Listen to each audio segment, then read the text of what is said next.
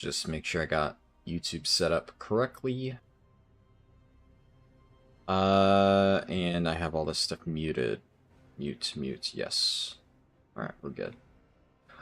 So this is basically the antithesis of every single stream that I've done for the last I don't know, like week, month, year.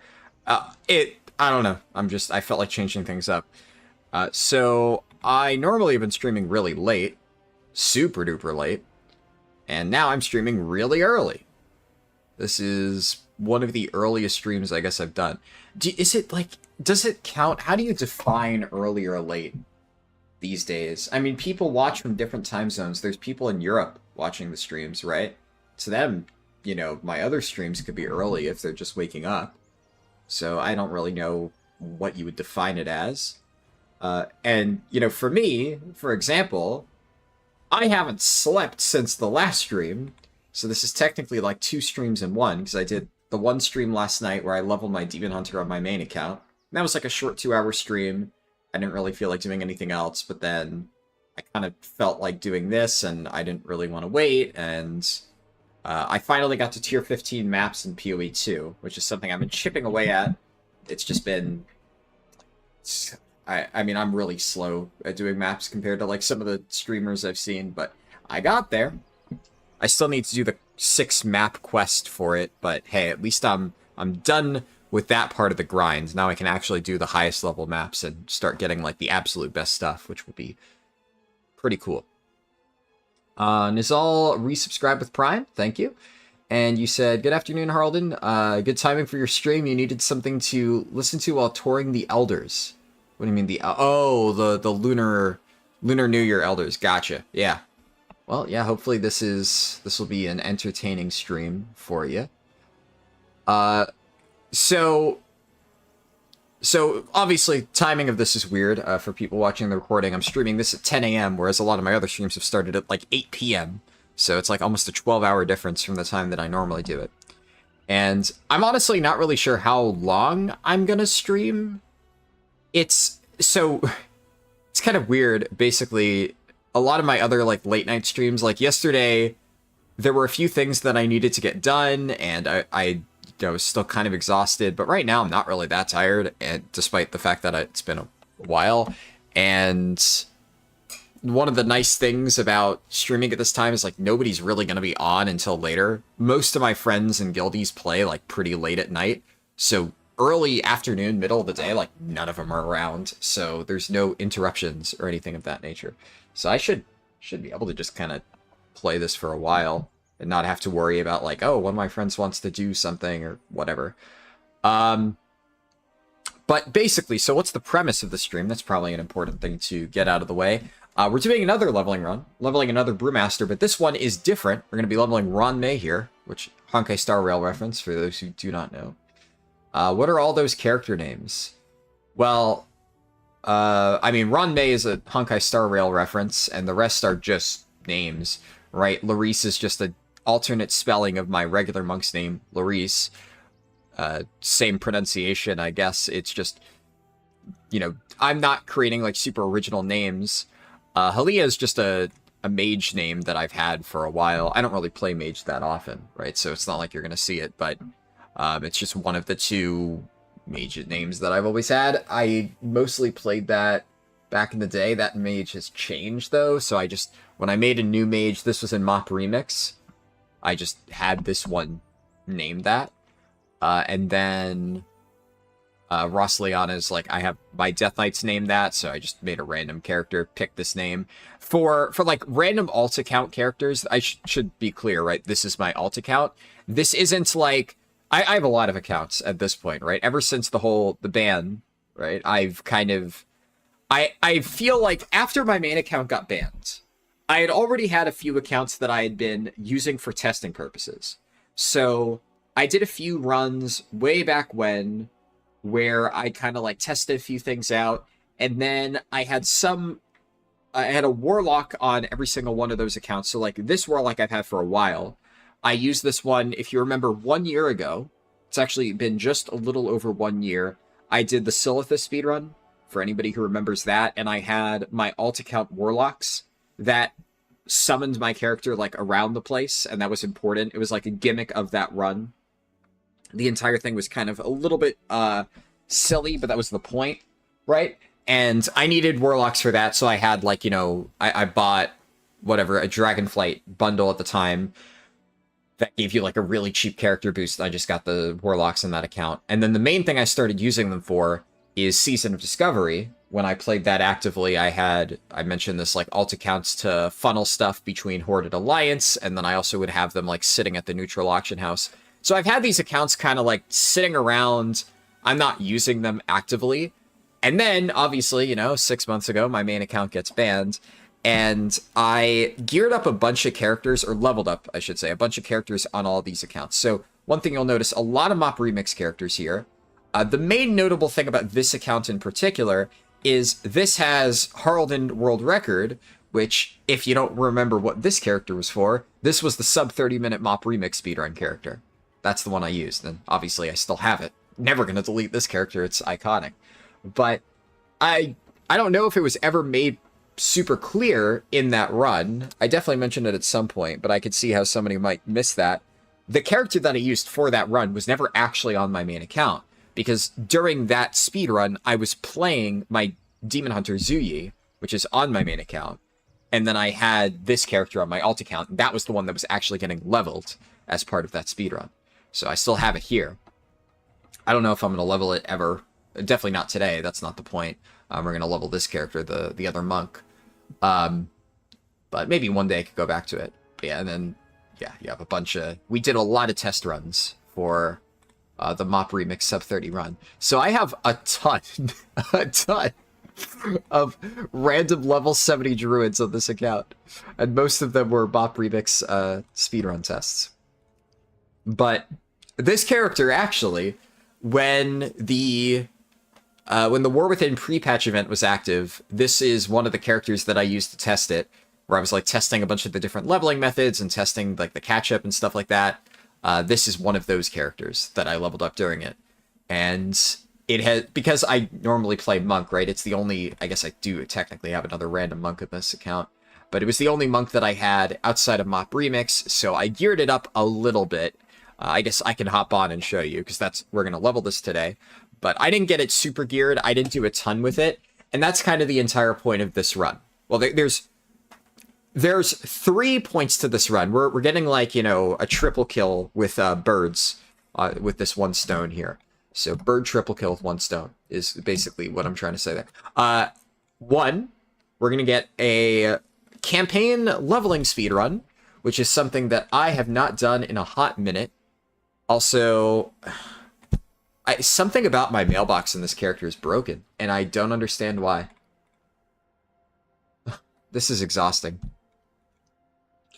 Yeah, my mail in this character has been... Is it... No, because... When did I mail? It may have actually been... Never mind. I remembered what happened. I mailed myself 20,000 gold from my main account because, while I'm not actually going to use anything extensive from my main account, I did actually, just before like a few days ago, I mailed off all of my gold from this account, and then I realized, like, I actually kind of want to level this character. So I'm mailing myself gold, but really I kind of already had that on this account, and we're just mailing it back. But what I realized is I'm pretty sure I actually sent that mail less than an hour ago, and because they're characters on 2 separate accounts, I'm pretty sure there's like a 1-hour timer on how long it takes to send mail. I forget when I sent that letter, but I'm pretty sure it was a little bit before. My memory's a little bit fuzzy, though. I'm going to wait like a little bit before I start the run just to see if that arrives, because that would make things a little bit easier. Because it would be nice to not go in here without any gold. I also don't have the extra bag space from the authenticator thing, which I wonder how hard that would be to set up. Because I don't know... can I have, like, multiple accounts authenticators, like, on the same phone? Not sure. Hello, Icemans462. Good to see you. Let's just... I guess if this is an upgrade... No, I'm... Yeah, I have some stuff here, but like, I have a crappy trinket. Never gonna use that. Uh, is the bullion vendor still active? I doubt it, but I I guess if I could buy bullion gear, that would maybe make life a little bit easier. Oh, speak of the devil. Okay. It apparently was almost exactly 1 hour ago because the mail just popped up. And that should be the stuff arriving. And yeah, I shouldn't need any of this gear, but I do have some Warbound gear from the pre-patch event, because like I said, I did all that farming. Okay, and that's going to be, yep. Alright, perfect. I could not have timed that any better. Yeah, I don't really have a ton of fancy stuff, because this is genuinely a fresh account. So kind of like I was saying before, around the time that my main account got banned, well, I did get the second account set up, and that's the one that I've been actively playing on. That one is linked to my main Battle.net. All my account-wide amounts, etc., was shared between the two of them. But this account was a completely different Battle.net. Always has been. And what... Like, I thought about, like, do I want to continue with this? Because there obviously are some hurdles with doing that. But I thought, you know what? It would be nice to have, like, a completely unrelated Battle.net account that's actually, like, somewhat set up.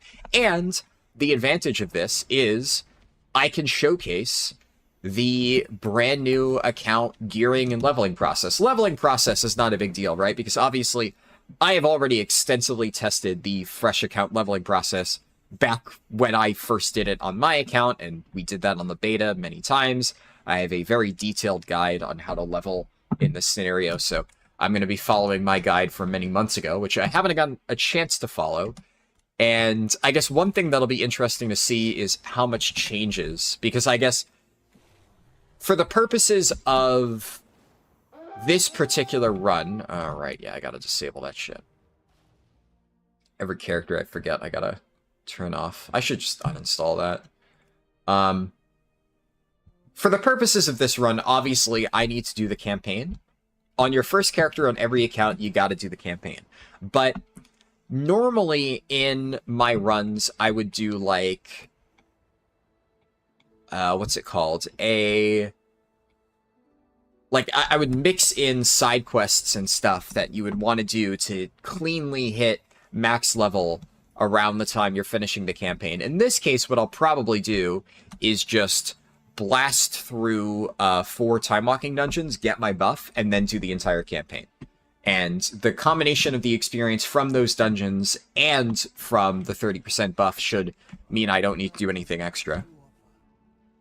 And actually, the bullion vendors are here.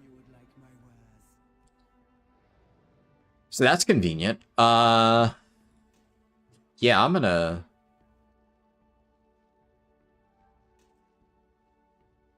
What do I want? In that case.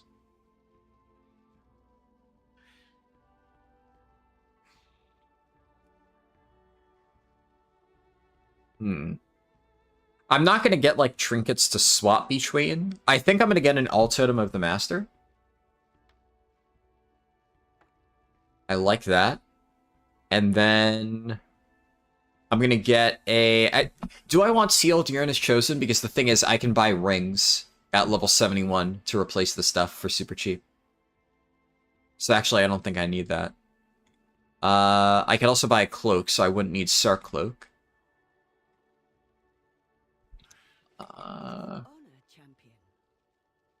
What could I buy? I guess weapons?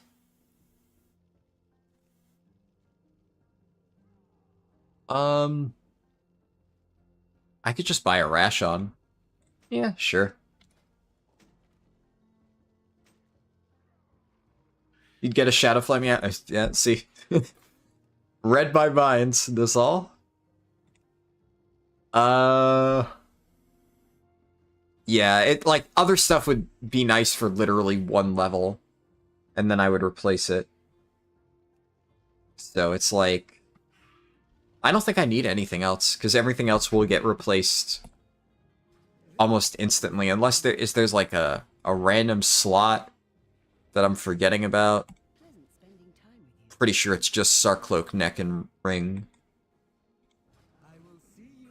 It's interesting that they left the vendors for this up. I actually never knew that. I kind of just assumed they took it out of the game. Rare Blizzard W.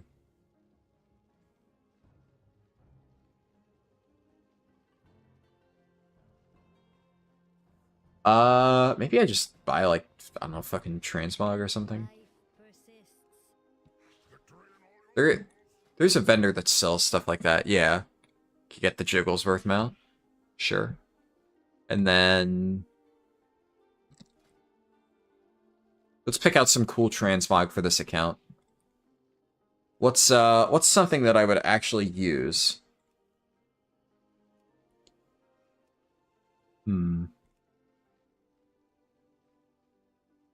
I kind of hate most of the Vault of the Incarnates appearances. Like, none of them are terrible, but they're just not they're not my vibe, you know?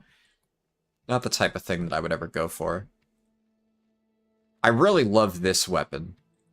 And I love the purple color. I think we're just going to buy that. Polearms, I think, because I play a lot of Brewmaster, end up being a lot of what I use. So, can't go wrong with that.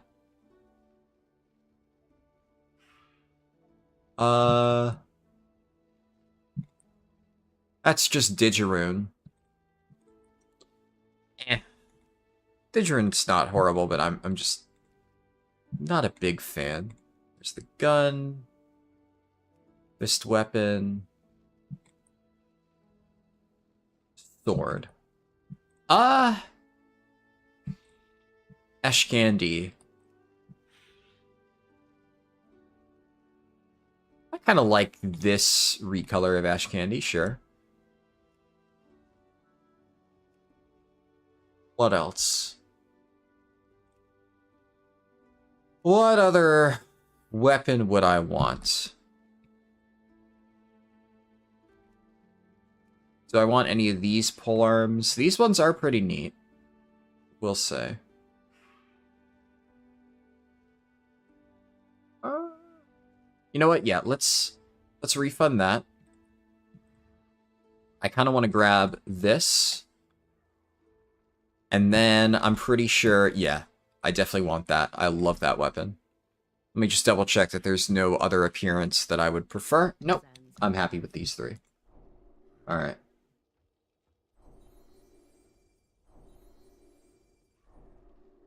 Cool. Bullion well spent. And then I can chuck Manic Grief Torch on my bars. Manic Grief Torch, my beloved, man. I love that trinket. Definitely one of my favorite trinkets of all time. And then I'm just gonna chuck this in my bank. We'll worry about cleaning that stuff out later. That is a problem for future me. And... do I have... oh, I never... yeah, I don't have Grand Expedition Yak in this account, huh? I gotta mooch off.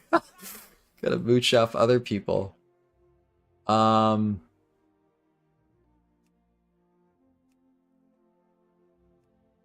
know... I guess I could just use this brand new polearm that I bought, which matches decently enough. Normally I would use the fists. Alright. So, something that I should also check. Did I ever get professions in this account? No. I'm curious about the XP buff for crafting, because... do I care? Come to think of it. I don't think I care, actually, now that I think about it. Because realistically, I'm going to get all the bonus experience that I need just by doing time walking dungeons. And then we just do campaign, and I'm going to probably over-level anyways, so it hardly even matters. Yeah, so before I do anything else, Let me make sure all my Brewmaster talents are correct. I'm not running Guy Plins.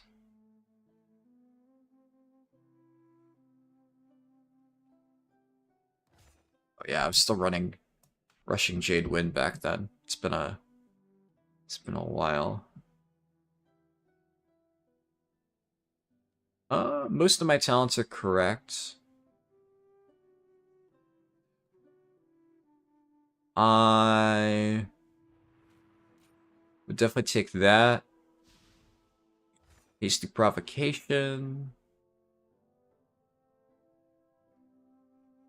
For Brewmaster.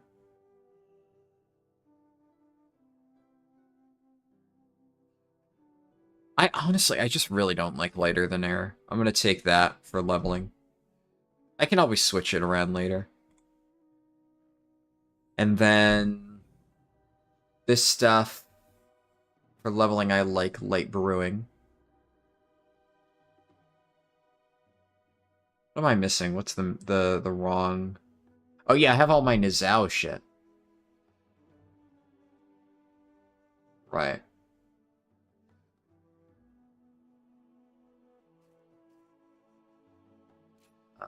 This. Sure. Yeah. That's probably fine. And then, oh, I'm still running Salsalabims. Let's go with Skelling Brew. And then I'm pretty sure the rest of this is correct. Looks correct to me. And then Weakora, I can delete the Mop Remix Weakora. So I'm sure somebody will have brought that up if I had forgotten to do it. Alright, as usual, we're going to just hop right in. I'm going to queue for classic time walking, and then the moment the queue pops and we get into the first dungeon, I'll start the timer. As is tradition. And as all said, you're in a bit of a situation. So 2 days ago, you got boosted to full hero track and Keystone Master. You didn't get a weapon, and crafting weapons does not count for the purpose of unlocking crest upgrades. Does it? That's interesting. Huh. Surprised it doesn't.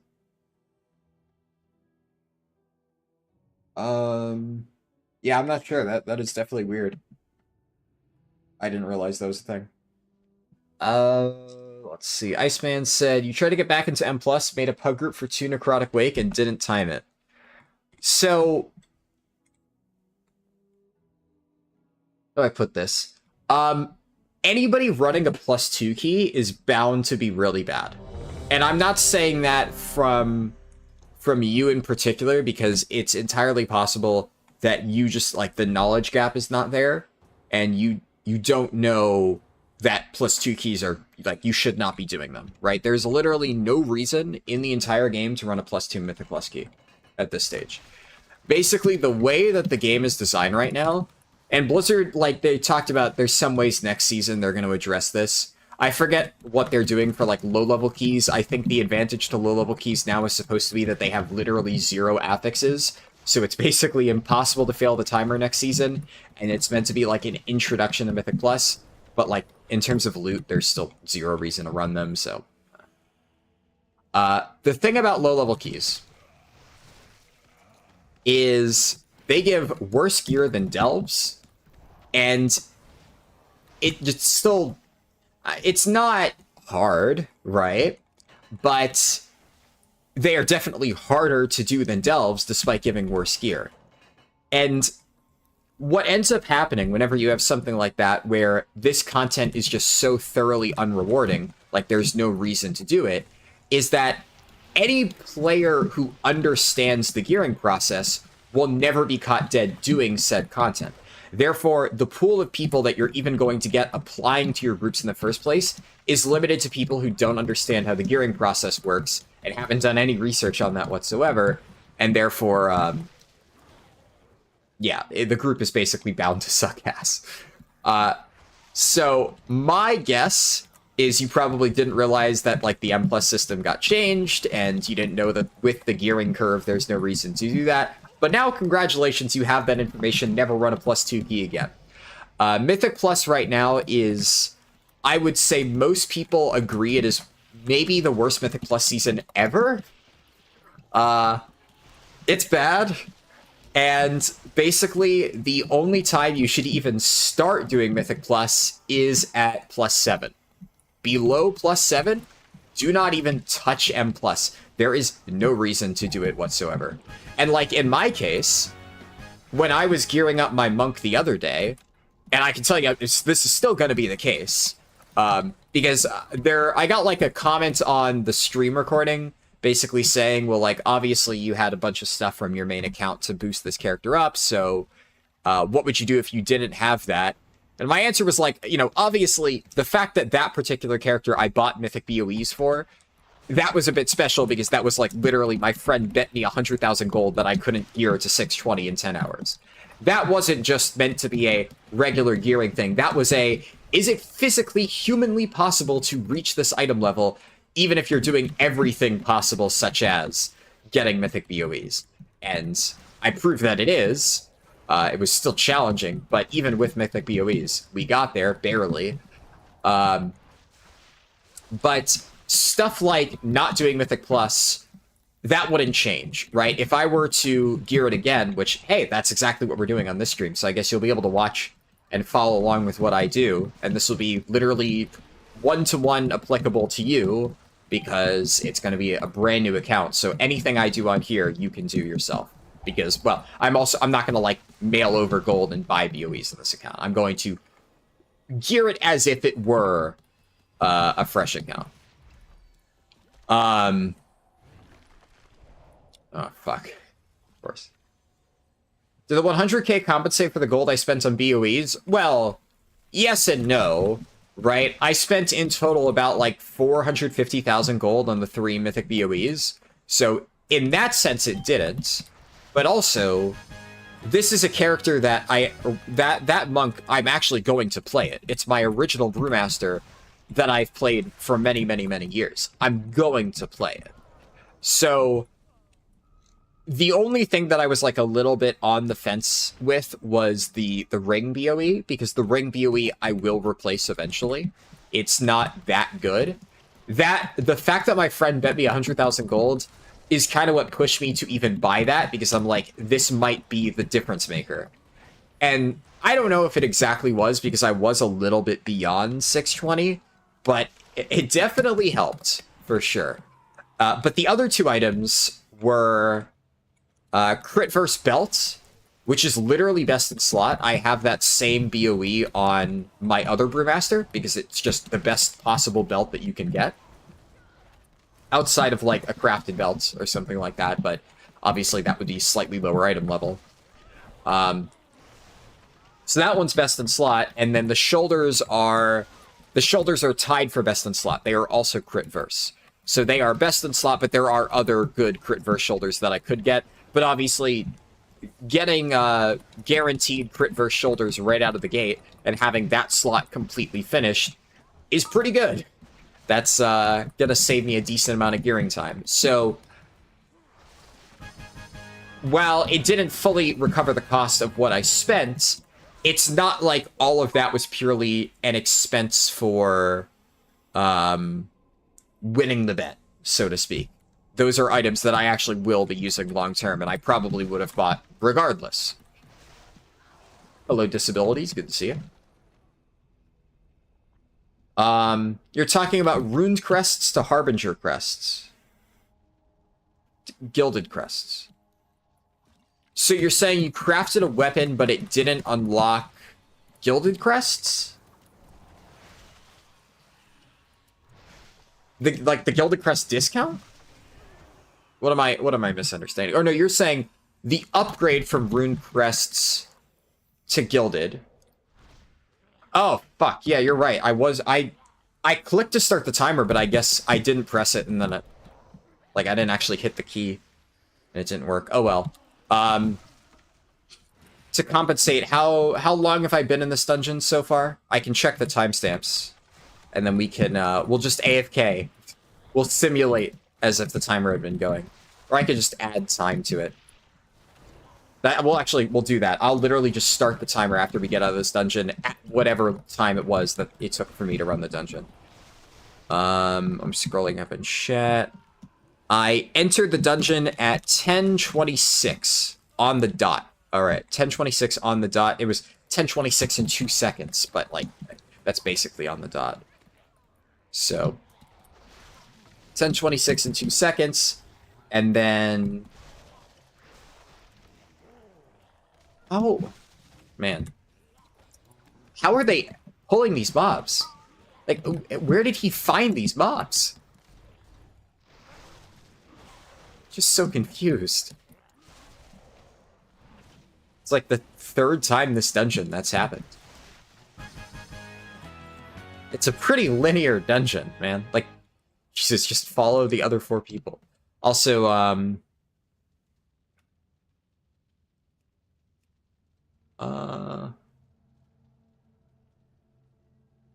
rate frame settings.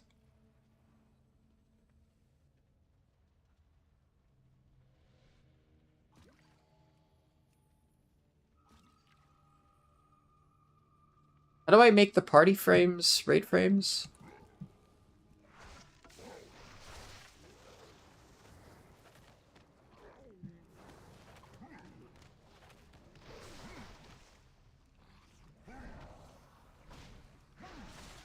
I know there's a way to do that.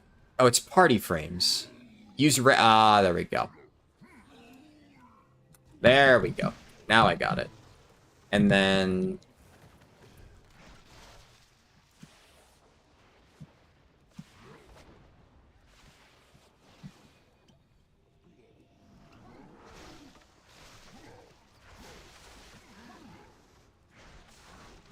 you didn't get the achievement that for full 619 that allows you to buy Gildercrest for rune weapon? You need a non-crafted weapon. Interesting. Yeah, that is definitely a very strange restriction. Also, for party frames,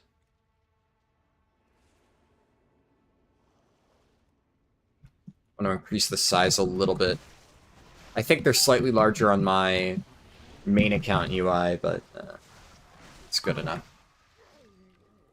What? I'm stunned so I can't talk. Fuck. It's so dumb.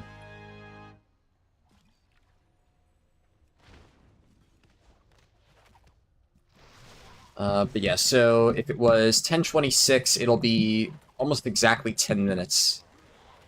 Yeah, man, this is the problem with classic time walking, right? You have some dungeons that are extremely fast, and then you have this wing of Stratholme, which is one of the slowest time walking dungeons out there, and you also have dead mines. So it's just so random. You could get like a really, really, really, really good time with classic, or you could just get completely fucked. Hard to predict.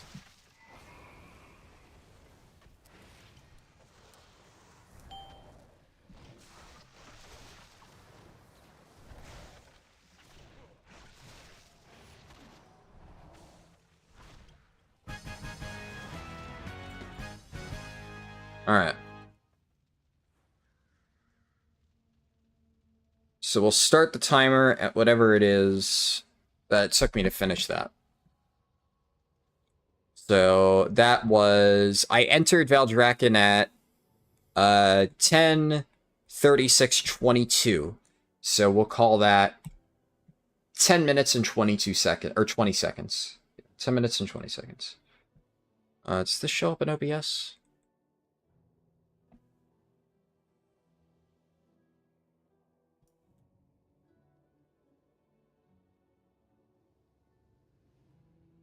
Perfect. All right. That should work. Let me just, yeah. And we got it. Choose hero talents. And I'm going to queue for another.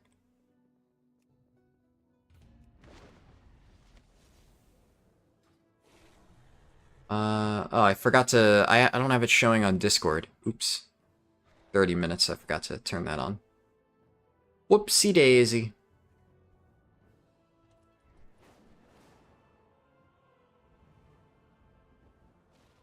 You realize you could get a champion weapon to unlock that? Yeah, that shouldn't be too bad. Should be easy enough to get that. Okay, so while I wait on the dungeon, I'm going to buy level 71 stuff. Should be relatively cheap. So I won't be able to use this just now. But let's get a haste one. Get a chess piece. Let's look for something haste. Haste versatility, sure. Feet. Crit haste, sure.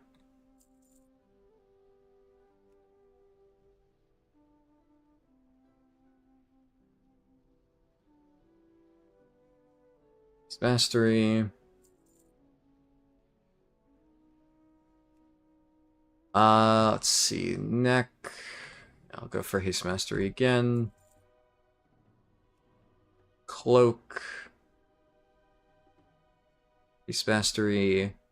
Sure.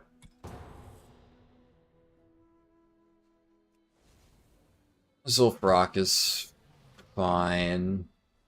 It's not one of the better ones, but it's not the worst thing ever.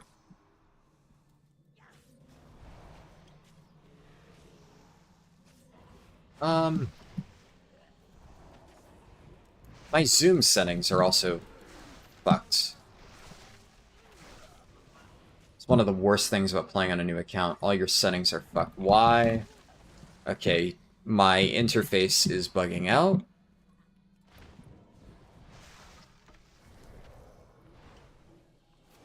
Come on, let me open my fucking settings, dude. Jesus. Controls.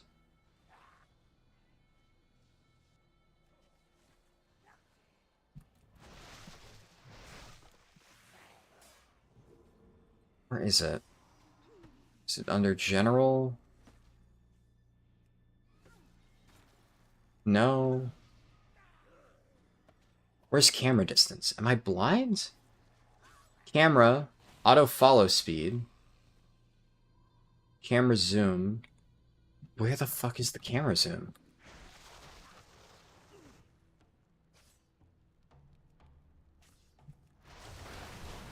Do I really need to manually search?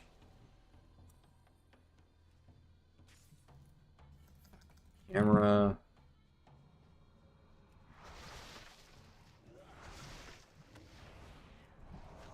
Where am I mean, please, somebody tell me, am I blind?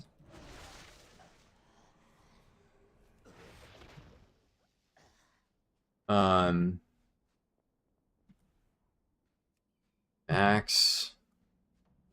It should be here, right? Like, there's a setting that's just not here. I think you're right, Nizal. I'm pretty sure that it is called camera max distance, and unless I'm blind, unless the search thing's not working, it's just not there. And I feel especially crazy because I literally... Somebody asked about this on stream, like, 2 days ago, and I literally showed them the setting and said, this is how you do it.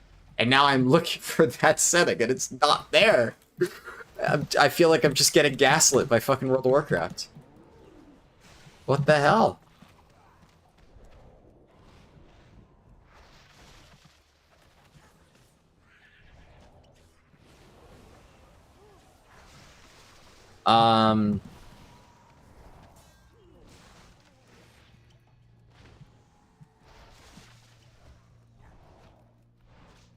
Okay. The thing is, they said that in...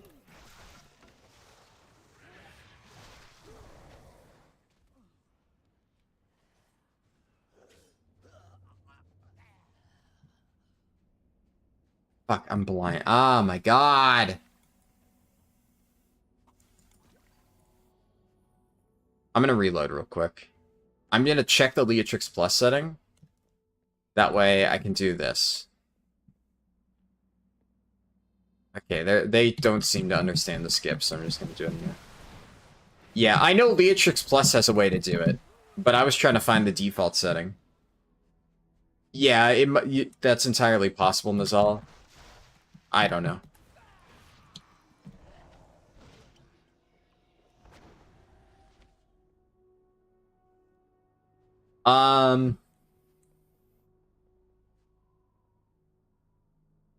It's so silly that it's not an option.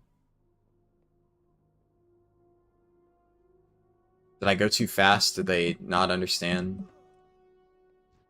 Man. I'm getting, like, the worst time walking groups right now. They're fighting a singular mob. Okay, guys, look. Jump. Oh my god.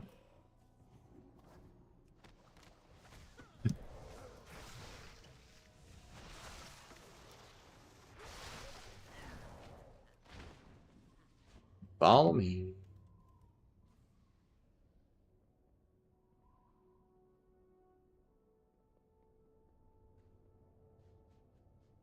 Yeah. When I saw what you said, I was just obviously in the middle of that. Rough estimate, it's hard to say. It's a little bit tricky to say. Because on one hand, the rough estimate for the campaign time used to be about 3 hours. Like, my fastest time was around 3 hours. I think my day one time was like 3 hours, 25 minutes or something like that. And so that's effectively what we're replicating. I don't have the account-wide 25% XP buff. But, obviously, I didn't have time walking back then.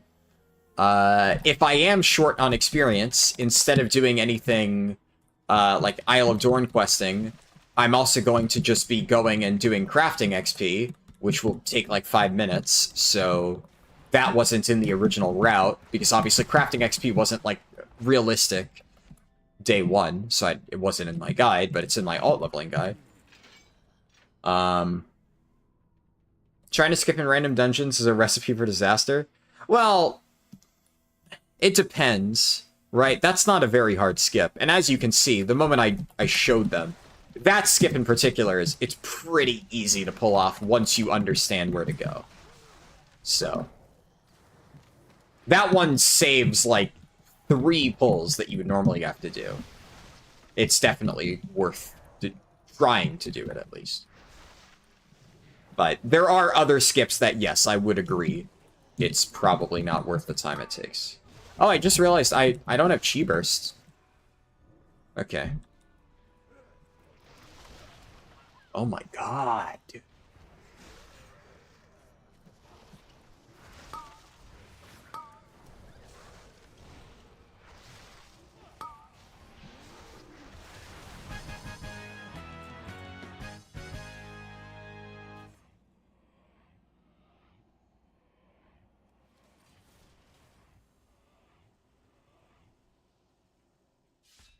Yo.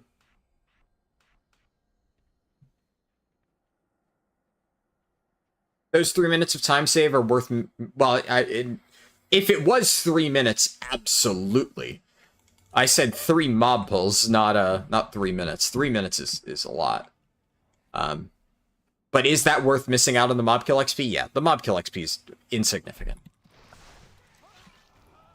Now, you could argue that the amount of time it takes to, like, guide people through the skip, maybe it would be easier to just hold W. It's tough to say.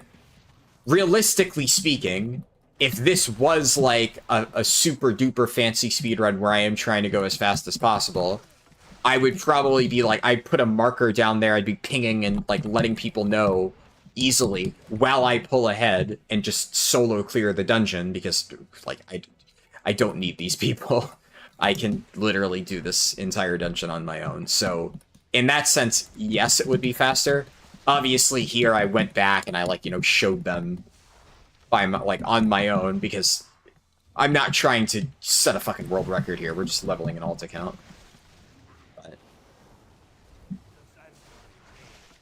yeah.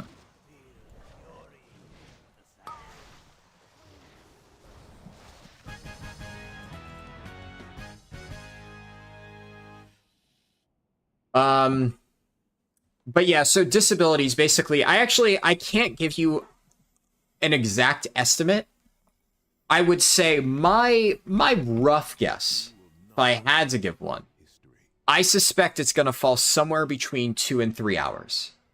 Because it's definitely not going to be as fast as my other runs, which were like about an hour and a half, pretty consistently. Like, that is a very, very, very consistent time ballpark once you get comfortable with it. I don't think it's going to be quite that fast.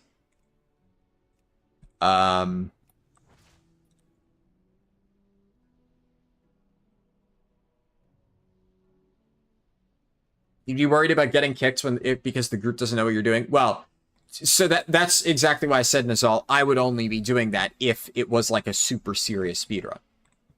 Because, yeah, obviously that is a concern. So in this case, I went back, I held their hand, because it would suck if I got kicked, right? But think about it this way. If I'm in like a really fast speedrun where I'm trying to get like a world record and every last second counts, if I get kicked, the run's dead anyway. But also, if I lose like 2 minutes, well, that's kind of devastating for the run too. Getting Zul'Farrak would not be ideal RNG in the first place, so I would want to be doing everything that I could to minimize it. If I have to spend a lot of time holding people's hands and stuff like that, and wasting minutes of time in the run, that's not ideal, no matter how you slice it. So that's why I said in that hypothetical situation, I would just go ahead and hope that they figure it out by like me pinging and putting markers. Because if they don't, I'm going to lose a shit ton of time regardless. So that would be a chance that I need to take. Okay, at least it's this one. This one's a little bit faster.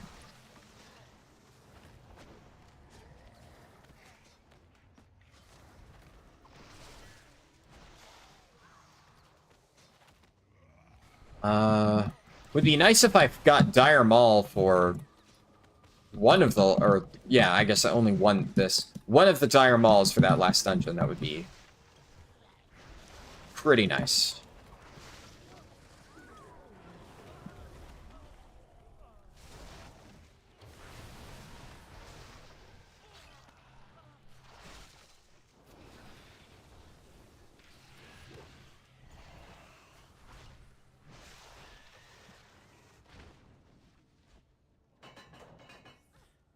What's the easiest rogue spec to level? I haven't done any 70 to 80 rogue runs. There's a lot of specs a lot of classes I haven't done 70 to 80 on. I've done like 10 monk speed runs and 0 for multiple classes. The thing about rogue is none of them is the genuine answer. None of them are really that good.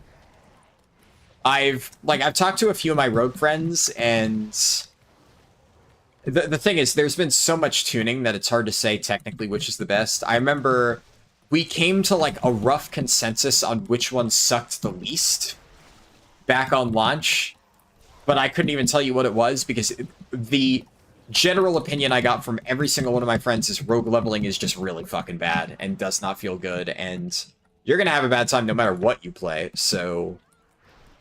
Yeah, I don't know. There's no good answer for that, unfortunately. I guess that's why you can't remember, yeah. Generally speaking, Outlaw is pretty bad for leveling, period. Outlaw is just, it's really janky. I suppose it's one of those things where if you're playing... And that's kind of the problem with Rogue in general. Rogue's main issue for leveling is that it just has absolutely zero sustain. So, Rogue is entirely, can I kill the mobs before they can kill me? And if you're going into it with good gear, like let's say you're playing an old character that has like Dragonflight gear or something like that, you're relatively prepared, you're buying consumables like I do in my runs, and you have the level 71 gear that I just bought, which, I mean, you should be doing that minimum, bare minimum. Buy level 71 gear. It's like really cheap. You're never going to replace it the entire run until maybe like the last level or something like that. It is just going to make your life a hell of a lot easier. Buy that gear. Every character you level. Even if you want to buy like the cheap variants that only cost a few hundred gold, buy it. Trust me, it's just worth it. So you should have that on every character, but if you have like Dragonflight gear in the other slots, stuff like that, then I would say almost any rogue spec will be fine. Pretty much any spec in the game would be fine because you'll just be able to kill stuff. The trouble will come when other specs would fall off, or all specs will fall off, but whereas other specs would be able to just kind of heal their way through it, or kite, like in the case of mages or hunters or something like that, rogue just won't be able to. And it'll just be a war of attrition that, if you don't really know what you're doing, you will lose. And Outlaw especially tends to struggle with that. So I generally found that Outlaw was the worst. But you're going to be best off with, I guess, whatever you can squeeze the most damage out of at higher levels. At lower levels, there's, like, inherent issues with it. Like, Outlaw has just inherent design issues with its leveling process in the lower levels. It simply does not have tools. And, like, Assassination also really struggles because a lot of its kit is very backloaded.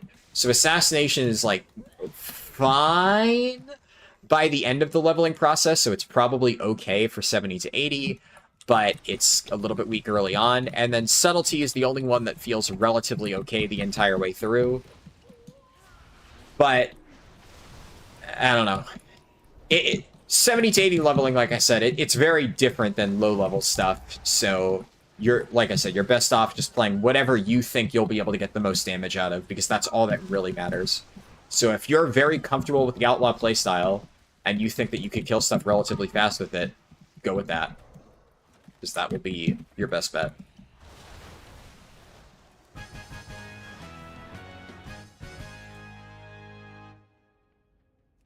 You'll suffer then. You want to farm the Skull Pirate tier set next raid, so you have to be ready. Oh yeah, the tier set. That does look pretty cool, I will say. Some of the sets I'm very excited for. I've seen a lot of people dooming on the Monk Transmog set, and having messed around with the Monk Transmog set on the PTR, I think what a lot of people don't realize is a lot of people only look at the set as a whole. And the set, the entire Monk tier set is really bad. It looks ugly as shit. But that's largely because of, like, the helmet and a few other things. What I really like about the Monk tier set is some of the individual pieces look really cool. And, like, the belt, the chest, the gloves, I think, they give, like, a very, like, traditional Monk vibe, and they fit into so many existing tier sets, or existing, like, Monk sets and outfits that I've made over the years. So I actually made, for PTR testing, I made a transmog with the new tier set with some of those pieces. Where I took, like, a few of my favorite pieces of that and then built a set around it, and I was very happy with the result. It looks like much more of a traditional Monk outfit than the, you know, fucking nonsense that they have on there. With the helmet and stuff. That looks goofy as hell. But I'm pretty happy with what I managed to put together, so I like parts of it. It's the same way with the Narubar Palace set, because I really dislike... I'm a little bit more favorable because I like what they were going for thematically with the whole Nizao outfit, kind of. With it, like, so... If I show it, right? This is what I'm talking about. I like that it, you know, it has the Nizao design of the horns and stuff like that. So even though I don't love it personally, I think it is a little bit more aesthetically loyal to monks. So it's fine. But I really, really, really like the chess piece. The chess piece looks amazing in certain colors. I really love the purple one, and I love this one, the Raid Finder color. It looks... Oh, fuck me. Dead Minds, dude. Really? Wow, this character has gotten dog water RNG on time walking this time around. All of the slowest dungeons. Fuck, no.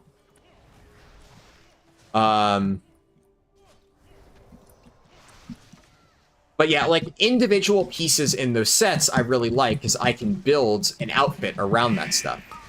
And even if I don't like the set as a whole, I can take, you know, a few individual pieces and make them look cool. Fucking hell.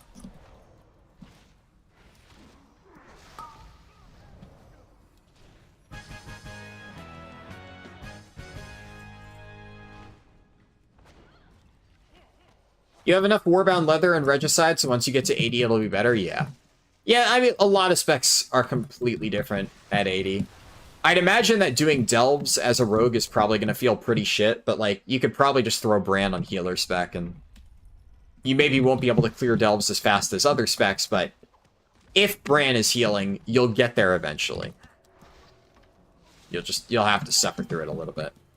Ah, oh, fuck my life, dude. Just chain CC'd.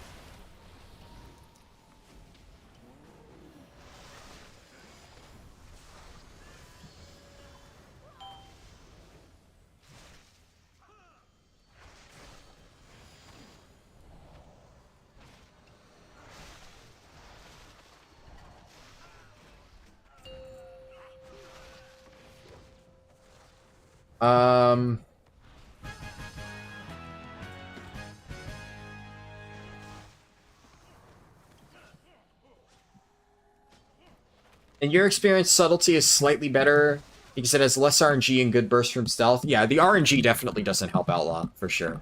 There's a lot of reasons why I would say Outlaw is not a good pick for leveling. But yeah, the stealth and burst definitely helps sub a little bit. The reason why I would say that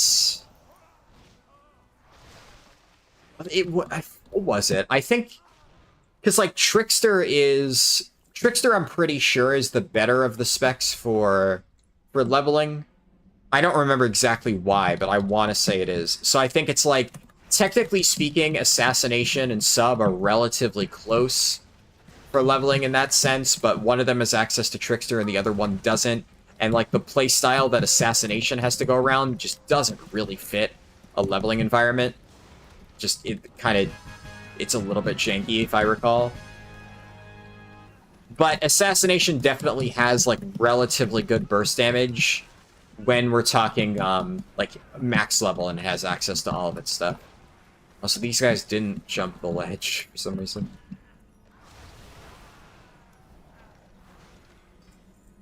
Okay. The biggest thing to remember when leveling a rogue is that stealth is your best tool. It allows you to do quests slightly more efficient because you can skip the mobs you don't need. Sorta. I mean, so... stealth is definitely an advantage. I think calling it your best tool is maybe a little bit of an over-exaggeration because you don't really want to rely on stealth. In the modern era of, like, WoW questing, you should only use stealth in very specific cases when, like you said, you're able to skip stuff. But I would say that a lot of times, especially for like the current quest design, that's not going to happen quite as often. I'm sure you'll find some niche cases where that will work, but it's not like Druid Flight Form, basically. Because you can't interact with stuff from stealth. You're gonna have to go out of stealth and pick it up. There will be situations where you can, like, sap a mob, blind a mob, interact with an object. But again, I would say that is more the exception than the rule. Use stealth before you enter combat. Yeah, I mean, don't get me wrong. There are cases where stealth is useful. And I would say the one that comes to mind is avoiding combat entirely. And maybe not even questing areas, because a lot of quests will force you to kill stuff, but delves. So there's a lot of times where you complete like a delve objective, and obviously delves right now for leveling are pretty good, and you only want to run around and interact with like one or two things, and there's like 50 million mobs in the way. So this is something where like I use, whenever I'm leveling my druid, I'll go into cat stealth form and bypass all that, so rogues can do the same thing. It's not every delve where it's useful, and arguably a lot of the fastest delves, you shouldn't even need to do this, but like a good example would be the gear one for Waterworks. If all you need to do is get X amount of gears before the end of the dungeon. So if you do like a gigantic AoE pull in the first or second room in Waterworks and just stomp and get all of your gears really early on, well then, now you don't need to fight any of the other mobs in the dungeon. You could just run to the end. Why are we, oh, Cookie. I guess they want the bonus. Whatever. Sure. And they're pulling extra mobs that we don't need. Sure. I mean, overall, this group has, at the very least, done solid damage, so the process has been fast. The other groups pulled extra and then did no damage, so it was pain. This is one of the longest time-walking dungeon buff acquisitions that I've had. Normally it takes me 30 minutes, a little under, a little over. This is 37. Ugh. And none of them did the skip, so...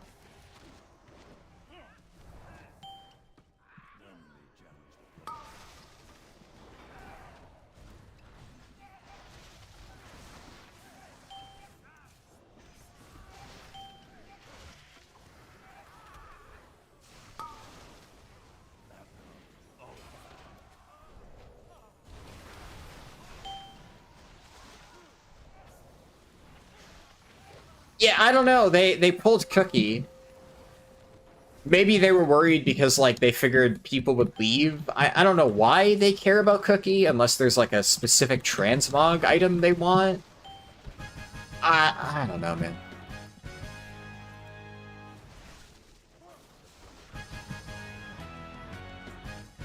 Anyways, I got my buff. Wasn't the worst run ever.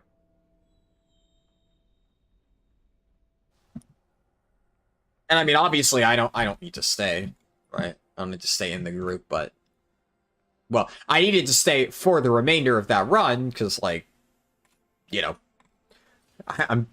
It's a speed run, I'm trying to get my buff, and it's not... Again, that was not the worst group ever. I would actually say the Stratholm run took longer than that, even though Dead Mines, on average, takes longer.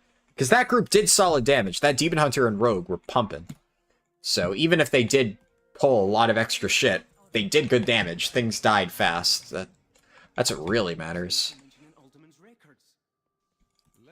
So it wasn't awful.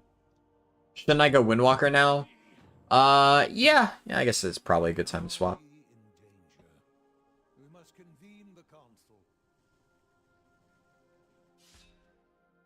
But yeah, for... Like I was saying with delves and stuff, like Waterworks is a good example.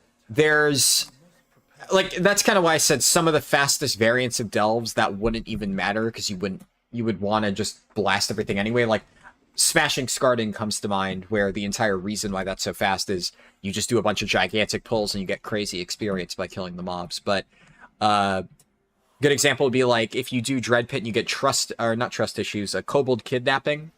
And you get all your Kobold things early, you can stealth past the final few Nerubians. There's a few instances in the Delves where stealth would come in handy. So, you know, it's not the worst thing ever. It's definitely not awful.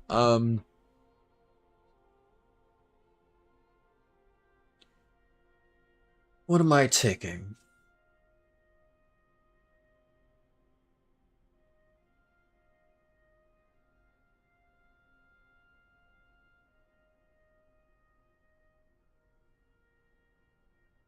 I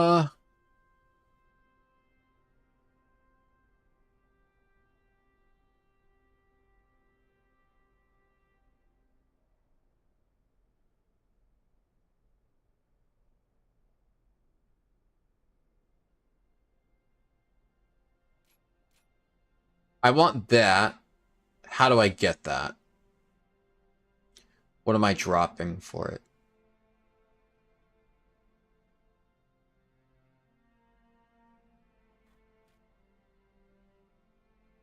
No, I need that.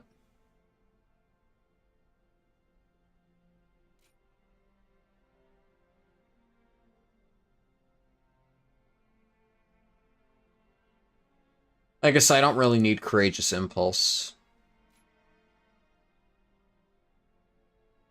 Yeah, that's good.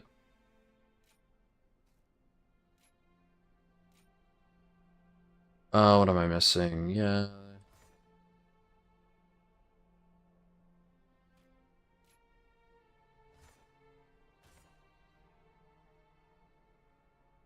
Looks good to me.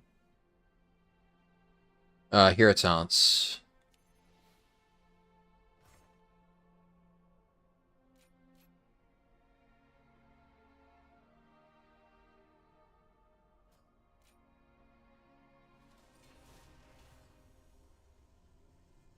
Sure. Can I export the tree from my main account? Yes, but also, would it really be that much faster than just eyeballing it like I just did? I mean, I've played Windwalker enough to be able to, like, eyeball the tree like that.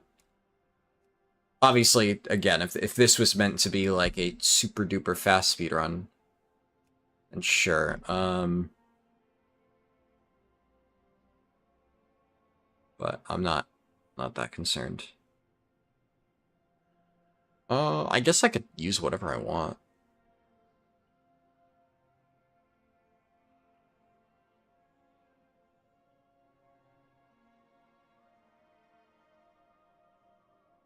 Um,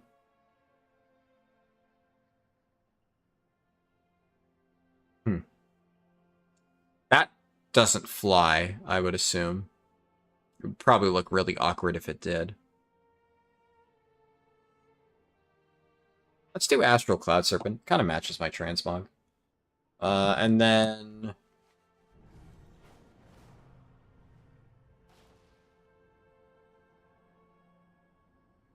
Where's the actual transmog NPC in here? Oh, I remember, it's by the enchanting place.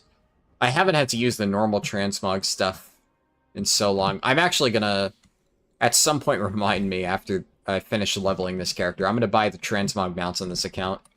I think we can accept that buying a mount for transmog purposes is not really accepting help from my main account. That's just that's quality of life. Moon Priestess Nietzsche. It's been a while since I played Dollar Run Heist. That was a fun game mode. I kind of did everything I wanted.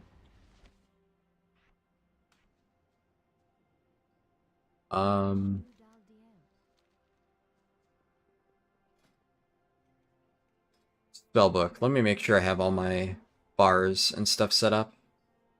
I think I've gotten basically everything where I want it.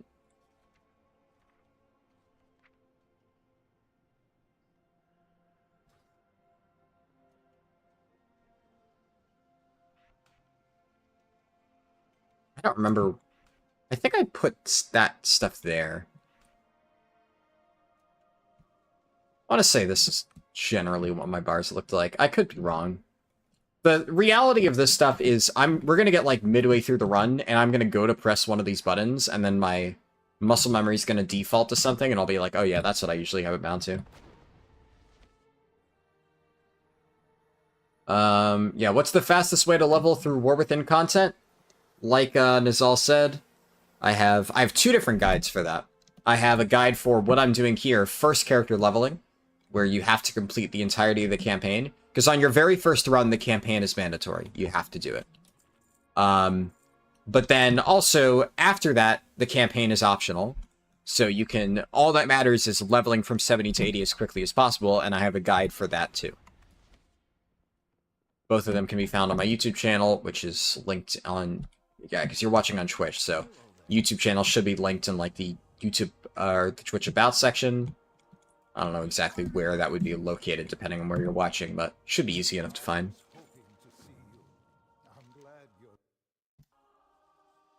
And then I have written guides for both of those as well on my website, like Nizal said. I'm gonna drink water real quick.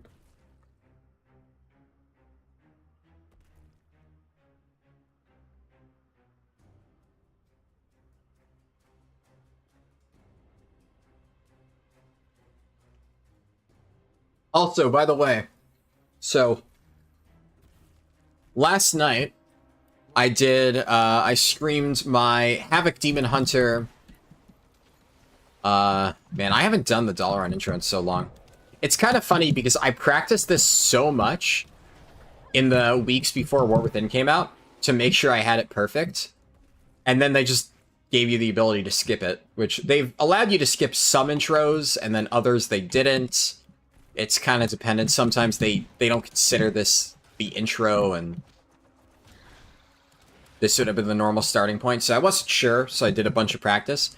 And it's actually kind of a shame because I think the Dalaran intro, it's only like 5-ish minutes. So it's not as long as like the Ma intro or anything like that. I honestly don't think I would mind doing this multiple times. And it's kind of fun, the process of optimizing it.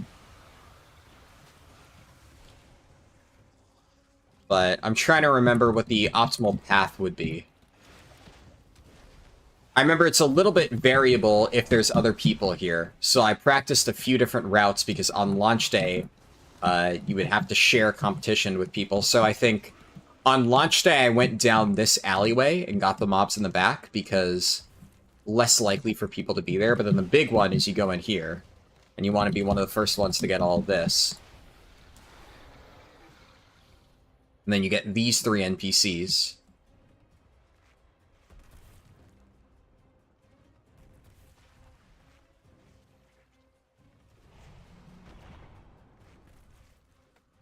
And then I missed one, right? Which one did I miss?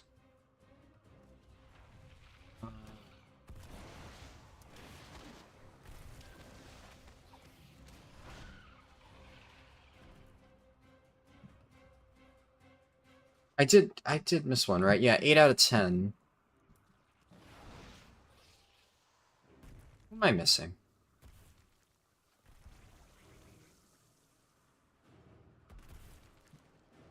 I don't know.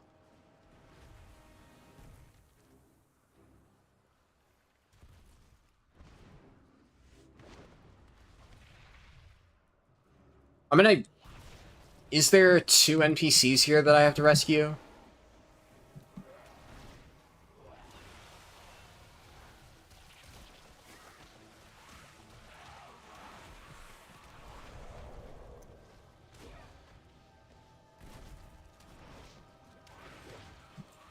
Oh, there are 2 NPCs. Okay, never mind. I actually had it right. For some reason, I misremembered. I thought there was only 1 there. But no, I should have stuck with my gut. I did the correct path.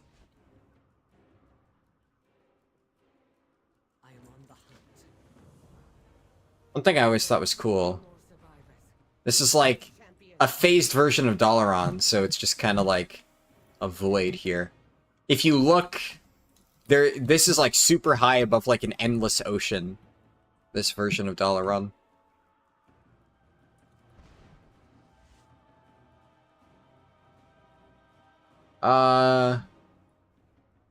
You were there on launch, it was a good campaign, but now you'd be looking for the fast track to 80, you like alts? Yeah. I'm very happy with my War Within alt leveling guide. Very, very, very happy with that. It is like one of the most consistent and just strongest guides or routes that I've put together, I feel. I'm really happy with it. Like, how do I put it?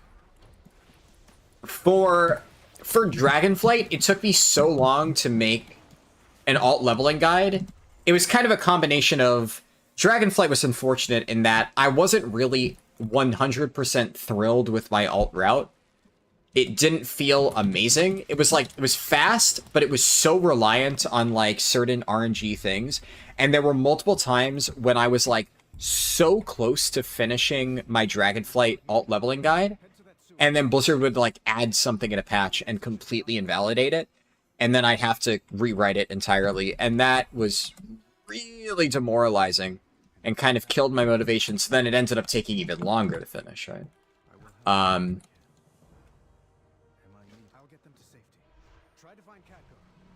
But then, like Shadowlands 2, Shadowlands, I made my alt leveling guide in like patch 9.1.5, I think it was. It was a little while after, and that was still when my channel was fairly early. And my Shadowlands alt leveling guide, I remember Shadowlands alt leveling was weird. I always hate how loud this is.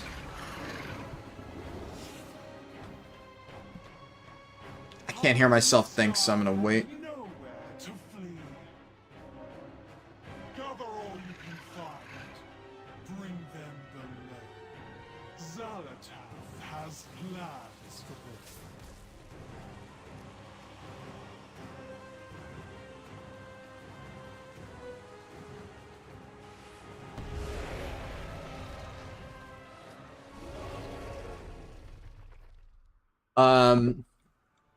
But yeah, my Shadowlands one, I distinctly remember I wasn't really sure how to approach it because, like, Shadowlands was Threads of Fate, right?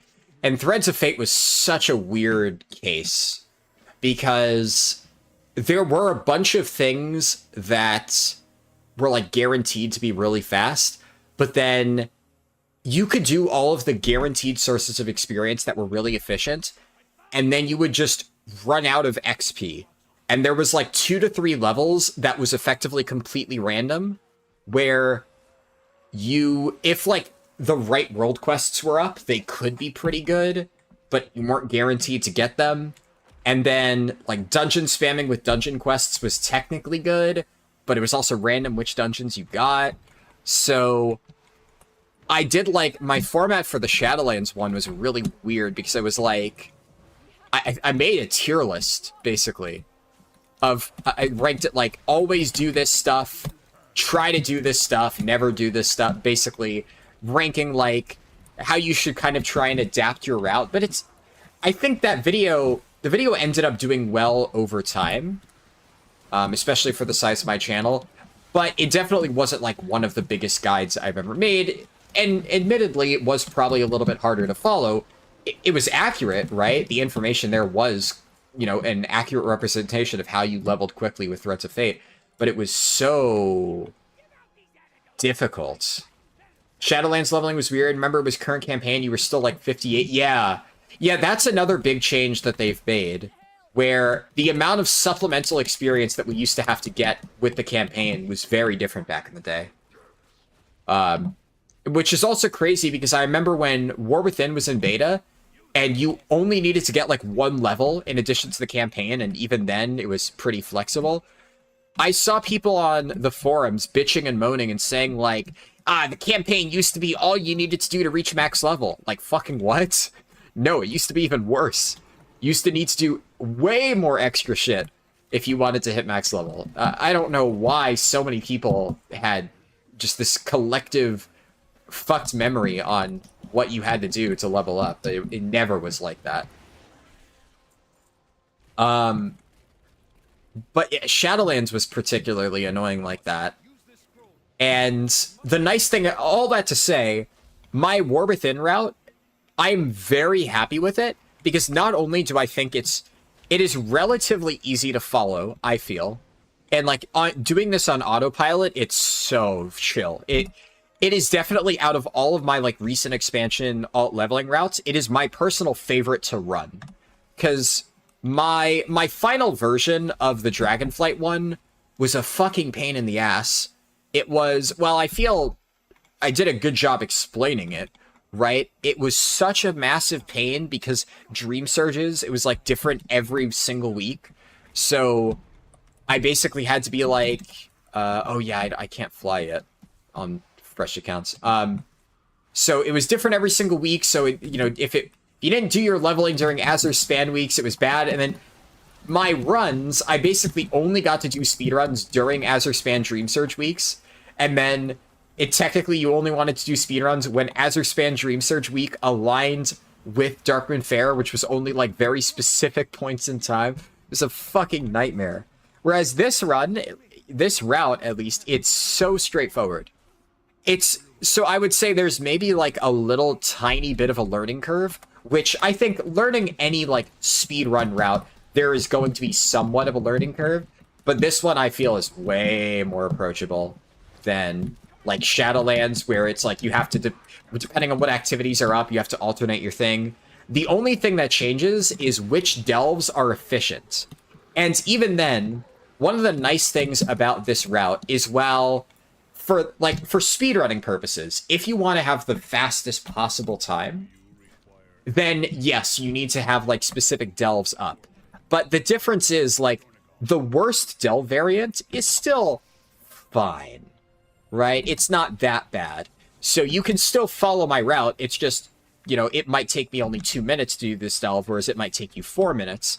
Does that fundamentally change anything about it? Not really. You're still getting about the same experience, and you're still doing it the same way in the route. So that the actual pathing and the order in which you do things, that is the same for everybody, which made it much easier for me to structure my guide. The only thing that I did this time around with my leveling guide is I have like supplemental videos for topics that I think not everybody would care about. So, like, for instance, I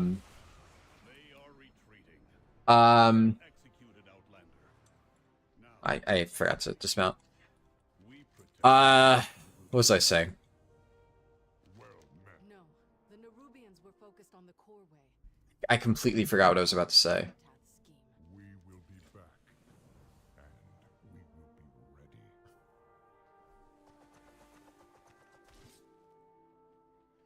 57 minutes to 74. If you think that's insane, my current fastest 70 to 80 time is 1 hour and 5 minutes. Like, the entire thing. Obviously, this is on a fresh account, so I don't have, like, the 25% bonus, and I need to do the entire campaign, so it's a little bit different, but yeah, my routes are fast.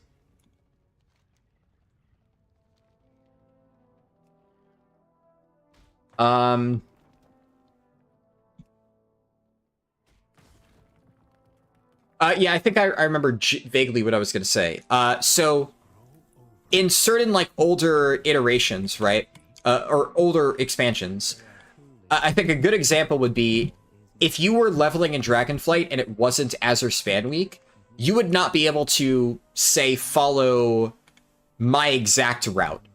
You could follow my guide because my guide would account for, you know, what if you weren't leveling during that week. But my speedruns were always done during Azure Span Dream Search Week because that was the fastest. So if you wanted to just watch my speedrun and follow along, that might be a little bit more difficult if Azure Span wasn't active.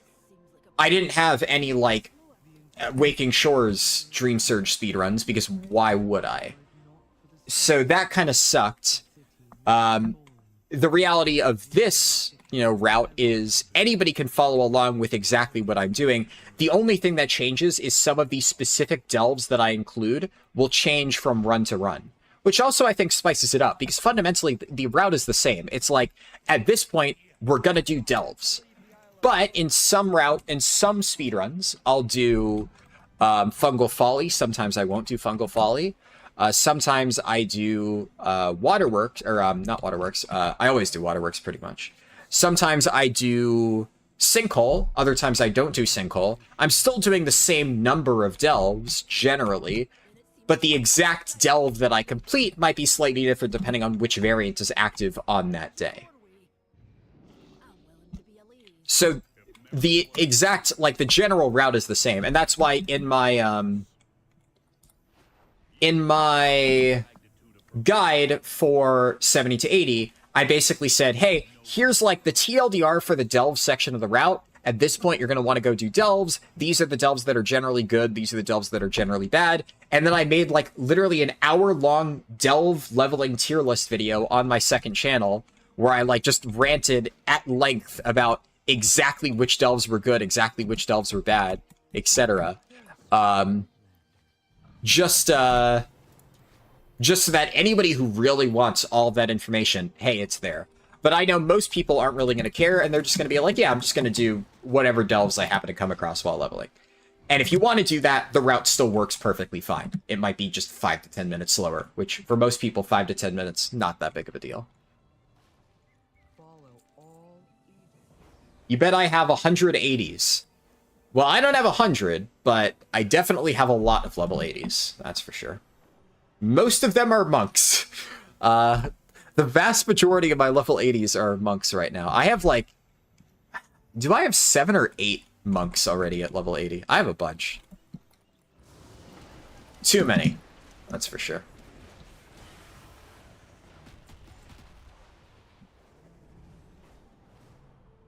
Super early stream? Yeah, I don't know.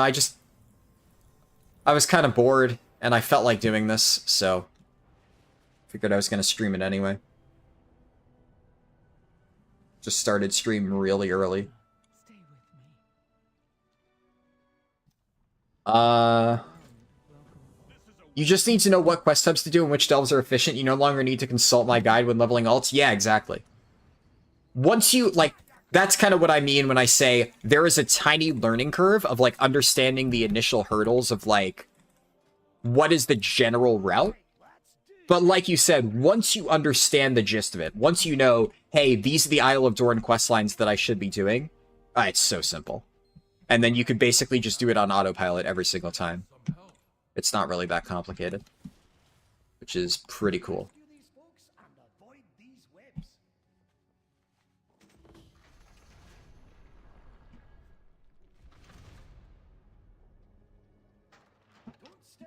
I kind of sound like your guild leader. It's interesting. I mean, I would say... So I have led guilds in the past. Obviously, I know I am not your guild leader, because I'm not currently leading a guild. I have not been leading a guild for many, many years. But it is kind of funny you should say that, because I would say my raid leader voice and my screaming voice are, like, probably pretty similar. I don't know, it's like and the funny thing is, it's not even something I do intentionally. Like, I don't intentionally, like, okay, I'm streaming now, I'm gonna put on my, like, streamer voice or whatever. But I just find that naturally when I'm trying to, like, talk in a serious setting, like, if I'm sitting around just, you know, like, shooting the shit with my friends or something like that, I will talk and, like, I'll just naturally be a little bit more laid back and casual. But if I'm streaming...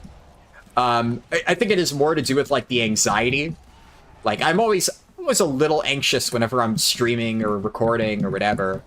You kind of, you present yourself differently just subconsciously. I think everybody does whenever you know that, like, people are listening.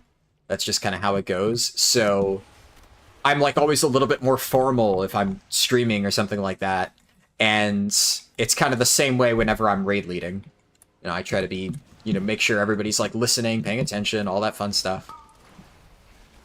I once was called, when I was raid leading Tuma Sargeras many moons ago, and one of the hunters in the group said that I reminded them of their high school math teacher. The irony being that at the time, I was, like, 20 years old. I was super fucking young. So... getting called a high school math teacher was amusing, but, you know, I guess that can be how I sound when I'm, like, in super serious raid leader mode.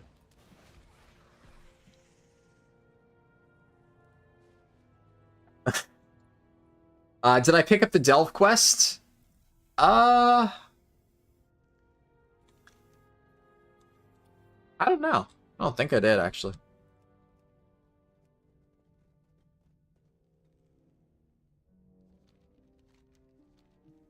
Let's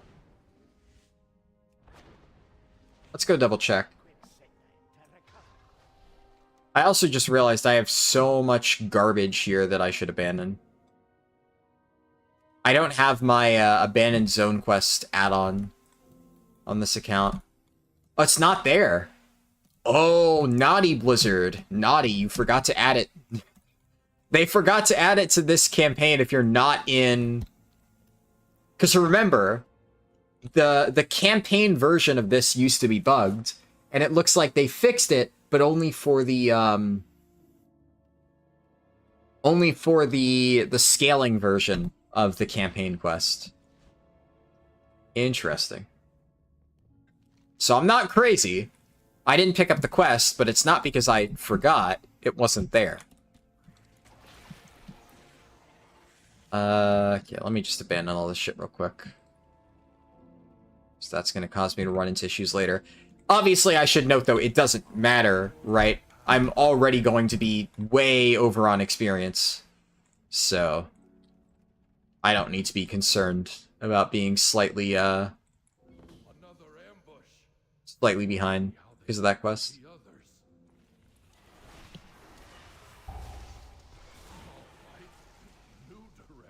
Can I say the following so you can confirm? Everyone check your flasks and buffs. Let's get ready to pull. Hit it till it's dead.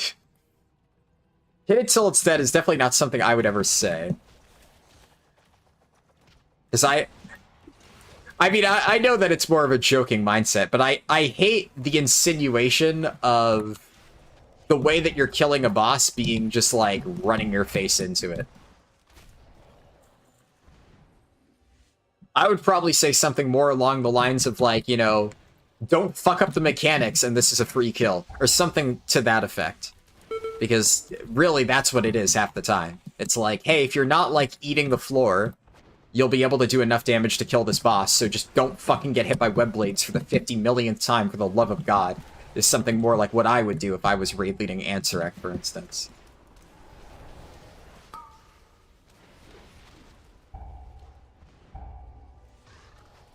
Oh shit, there's like one random Nerubian still alive.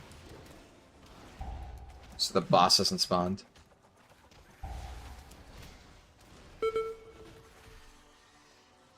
Oh, it was that guy.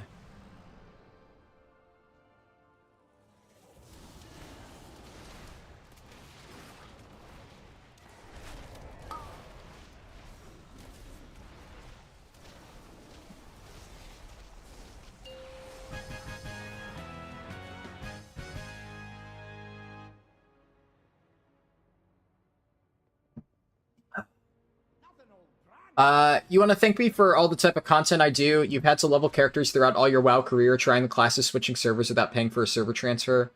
My leveling guides and advice help you a tremendous amount. Yeah, for sure. I mean, that's one of the really nice things about doing this, honestly. And that's why, you know, I still continue to do the leveling guides. Because it is interesting in that sense of, like, leveling is kind of that thing that every single person's gonna have to do at some point. So it's kind of cool that these guides appeal to almost every single player, because it appeals to, like, people like me, which, you know, although it's kind of funny how in that sense, a lot of people who don't really know me, just by the fact that I make leveling guides, get the wrong impression about me, because they're like, oh, he makes leveling guides. Leveling is like the most entry-level content in the entire game, therefore he must be, like, more of a casual player. And then here I am, like, trying to get rank 1 parses, getting, you know, cutting edge every single tier for many, many years in a row. Like, I am about as, you know, in theory, like, out of touch from, or I would be, if I didn't make an effort, right? I would be, like, the most theoretically out-of-touch person you could find from a casual player. I am, like, one step below, like, Echo and Liquid in terms of, like, general hardcore-ness. Pretty much you have Race the World First Raiders, and then I'm in, like, the tier directly below that, which is still very, very, very much, like, distanced from what the average player experiences this game like. And yet, the reason why I like doing this type of stuff is because even for somebody like me, who, you know, is trying to focus on endgame content, why do I care about this stuff? Well, I need to level a million different alts, because as somebody tanking at a high level, you need to be able to play every single tank spec. Most tanks, unless you're like my co-tank and you're a Blood DK one-trick. But most cases, you need to be able to play every single tank at a high level. So I need to have not only all 6 tanks ready and prepared for leveling, I also, in many cases, need to have multiple of the same tank ready, because I do, like, kind of my own personal split runs. My guild doesn't do split runs. Most of the other guilds at our rank do split runs. We don't. But I kind of do my own private split runs, where, like, I will gear up multiple of the same class, and then whichever one gets better RNG, that's the one that I play. So, like, I'll be doing that for Undermine, right? And actually, my current plan is I'm probably going to do 3 Brewmasters, because I'll have 1 Brewmaster on each account. So I'll multi-box all 3 of those, doing delves and stuff like that, and then after the first weekly reset, whichever one gets the best luck, that's the one that I bring for Heroic Raid. So being able to level all of these characters helps me in that sense. But that's the thing. It also helps people who are new to the game, who are just trying to level their very first character. So it's kind of like a universal thing. It's pretty cool in that regard. And that's why I've also tried to work on gearing guides. I've done that, you know, a few times. But the other funny thing about that is, well, Mythic raiding is like the reason I play this game, and that's the thing that I love the most. Mythic raid guides honestly don't really do that well, because the reality is we're such a small subset of the player base that even if every single Mythic raider watched a guide that I made on Mythic raiding, it would probably still perform worse than my leveling guides, because there's just not that many people who care about that stuff. Unless you're making like a guide for the first boss, but then the other thing is like it's so easy to make a guide for the first boss of the raid. The stuff that I do for leveling, like it's not easy to do this level of research. It's easy to make like a shitty leveling guide. A million people make shitty leveling guides, but basically anybody can read the mechanics of Ulgrax on Mythic and kind of figure out how to defeat that boss. It's not that hard. And you'd be able to put it together. The amount of like research and testing that goes into making sure one of these runs is correct, that's something that not everybody can do. Well, anybody could do it, I guess, is maybe not the right way to say it. Anybody could do this if they wanted to. Most people aren't willing to put in that level of effort, is probably the better way to put that. I need Findorn and Tregor brought to the pool.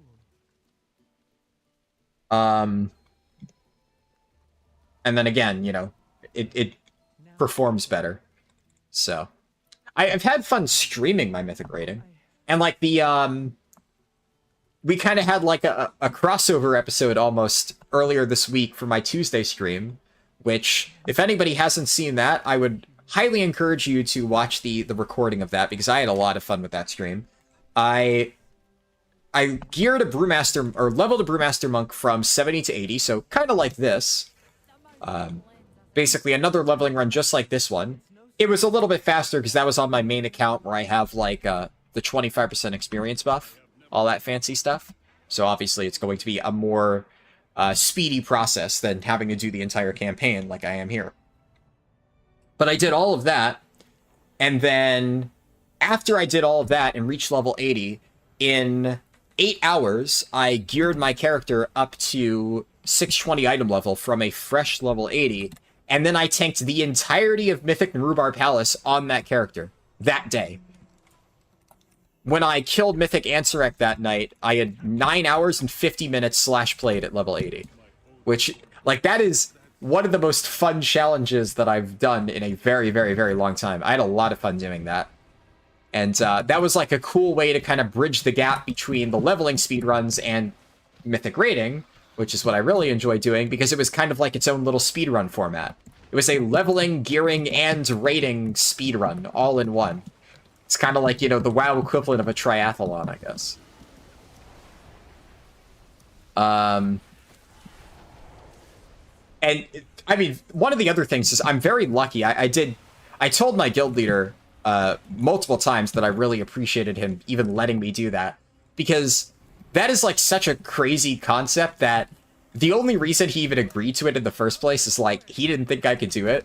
And he was like, look, if you're willing to put in the effort to even try and get there in the span of 10 hours, like, I'd be willing to let you into the raid. But he told me multiple times that... whatchamacallit, he told me multiple times he didn't think I was going to be able to do it. And after the raid ended, after I ended my stream, he messaged me. He was like, honestly, I did not think you were going to get the entire way through the raid. He was watching me like a hawk, and he kept waiting. And there was actually, there was a moment on Brew Twister Ovanax where somebody else fucked up and the raid exploded. And his immediate assumption was like, did the tank thing go off? Like, is this a gear issue? Do you need to swap to your main? And I'm like, motherfucker, go check the logs. That was not me. I have been cruising here. Stagger is overpowered. I'm taking no fucking damage. And I went through Mythic Ansarek. I was like, I was so fucking safe that whole time. It was so good.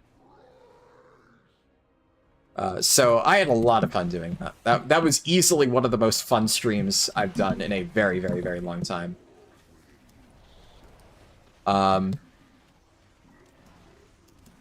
So that's kind of, every now and then I get to do something like that and kind of showcase mythic rating, or, the day one gearing stuff. Like when, obviously I streamed a lot when the expansion first came out and I was doing all my crazy gearing shit to like get all my characters ready. And when Undermine comes out, you'll see me streaming fucking multi-boxing 3 monks at the same time to get all of them geared and ready for raid and stuff like that. So, occasionally I'll get to do crazy raid-related shit, but normally it's just gonna be me, me doing leveling stuff on videos, because that's just what's more broadly appealing. Let me grab engineering while I'm at it. Bet people in YouTube comments would still think that you got carried through Mythic Raid as a tank. I haven't, surprisingly, there's still time, right? I still may get one of those comments. So far, I haven't seen any.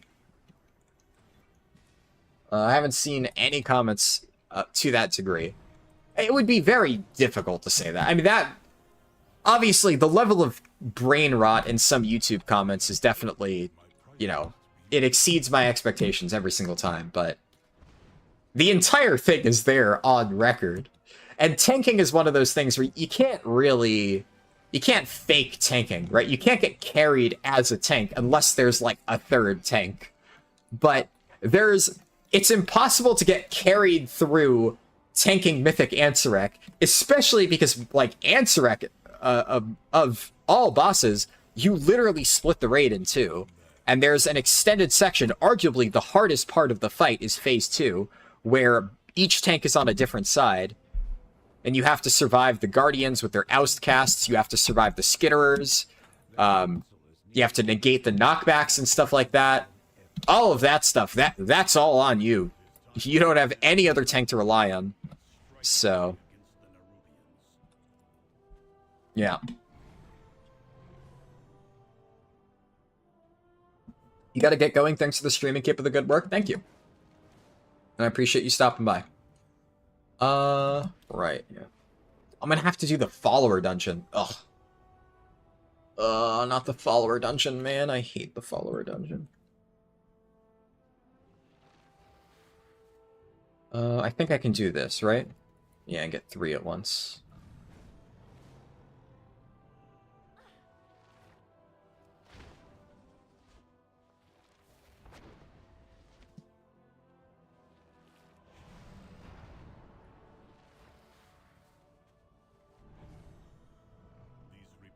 You're still holding out hope for them to remove the raid lockout from Mythic Raiding. It kills any guild that can't get a static 20-man and kills the chance of pugging.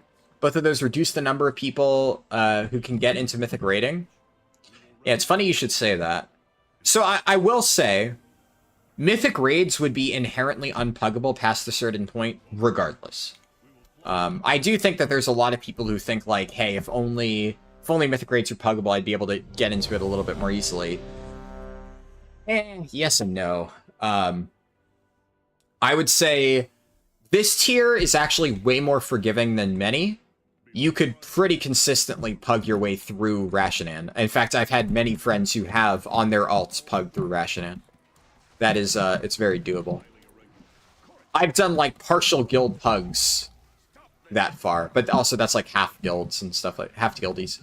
But you could do that with, like, no voice, because none of the mechanics are hard enough that you need coordination outside of, like, hey, when this happens, go here.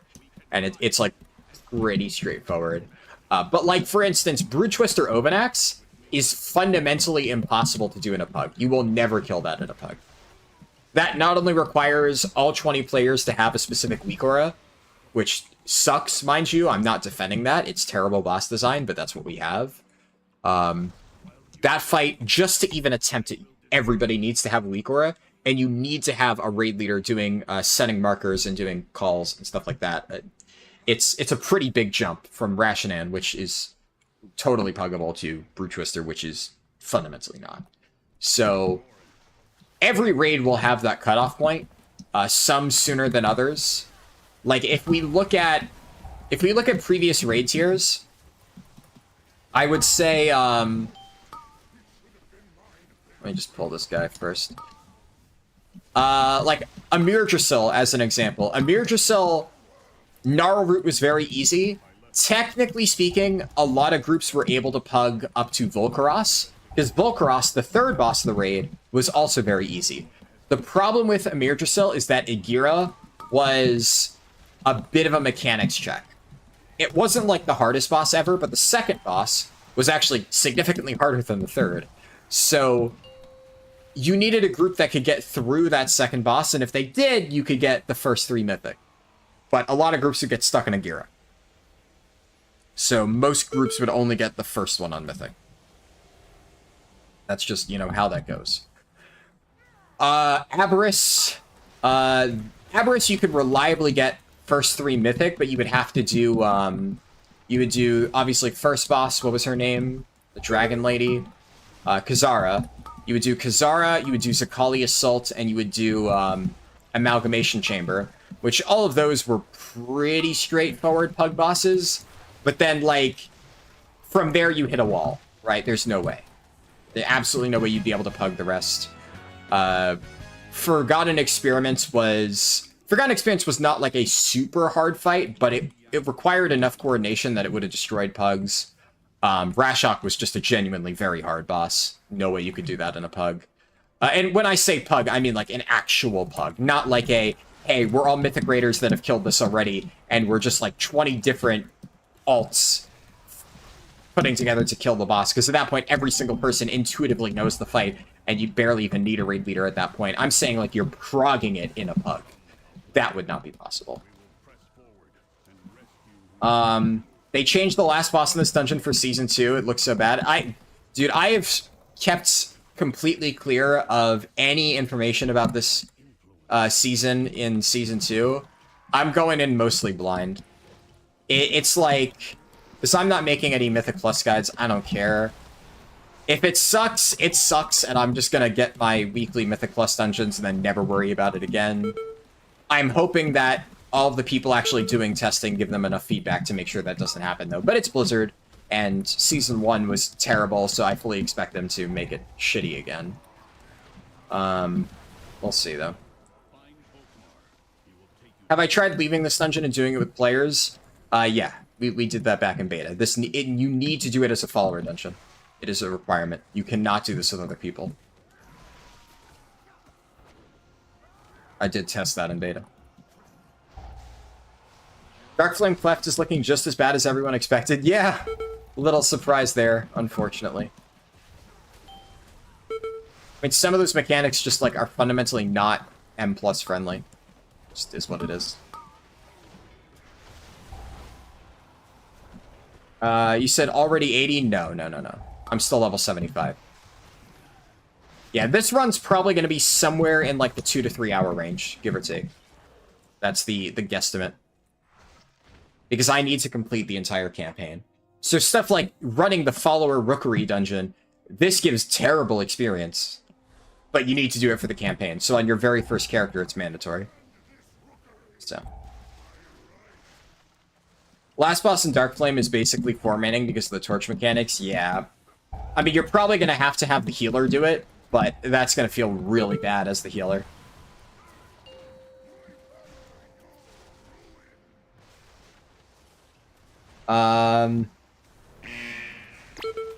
You just checked, you have no champion two-hand weapons and only champion shield in your warbank? Yeah, definitely don't buy a heroic BOD thing. Yeah, just do delves until you get a champion item. It shouldn't be too hard, you'll get one eventually.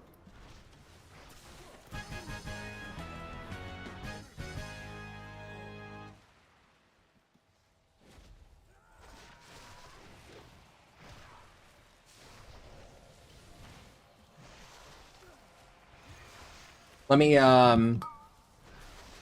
me scroll up real quick, just make sure I didn't miss any messages. The same dark magic that was emanating from the Storm Riders is more powerful here.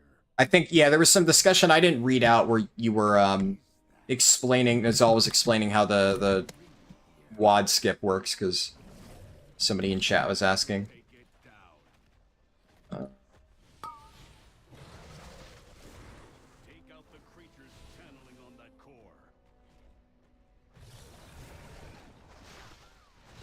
I remember watching some of your content during very special times when the stars align and you had multiple XP buffs active. Yeah. See, it's interesting, those types of runs. I know that Samara has already left because I'm reading that now, but I guess that's an interesting thing to talk about, period. Those types of runs are really interesting because, on one hand, I know that, like, what Samara said in chat, like, a lot of people like watching them because it feels really special when you're stacking all these buffs and getting, like, a crazy speed run. And that's why a lot of times I do those anyways. Like, that's the entire reason that I did the sub 30 mop remix speedrun in the first place, right? It's because a lot of people wanted to see, is stuff like that possible?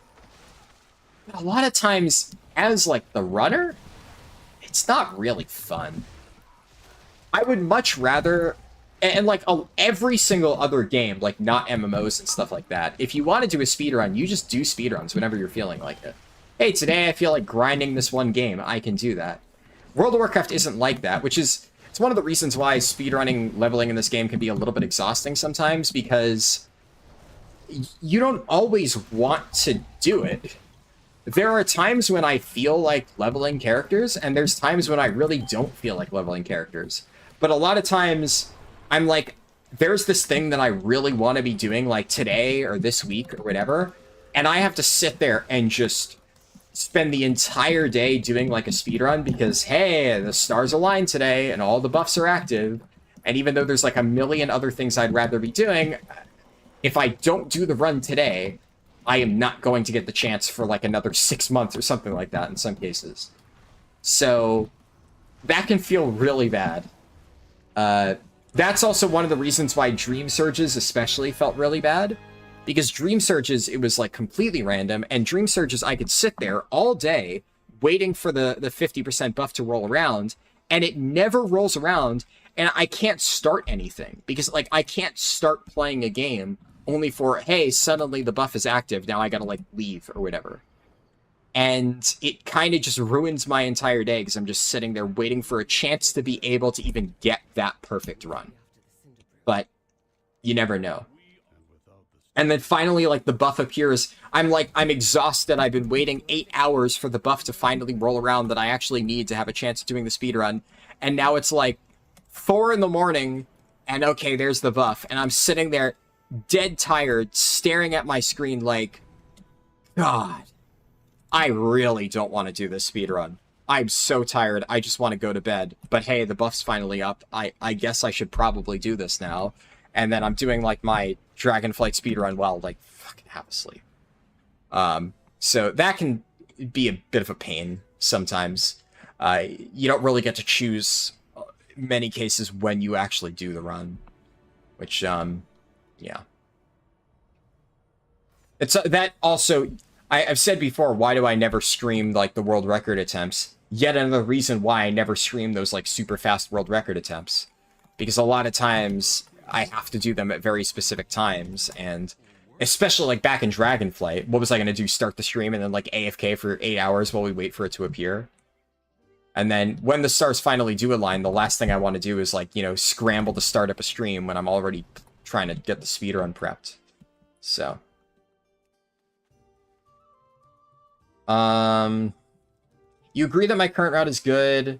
Part of it is that you're basically doing full quest hubs and then finish the rest with delves. Yeah, for sure.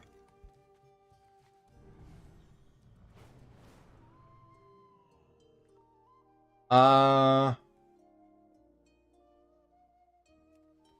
think I read everything else in chat. I will touch back upon the Mythic Raid lockout thing, because that is a very notable point. Also, I just realized I haven't looked at YouTube chat in a second, so sorry if I missed that. Hello, Blazera. Mythic Bev said camera field of view and graphics. Yeah. Okay, so that was a while ago then. Most of your alts are warlocks. Fair. Yeah, I think everybody has that one class that they level a ton of. I really need to figure out how to get, like, the multi-chat set up. Because, like, at the moment, when I'm streaming to, like, the stream archive, it's so hard to justify, like, actively checking YouTube chat, because it's way slower on the third channel than Twitch chat. So usually I'm like constantly reading a new message in Twitch chat, and then it's only when like I think about it where I'm like, oh, I should tab over to YouTube. It's a little bit easier when, of course, I'm what's it for streams on the main channel, like the one on Tuesday. Both chats are active, so I have to keep bouncing between them. Your only problem is, as far as you know, delves require bountiful to get champion equipment. Yeah, you can only do 4 per day. How many 80s? The exact number, I don't know. I haven't counted it. I don't keep like a running total of how many 80s I have. It's at least 20. That much I can tell you.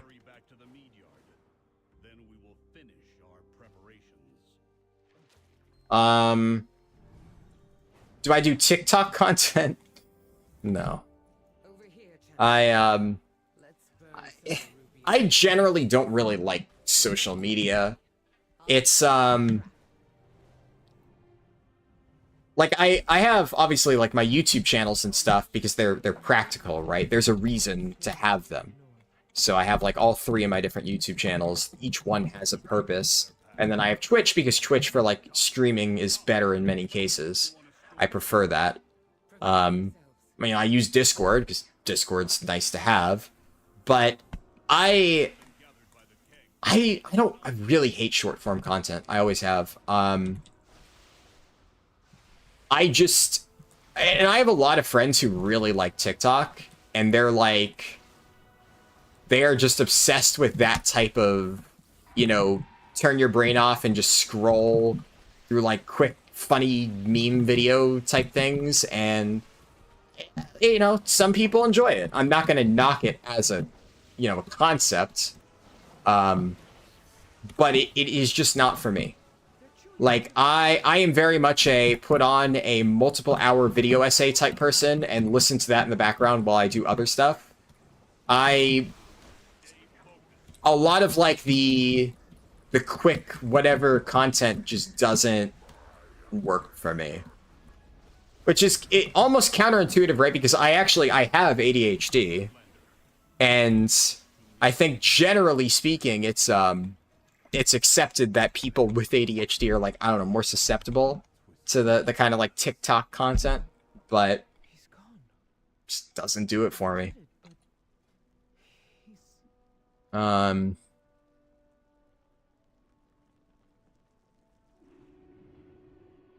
I think it's one of those things where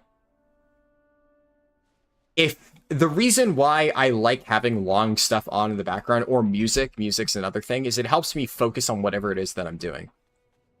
Is it like, instead of my thoughts like bouncing all over the place, it kind of like quiets out a lot of the other stuff and gives me like one central thing to focus on in the background.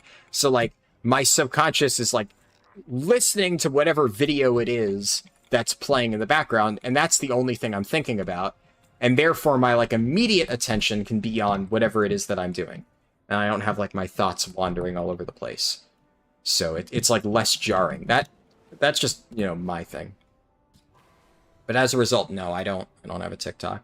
I have made YouTube shorts, right? But my YouTube shorts are more like fun guild moments.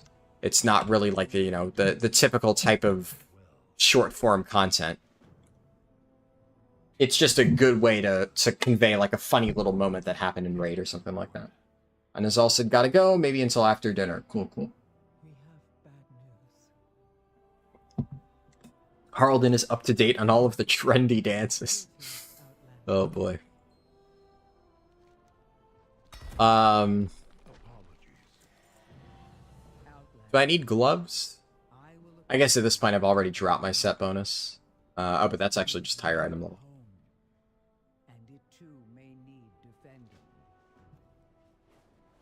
Alright, Ringing Deep's time. I haven't really done these campaign quests in many, many months. So there's just been no reason to. Intro to Ringing Deeps I've done a few times, because this stuff is actually not terrible, but...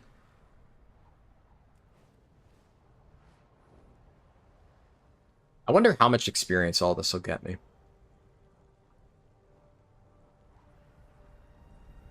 So I feel like I probably should be able to hit level 80 by the end of the campaign. Because I was normally like day 1, 73-ish going into the zone. So I'm about 2 levels ahead. And it was approximately 2 levels that I had to catch up on, kind of.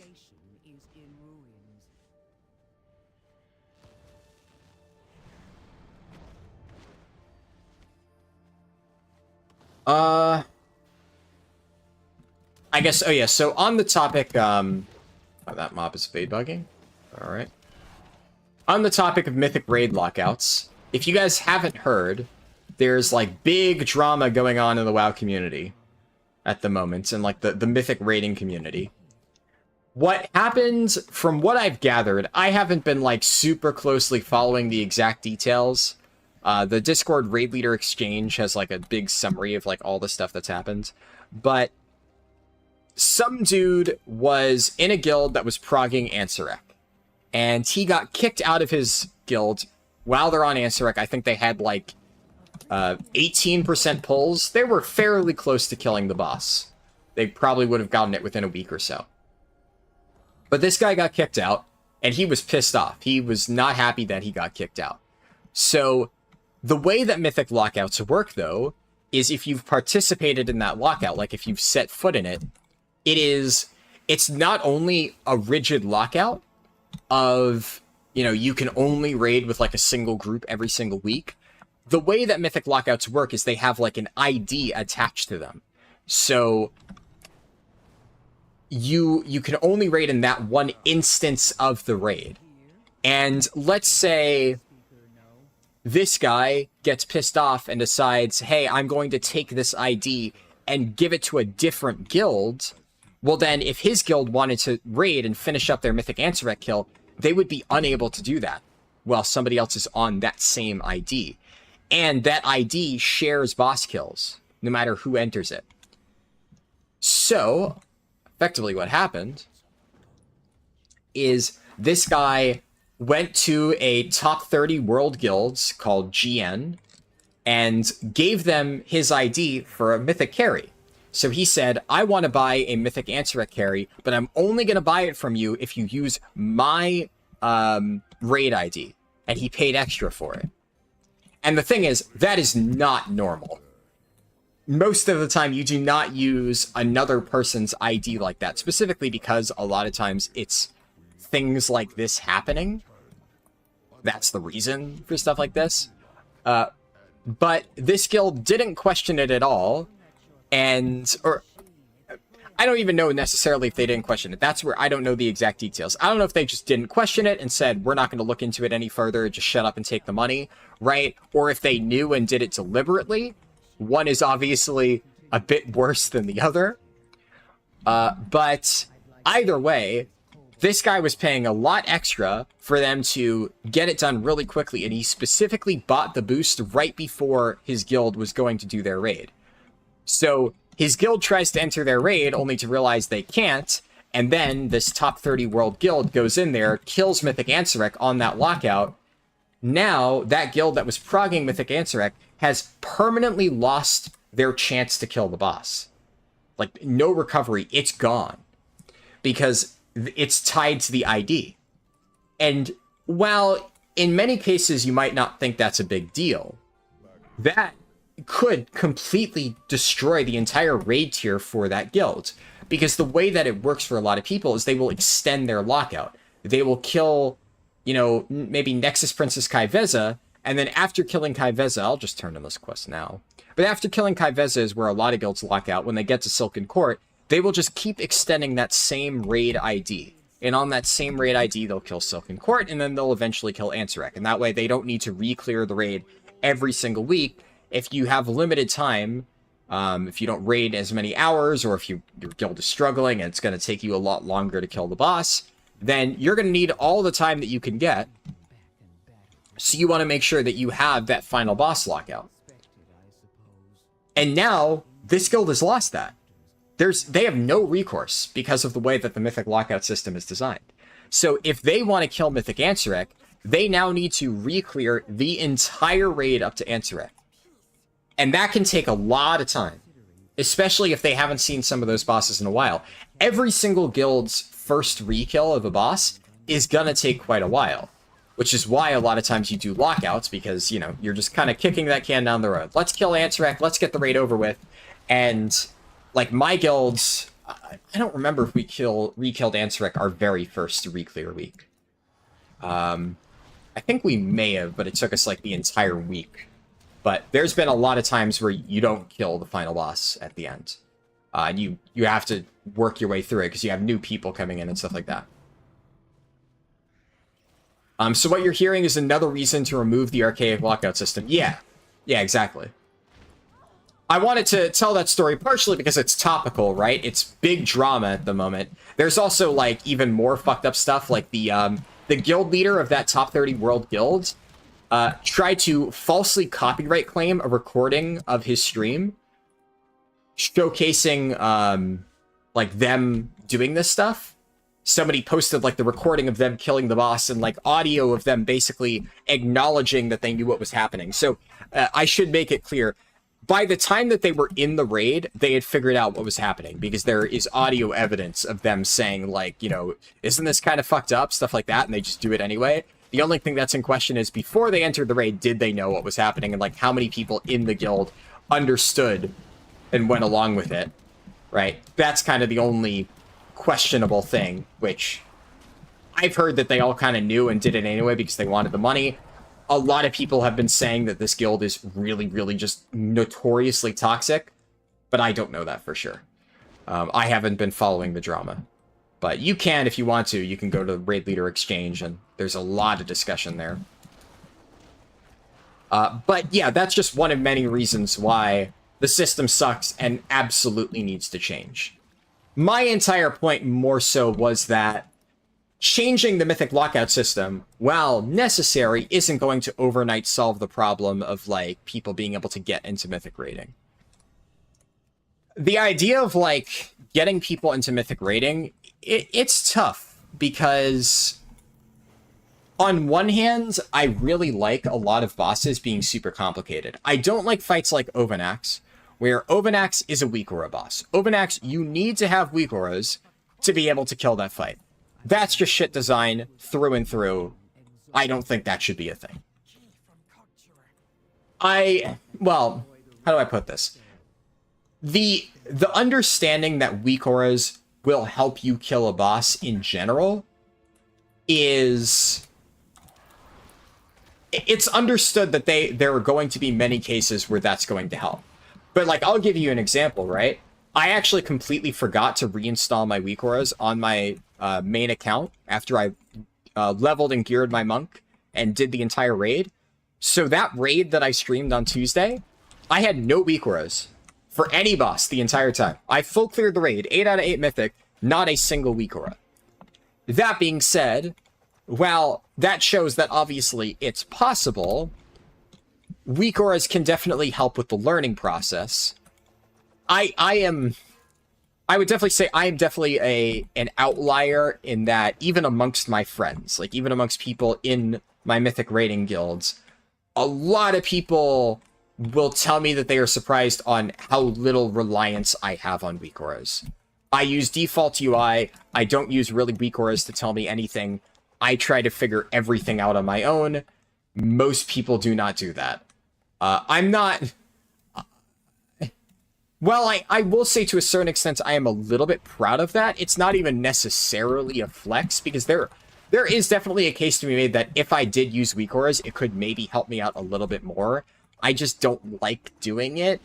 It's also, I do like a lot of PTR testing, so it's kind of jarring for me to have to go back to not having anything, so that's why I use so much default stuff.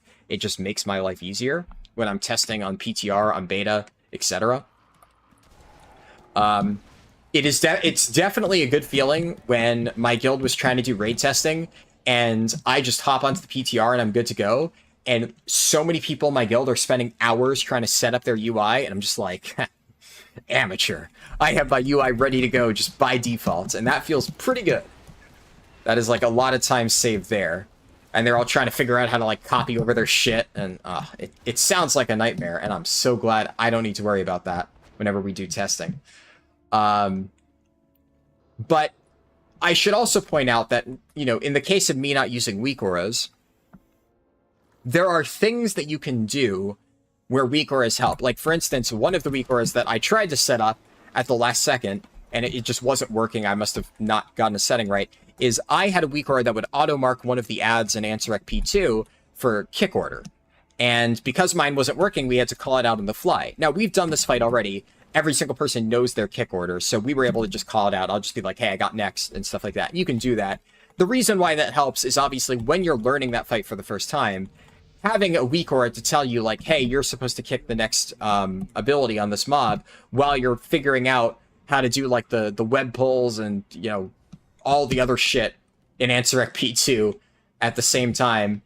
It's a lot of stuff to just kind of figure out all at once. So having weak auras to make that process slightly easier is good. It's a good thing that stuff like that exists. Oh, shit.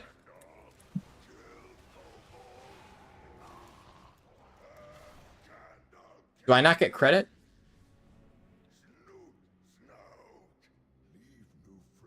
I have to wait for the roleplay, I guess. You don't have to apologize for the paragraph. I'll read it in a second, don't get me wrong. What? Oh, it just took a second to spawn. I thought that because I helped that other guy kill it, it wasn't going to spawn for me, but it just took a second. Yeah, I see what you typed. I'll read it in a moment. I'm just trying to finish what I was ranting about. But yeah, there are a lot of cases where weak auras are mandatory, and like, for instance, I just realized my vigor bar is in the wrong spot from where I normally like to have it. Ovanax is a good example of, while tanks never get assigned the eggs, the way that the Ovanax weak aura works is that if one person doesn't have it, it's not just affecting them, it affects the entire raid. One person not having the Ovanax assignment weak aura will completely fuck over the entire raid. I am the exception, because I literally cannot get targeted by that mechanic, so it won't actually affect the raid if I have it. But if I were playing a DPS or a healer, and I got picked for, like, the egg mechanic, and I didn't have the weak aura, it would completely fuck the assigns, and then nobody else would know the correct position on where they're supposed to go. And the problem with a mechanic like Ovanax is the worst type of fight, because Ovanax is a mandatory weak aura boss. That is a fight that quite literally you just could not do without the help of weak auras. It is designed to be that you do not have enough time. There is absolutely no way that a human, unless you just all happen to YOLO musical chairs it perfectly, which, I mean, theoretically, it is possible. It's just not realistic with how much else is going on. 8 people doing perfect musical chairs every single time, and that's the problem. It has to be perfect every time. If it's off once, the raid is pretty much fucked. So the idea that, like, all 8 people would have to do their musical chairs perfectly, and that's, like, meant to be a realistic way to do the encounter, is just crap. Like, there's no way that you could really solve that fight. It's just bad. So, stuff like Kaiveza, there are weak auras to help with Kaiveza. There's weak auras to help with every single boss. There's weak auras to help with Silken Court and stuff. I have many problems with Silken Court, but I would argue that Silken Court is less of a weak aura boss. Silken Court is more of a, you have to memorize literally everything boss. Because weak auras can only tell you so much. Basically, that Silken Court, weak auras would be able to do the same thing as a PowerPoint, because the issue with Silken Court isn't necessarily like you have to do a bunch of complicated things in a short amount of time, which is mainly where weak auras come in handy. It's like just simplifying a bunch of information so that you can make decisions quickly. Silken Court is just, you need to already know the movements ahead of time. Weak auras aren't going to help there. You need to know it already. And that it's a shit fight for a different reason. But I like fights like Kaiveza, because Kaiveza, while technically speaking you could have weak auras to simplify parts of it, as long as you know your general assignment area before the fight starts for the intermission, and you know the general portal locations, I guess like Kaiveza... Kaiveza kind of is a mandatory Weakora boss, huh? Because for portal placement needs to be... It's kind of also like a musical chairs thing, where there's no way that you could YOLO the musical chairs on the portal placement quickly enough to make Kaiveza work. It's another one that tanks don't need, because we can't get targeted by that.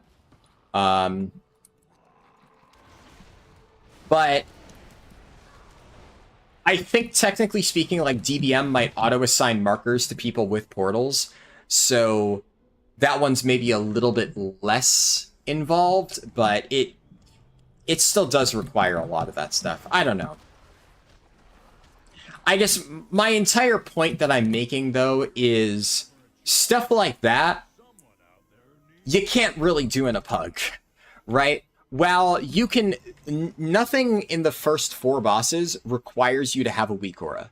The most complicated mechanics out of the first 4 bosses in Rhubarb Palace is Sikrin clones and Rashinan webs. Sikrin clones, as long as everybody is spread out, like obviously there is an ideal way to spread your party members to make sure that you're like limiting space, but the damage check on Sikrin is non-existent right now, so even if you're being inefficient with the space you use, it doesn't really matter that much. As long as nobody's stacked and Sikrin isn't like blowing up the group, you're fine, right? You're not going to wipe.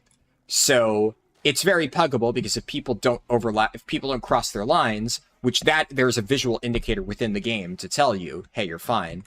That's all that really matters. So could a weak aura help with that? Yes. I don't remember if we used one week 1 or not. I think we just kind of YOLO'd it with callouts and it was fine.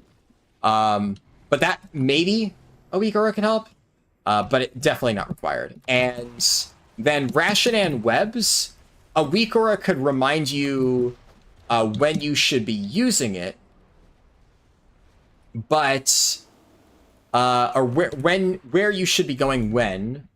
But the reality of Rashinan webs is it's predetermined locations. It's just all of the webs go to one side, everybody else goes to the other. So as long as you're not pixel stacked on anybody that's near you, and as long as you know, generally speaking, hey, this web, drop it off to the left, drop it off to the right, which is easy enough to call out, you don't need a weak aura for that. That's just more of like a basic, on-the-fly positioning thing. It's not a personal responsibility. It's like a group of people with this mechanic all do the same thing. And for stuff like that, even if you don't understand it perfectly, you could also just do the typical follow the leader strat. And if you see that somebody else is doing one thing, just copy them. And as long as one of you gets it correct and everybody else follows, all the others will get it correct.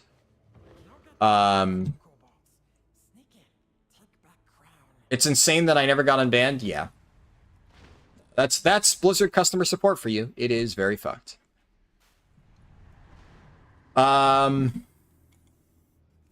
yeah, there's like nothing else really on Rashinan that's that complicated. The movement is... The initial movement is a little bit random. So being able to adapt to where the boss goes first will vary. But as long as you take the correct path and get the interrupt, and you have one person dedicated to get that interrupt on time, that's not too hard. And then after the first Rashinan movement, the rest is predetermined. You'll know where he's going to go next. So that makes it a little bit easier. But then that's kind of where I said for pugging, it is a complete night and day shift between Rashinan, where the most complicated thing you have to do is have people with webs go to one side, people with ads go to the other side, etc. And then Overnex, you have specific eggs that you need to stand in a very specific spot, because also when you get the assignment on Overnex, it's not just go to your assigned egg.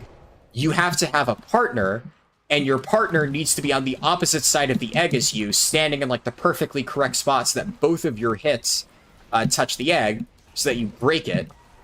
And like let's say you fuck up Sikrin, right? If you fuck up that mechanic on Sikrin, the raid takes a big burst of damage. We have had multiple times on our reclears where somebody fucks up and a clone explodes, and the raid takes a big chunk of damage, and guess what? It's livable. We just heal through it. It's fine. It's obviously not ideal, and if it happens multiple times, yeah, you might wipe. But you can survive it if your healers are good enough, which, you know, at this level, it's pretty simple to get through. I have to talk to him. And what was I saying? Like Rashidan, if somebody fucks up the webs, if they react fast enough, they might only do like a little bit of damage to people, but you can escape it in time. It's not going to completely screw you over.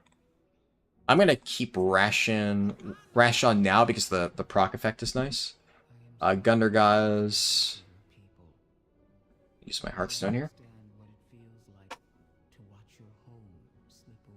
Fuck weak aura bosses. I don't know if you did Siegecrafter and Blast Furnace, but those fights were so good back then. I did not, no. That was like a little bit shortly before I got into Mythic raiding. I heard good things. I've heard mixed things about Blast Furnace, admittedly, but I have heard very good things about Siegecrafter. And I'm definitely going to play Mop Classic, so I fully intend to do the Mythic version of the boss. I did SOO on, like, normal, and I did some of the early bosses on... Well, I did it on old normal, current heroic.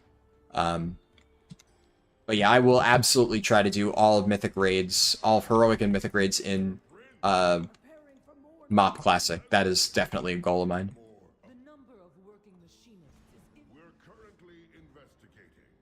I'll speak with the council in Dornagal. They need to hear about this. In the meantime, What else? Yeah, but definitely there are a lot of fights like that where you can just have people assigned to do stuff. I would say, for as complicated as it is, there are very few mechanics on Ansarek that you need to have weak auras for. There are a lot of assignments on Ansarek for sure, but like all of your essences in Phase 3 are assigned, like you have people designated to pick them up, but it's not like a weak aura thing. Like you know what you need to do every time. It's not random. The problem with... So the issue with the weak aura bosses, the ones that are problematic, is it's a mechanic where you need to do a very precise action with a pass-fail check. Usually, it's a pass-fail check. And if you... you don't get to plan around who has the mechanic. So, like, an example of something that doesn't require a weak aura is the... I think it's Unstable Essences or whatever in... Ansarek P3, and that is a very challenging mechanic, doing the essences correctly, but you already know ahead of time who is picking up which essence. That is pre-assigned. So, if I'm doing one of the essences, like last week, earlier this week, when I did it on my Brewmaster Monk, I've never done that mechanic before, at least intentionally. I've done it as a backup before on... I think it wasn't on our kill, but on one of our, 1% wipes before we first killed Mythic Ansarek, I almost saved it by picking up an essence on my Guardian Druid and bringing it to safety. Unfortunately, we did still wipe, which I was pissed off because I was like, man, I could have looked so cool in the kill video, but alas, we didn't kill at that pull. So, also, there was ways to, back up if people fucked up, but... I'd never actually been assigned to it, but basically before the poll, my raid leader said, hey, do you want to help out with this mechanic? The person who normally does this is out today. And I said, sure. So as long as I know, I'm like, okay, which one am I getting? I'm getting the middle essence on the first set. All right. Then I get to that platform. I drop my Transcendence out by the edge of the room. When that mechanic comes out, I run over, I pick it up. I transcend at the right time, drop off my essence, we're good to go. I know what I need to do, and while the activity is, somewhat challenging, I knew going in I'm supposed to be doing this, and I was able to plan ahead, and stuff like that. Ovenak's egg breaks are completely random. You don't know who's going to get it. So 8 random people get it, and then 8 random people, you need to split them into groups of 4 to go... what's it called? To go and do these egg breaks, and if any one of those 8 people fuck it up, the entire raid wipes. So it's a completely random mechanic that is completely pass-fail. One of the 8 people not doing it correctly wipes the raid, and you can't prepare for it at all. So that's the kind of stuff that requires a weak aura, because you basically need to, the moment the mechanic goes out, you need to send out assignments to all 8 of those people who get randomly picked and say, hey, you're going here, you're going here, you're going here. That way, they don't need to spend time thinking about who's going where. The weak aura automatically tells them this is where you're going, and the only thing they need to worry about is using their mobility and stuff to get into position and make sure they're actually doing the mechanic properly. That's what matters.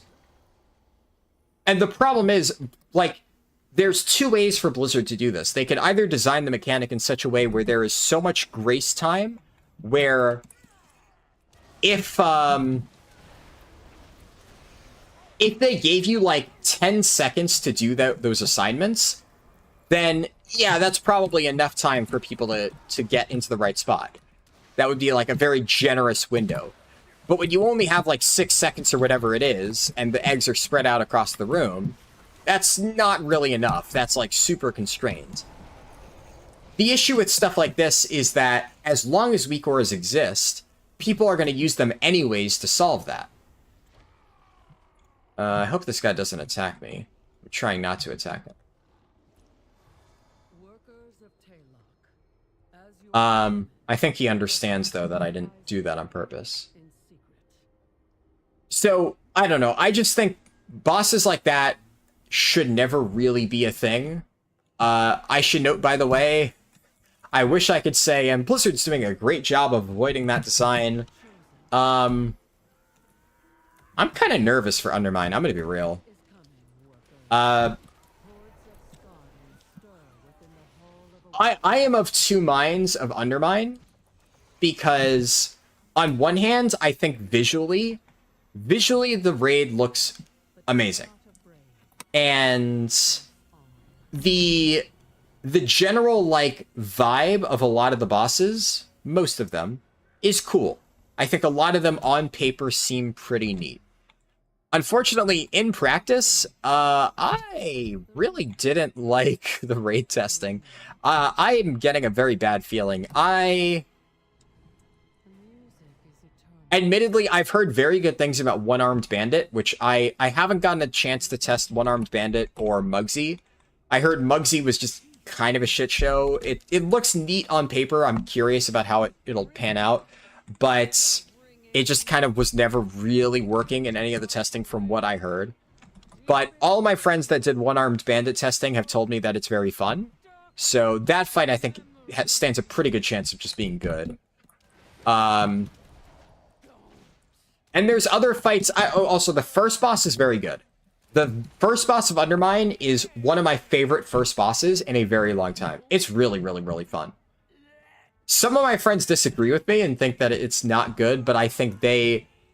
we did different groups. We didn't, like, do a guild group for heroic and mythic testing.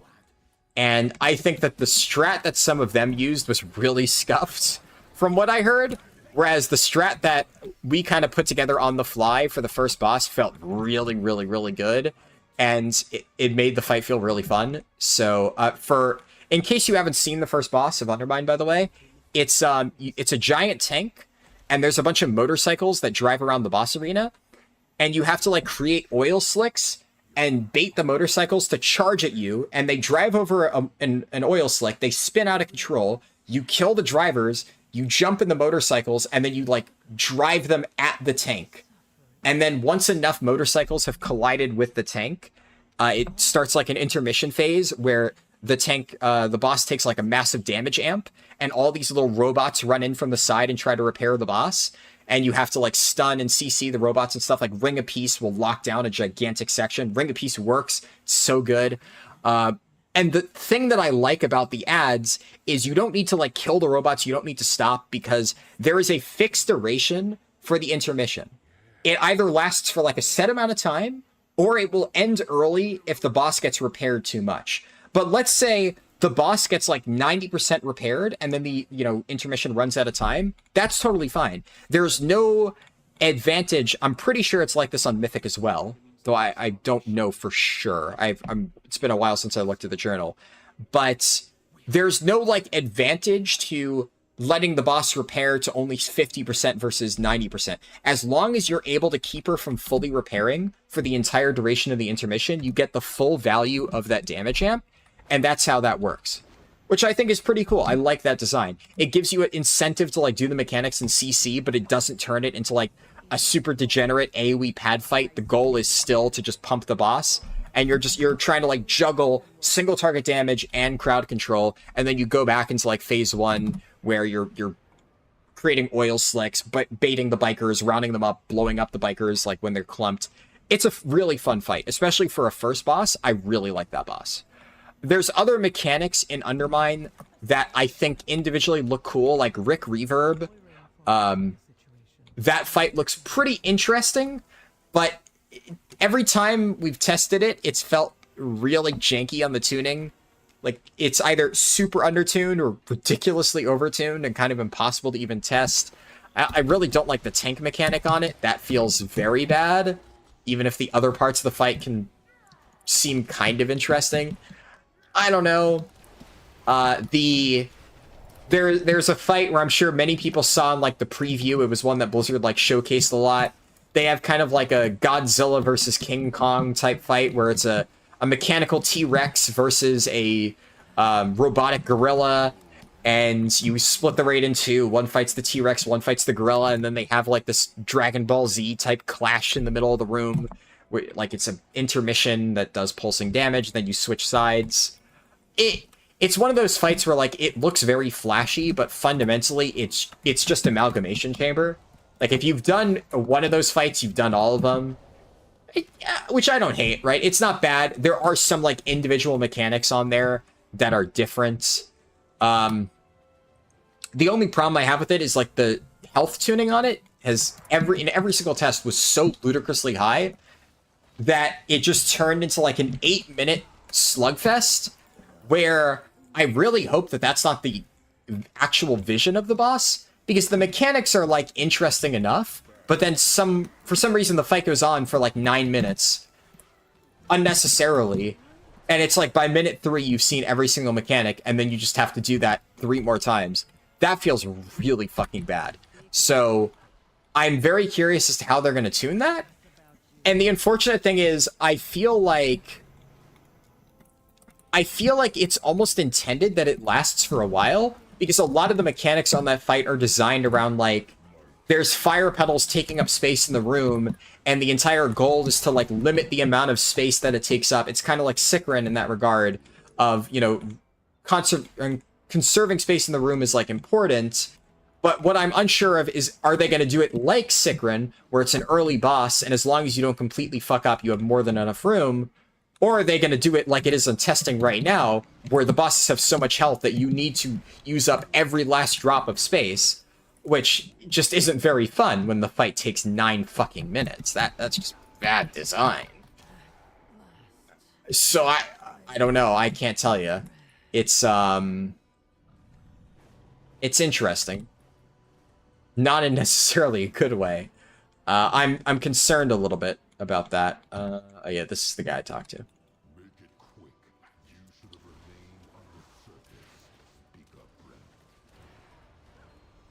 And then, like, what are the other bosses? I guess, yeah, I should probably mention that Styx Bunkjunker is maybe one of the worst raid bosses I've ever seen, and I'm very concerned that it is just going to make next tier miserable. It's a shame, because Styx Bunkjunker, for anyone who hasn't seen it, it's basically, there's a game called, like, I'm probably going to butcher it, like Katamari Damacy or something like that. It's not something that I personally know much about, but he's putting his what and where. Funny. But yeah, there's a game called Katamari Damacy, I've heard, and this boss is basically like that, where there's a bunch of trash all over the room, and a bunch of people get assigned to like turn into a giant rolling ball, and you have to like roll over trash and turn it into like a big pile. And then once you create like a large enough pile, you can do a mechanic. And it's cool in theory, but it has two key problems. One, the fight is just bloated to hell. There's so much going on that it is just impossible. It is one of the worst visual clarity bosses I have ever seen. There is so much shit in that room. You have no fucking clue what's happening. The boss is doing abilities. There's like multiple different types of trash mobs that are doing abilities, and so many of them are actually important, and you need to be aware of what's happening. There's like missiles that you need to like kite to the tank, but the visual indicator on like who's being targeted by the missile is terrible. There's dogs that the tank needs to round up, and then like a dispellable thing. It's the fight is just a fucking mess.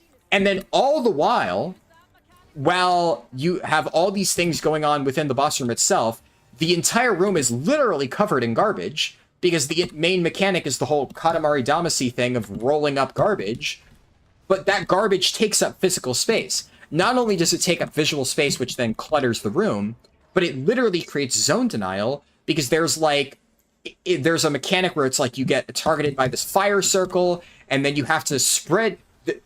you can't stack with the fire circle because it does pulsing damage. But if you touch a trash pile with your fire circle, you light the trash on fire, and it creates a permanent fire puddle on the ground. So you need to spread out. The raid needs to spread out with their fire circles, while also not touching the trash, which, mind you, is everywhere, all over the room, so it's really hard to do that. And then the tank needs to position the boss in the way so that like all the melee can do that without splashing onto each other. And the tank needs to pick up the ads that are spawning in all corners of the room. And then the people who get targeted by like the missile need to drag it behind the tank. It's just a fucking nightmare, man. There's so much stuff happening. And while all of that stuff is happening, you have multiple random people, including one of the two tanks, which is fucking crazy to me. I cannot believe that this is a mechanic that gets assigned to tanks. I fully expect that to be taken out by the final version of this fight, because it's fucking crazy. One of the tanks and multiple random people get assigned the Katamari mechanic, where you have to roll around and collect trash, and you're rolling around this thing. You can hit your fellow players while in the trash ball, and the trash ball has like fucking steering mechanics where you have like drift. So you have to like drift correctly, like you're doing dragon riding, but on the ground, to hit the trash piles in the right way, to build up a large enough trash heap. And the window on that is so fucking tight. And the way that you have to do it's so fucking crazy. So on Mythic, by the way, also on Mythic, there's ads that protect trash piles. So in addition to all the other stuff, you have to go around and damage these ads and knock them off the trash piles fast enough for people to go and actually like roll over the trash piles for the Katamari mechanic. Because if you don't, then like their thing will get blown up. So you have to do all that. The people in the Katamari balls can bump into each other, so if you're trying to collect the same trash pile, you collide and get bounced away from each other, which completely fucks you, right? Not only do neither of you collect that trash pile, but then you get literally bounced, your momentum's gone, and that's like precious seconds that you have to finish that mechanic. You have to get your ball to maximum size. One person has to get their ball to maximum size, roll over a bomb. If you don't soak that bomb, the entire raid wipes. And then in later phases, there's 2 bombs, so 2 people need to get their ball large enough to roll over the bomb to stop it before the raid explodes. And then in addition to that, other people need to roll over enough things to like roll over the ads. You roll over the ads and then you group them up and you deposit them. And you also then need to collide with the boss at the very end of your Katamari ball, because when you collide with the boss, it does like percentage damage to him. And somehow, you're supposed to do all that, and the Katamari mechanic is random. It picks random people. It's the Ovanax problem all over again. It's literally going to be a weak aura thing. You're literally going to need a weak aura to say, you are assigned to get the bomb, or something like that, because if both people go for the bomb at the same time, they'll bounce off each other. So you'll need a weak aura to figure out, okay, who's going to be the bomb person? Who's going to be the guy, like, collecting the ads? Who's going to be, like, just building up their ball and shipping it into the boss for free damage? It's a fucking nightmare. It's a terrible fight. It is easily one of the most over-designed pieces of shit I've seen from the raid team in such a long time. And I am very scared. Because it's literally just, it's another Ovenex, right? It's honestly, it's worse than Ovenex. Because at least Ovenex, like, the thing about Ovenex, right, is it's just the weak aura, right? Once you get the weak aura solved, it's not really hard, per se, to get your circles over the ads. That part's simple. Getting that far is difficult. Getting that far is the hard part. The actual process of driving the fucking Katamari, I tried it multiple times. It's a fucking disaster. I had multiple pulls where I got to test that mechanic and play around with it and try to, like, collect the trash and then steer over the bomb and stuff like that.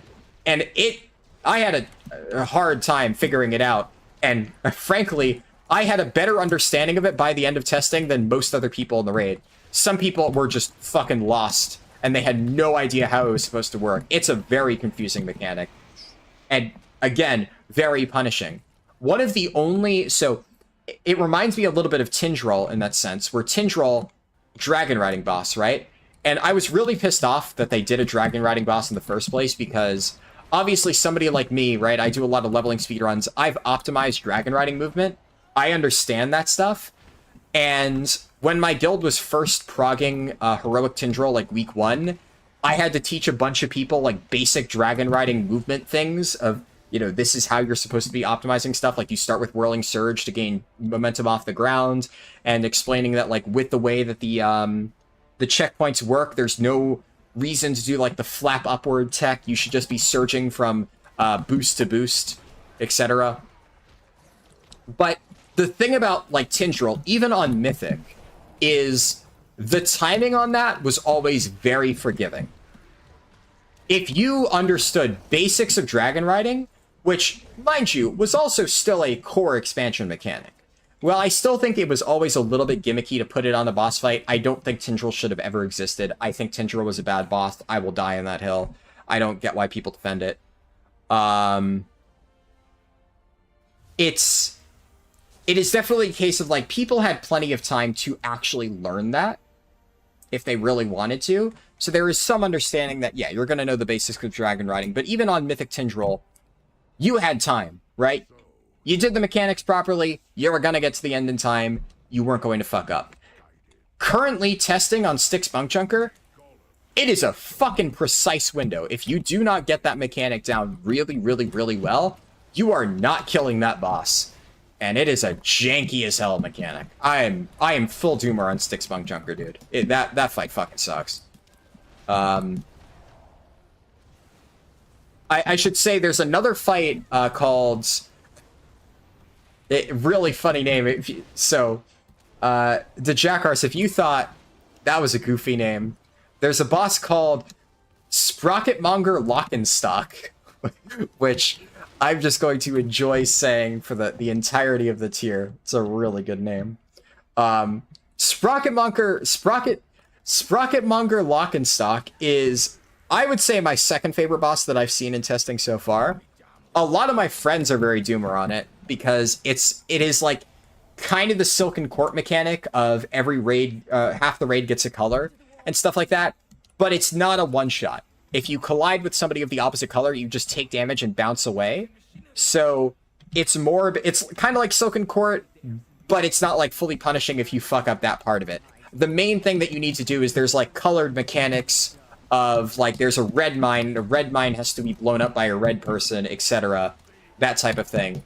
And if a blue person blows up a red mine, the entire raid explodes. So there is stuff like that on Mythic.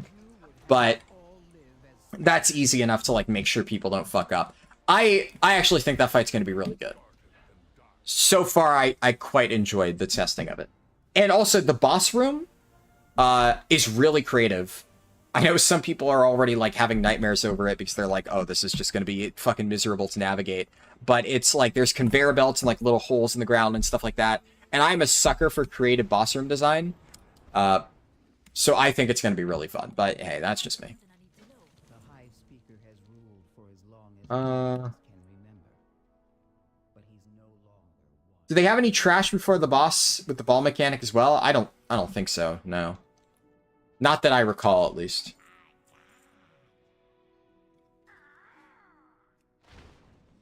I mean, the ball mechanic is... it's... I guess you could argue that technically it's not exactly like the drive thing, which is basically ground dragon riding. It's not quite like that. It's a little bit different. But you could argue that the general principles of like the drift is the same. So kinda. But it's not intuitive. It's definitely not intuitive. I am the High Speaker.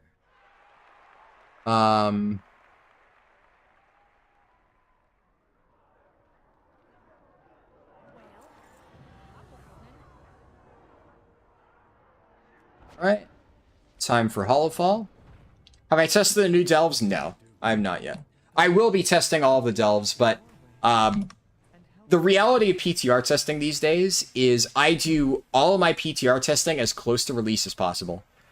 Blizzard's track record recently of having like stuff functional in the PTR has just been absolute fucking dog shit.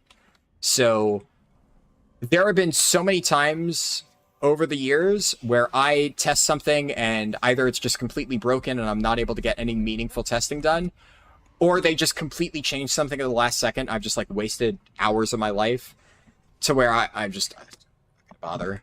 So when we get very close to it, like when we're like 2-3 weeks out, I'm going to do extensive testing. I'll probably stream it because like why not? It's a decent thing for like, you know, third channel Twitch streams type stuff.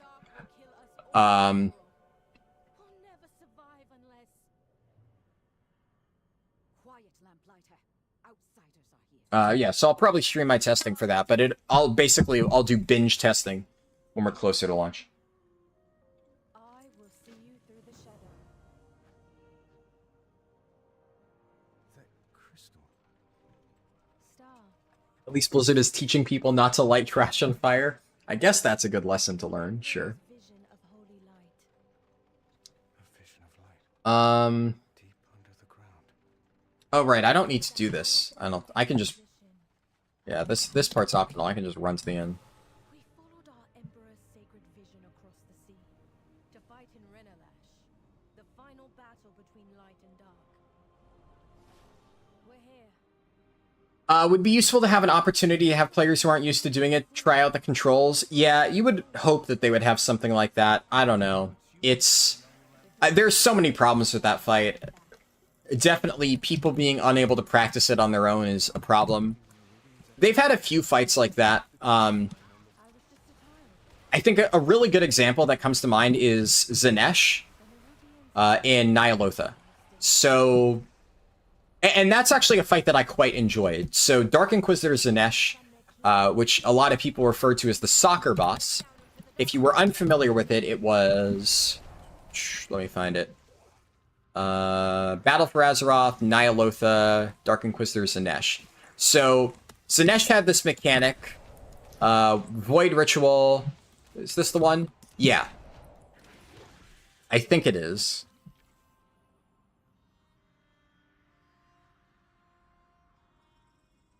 Yeah, and then on Mythic, it was just, you couldn't do it 2 times in a row. So, the entire idea of this mechanic is Zanesh's room was... it was a big square, and the center of the room was blocked off, and there would, like, randomly sections of the room would become blocked off. So, let's say you have a big square, and, like, here, pretend... How do I visualize this? Pretend like I don't have my ping bounds. Fuck it. Pretend like this is one corner of a square made up of like the torches here, and like this forms the square. The center of this right here would be blocked off, and then there would be like a line of dark energy cutting from like the center of the room to the edge here. Then, like, in this corner of the square, a portal would open. And by, like, this corner of the square, where this torch would be, another portal would open. And a ball would fire off outside of this portal. And if it comes into contact with, like, the center of the circle, or the edge of the room, or something like that, it explodes and wipes the raid. And the only way to solve that mechanic is to get that ball from this portal on this side of the room to this portal on this side of the room. But remember, there's a wall of dark energy blocking off the direct path from here to here. So if you kick it through there, the raid explodes. And then multiple players get affected by this mechanic, and you could assign who gets it, right? So you could assign, like it's a ritual, and you have to stand in the circle to get affected by this thing. And that lets you kick the ball. So one thing is, that's good, because it's not a weak or a boss per se, in the same sense as the other ones that we discussed, because you get to choose who gets it. It's not random. So you pick, these are the people who are going to do the Zanesh mechanic. And we call them the soccer players because you're kicking them. You're kicking the ball. So you would have people positioned correctly. So the ball would come out here, and you would have one person stand here, and they would, like, kick it this way. Another person would stand here, they'd kick it this way. Last person stands here, they kick it this way, and they kick it at the portal. And if you see it done from other people, it seems like intuitive. You're like, okay, yeah, I just stand there and you know, aim the ball. But the way that it works is the ball will like collide with the player hitbox and ricochet off the player hitbox in a certain direction. And the way that that worked was not very intuitive to a lot of people, because it was like there was a point at which it touched your hitbox, but then the direction in which it got kicked was based on where your character was facing. So we had a Weakro that would put like a line in the center of your screen, and you would have to like position the line going down the middle of your screen in such a way that when the ball collided with you, it would be going in that way.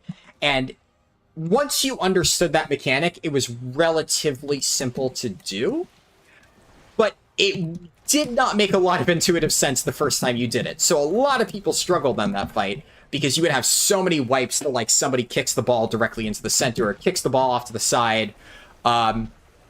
It was tough, right? I think one of the main challenges of that, if I recall, on Mythic you couldn't kick the ball more than once. So on Heroic, if somebody fucked up the pass, you could like run over and like kick the ball back, and you could keep effectively like dribbling the ball back and forth until it got to like the end zone. I'm mixing my sports metaphors here, but until it got to the goal, I guess it's probably a better metaphor. But on Mythic, I'm pretty sure once you kicked it, you couldn't do so again, so you had to have every pass be perfect. You couldn't recover if somebody fucked up the pass. I think that was the main Mythic change. And not being able to practice that mechanic until you were in the fight definitely added to a lot of pulls. But something interesting is that there was actually an add-on designed at the time that let people simulate the Zanesh mechanic. It pulled you into like an empty version. It's hard to describe unless you saw it. I've never seen anything else like it. It created like a virtual example of the Zanesh room, and it would pass you the ball, and you had to like kick it in the right direction. So it let you practice that mechanic before you actually saw it. But that was an add-on. It wasn't like an actual thing in the game. But once that got developed, it made it so much easier, because now we could have people practice before they were assigned. But yeah, stuff like that, for very unintuitive mechanics like the soccer mechanic and now the stick spunk chunker mechanic, it would definitely be cool to have some sort of practice thing. Like Castle Pineapple, yeah, not quite like that, because that was actually in the game itself, the Zanesh one, but it's kind of like that, in the sense that it is a rough way to practice. The main difference is this was quite literally using like the in-game models. It used your character, like you would press WASD in the game and it would move your character. It kind of, like I said, I've never seen anything like it since. It was very unique. It almost felt like borderline, is this even allowed? This is like such an advanced add-on. As far as I know, it wasn't breaking any terms of service, but it's been years that I haven't seen anything like that since, so who knows. It was a very interesting add-on. Sounds like I'm Pugs. They're the players that are going to get kicked out of the raid, yeah. I know I missed a few mechanics earlier, especially like a bunch of big... some mechanics. I mixed a few messages earlier, so let me go back and read that. And check YouTube chat. Blazera typed... If you use OBS Stream Elements, there's some tools for multi-streams. Yeah, I know that there's like some add-ons for OBS that I could download that'll do that. It's just... I haven't really had time to look into that. I'm probably not going to have time, you know, with the current, like, I guess, bunch of streams that I'm doing over the next week to figure that out. There'll probably be a period of time where I don't stream for, like, a few days, and then I'll look into that, and then when I stream again, I'll figure that out. But at least next few days, like I said, I'll be streaming every single day, so it's gonna be a lot.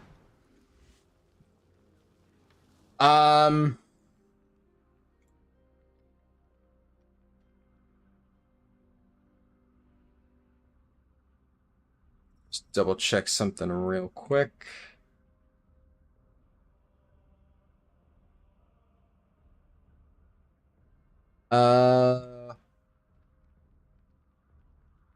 Here we go. I think I caught up to the messages that I didn't read earlier, so I'll read through these.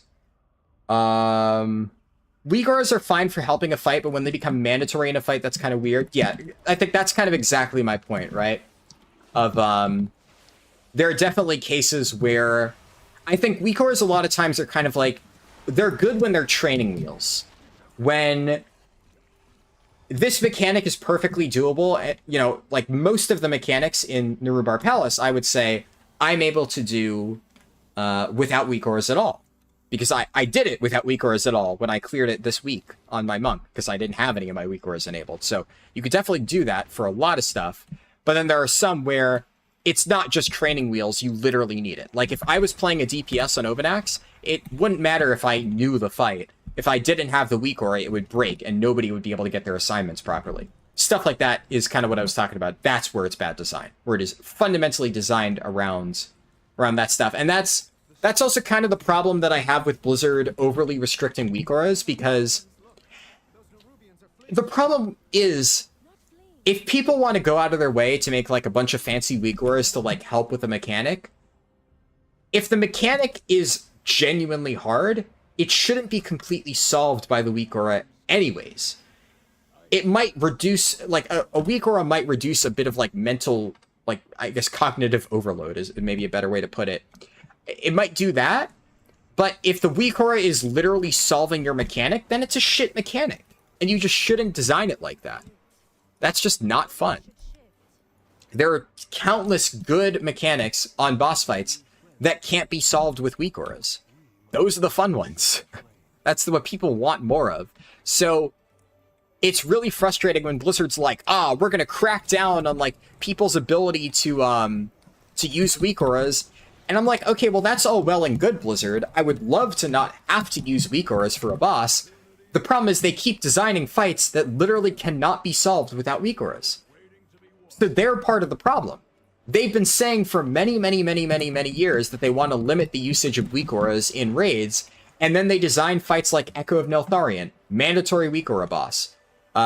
Brood Twister Ovanax, mandatory Uyghur boss. Please show me the footage of a team of 20 Blizzard developers clearing Brood Twister Ovanax with no Uyghurs. Please show me that recording. I'd love to fucking see it. If you can prove to me that it is realistically possible for them to do, and that they're really just like, wow, you know, all you guys are just actually shit at the game. We totally did it on our own private testing, blah, blah, blah, blah, blah. If they have proof of that, by all means, you know, they're gods, we suck, etc. But realistically speaking, they just design the mechanics and then expect the players to figure it out half the time. They don't really put a ton of thought into how it's solved. And then we end up with stuff like this where there's just like no realistic way a human can do all of this shit at the same exact time. So how do we solve it? We solve it with Uyghurs. So it all comes down to them. Oh shit, damn. Malernus gifted 10 subs. Wow. Thank you, Malernus. I just got the big pop-up for that as I was rambling. Good to see you again, by the way. It's been a while, yeah. Well, to be fair, I haven't actively, like, streamed a while. The vast majority of my streams the past, like, however many months have just been, like, raid streams. Which are, like, more chill, laid back, and also they're from midnight to 3 a.m. So I know not times that everybody's able to make. This is probably the most, like, normal stream time that I've had in quite a while. But definitely good to see you again. And I do plan on streaming more actively. I feel like, at the very least, I said at the start of this week that I was going to stream every single day this week. So far, I've kept up. How many days has it been? Is this, this is day 5, technically. So, 5-day streak. I feel like, yeah, pretty good. Good to see you, champion. This week has been the first time since following my Twitch that you can watch at normal times, yeah. I mean, if I'm doing a regular stream, I normally like to stream at normal times. That's the thing. It's just like... That's kind of what I meant when I said I haven't really been streaming these past 2 months. Like, I would stream once per week, and it would just be my Guild's Mythic Reclear, which... that's just the time that my guild raids, right? I have no control over that. If I'm gonna do, like, a leveling speedrun or something like that, I'll try to do it at a regular time. It's just I haven't really been doing many. Partially because I knew I was going to do a bunch when I got my account back, so I'm like, I don't want to burn myself out and, like, level a bunch of unnecessary characters that I don't care about when I'm already going to do that in, like, a few weeks. Sometimes only moments. Farron, watch the outsiders. It's dangerous to travel. Got a real troublemaker on our hands. This is agility, right? Yeah. If you think you're up to it. Still plan on playing SOD this week? Yes, absolutely. I'm gonna be honest, I've been itching to play SOD. Like, I've been strongly considering just, like, pushing up the SOD thing and just doing it ASAP, because I kind of want to get to a point where I can just, like, play SOD in my free time, but I want my first return to SOD to be, like, done on stream. So I'm going to play it for sure, 100%. And I've actually been doing a lot of reading about SOD. I'm very excited to try it again. But I kind of want to stick to the plan of setting aside one day just to, like, only focus on SOD. Right? And I wanted to get this character out of the way now. It was kind of... I considered doing SOD today. If I hadn't thought about doing this character, I probably would have done SOD today. And the other thing is, like, I don't know if I'm going to stream SOD tomorrow, only because tomorrow I have classic raids, so that's going to, like, interrupt it later on. You started 2 days ago as a melee hunter, and it's been super fun, even though you're only level 17? Yeah. I'd imagine leveling's going to feel so much better now with all the runes being unlocked. Also, I think it would be cool to get, like, a bunch of my friends to try it at the same time, so we'll see about that. But I am absolutely still 100% going to play it. You love my leveling? You use most of my tactics? Awesome, yeah. Especially these days. I'm very much happy with the routes currently. Hopping out, good luck with the stream and happy leveling. Thank you. I assume you probably already left, unfortunately, but you managed to watch the recording. Thank you for stopping by the stream. My auto quest thing struggling with auto picking these up. I don't really think I need to worry about the bonus objectives here. I really don't need that extra experience. I'm pretty far ahead.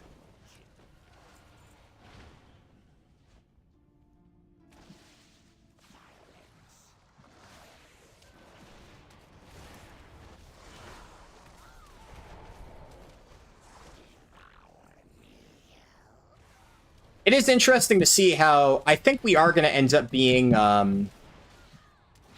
closer to, like, 3.5-ish hours for this run, which goes to show that the campaign kind of takes, like, a fixed amount of time. There's only so much you could really speed it up, even with all, like, the stuff that we have now.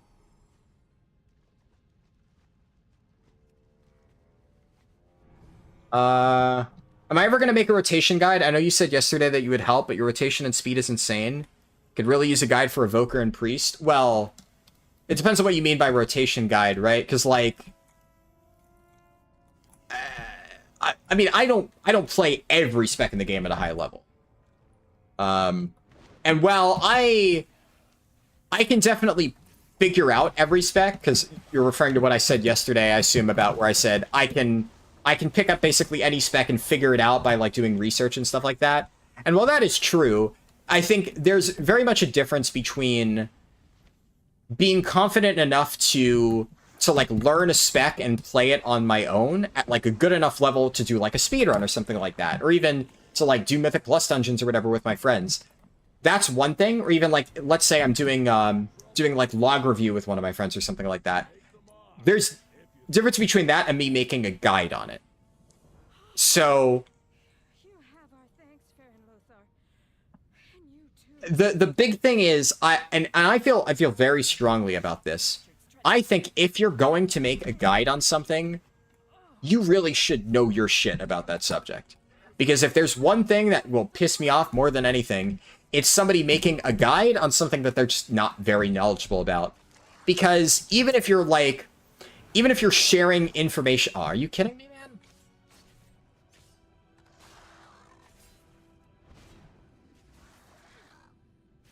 Okay, hopefully that guy was just trolling me and not actually trying to kill me.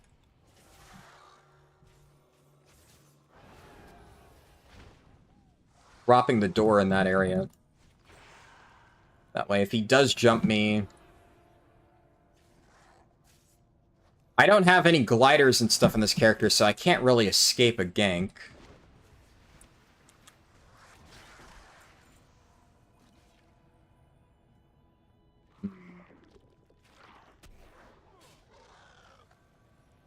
It's unfortunate, because in this section of the route, I need to use a lot of my tools to, like, move through here.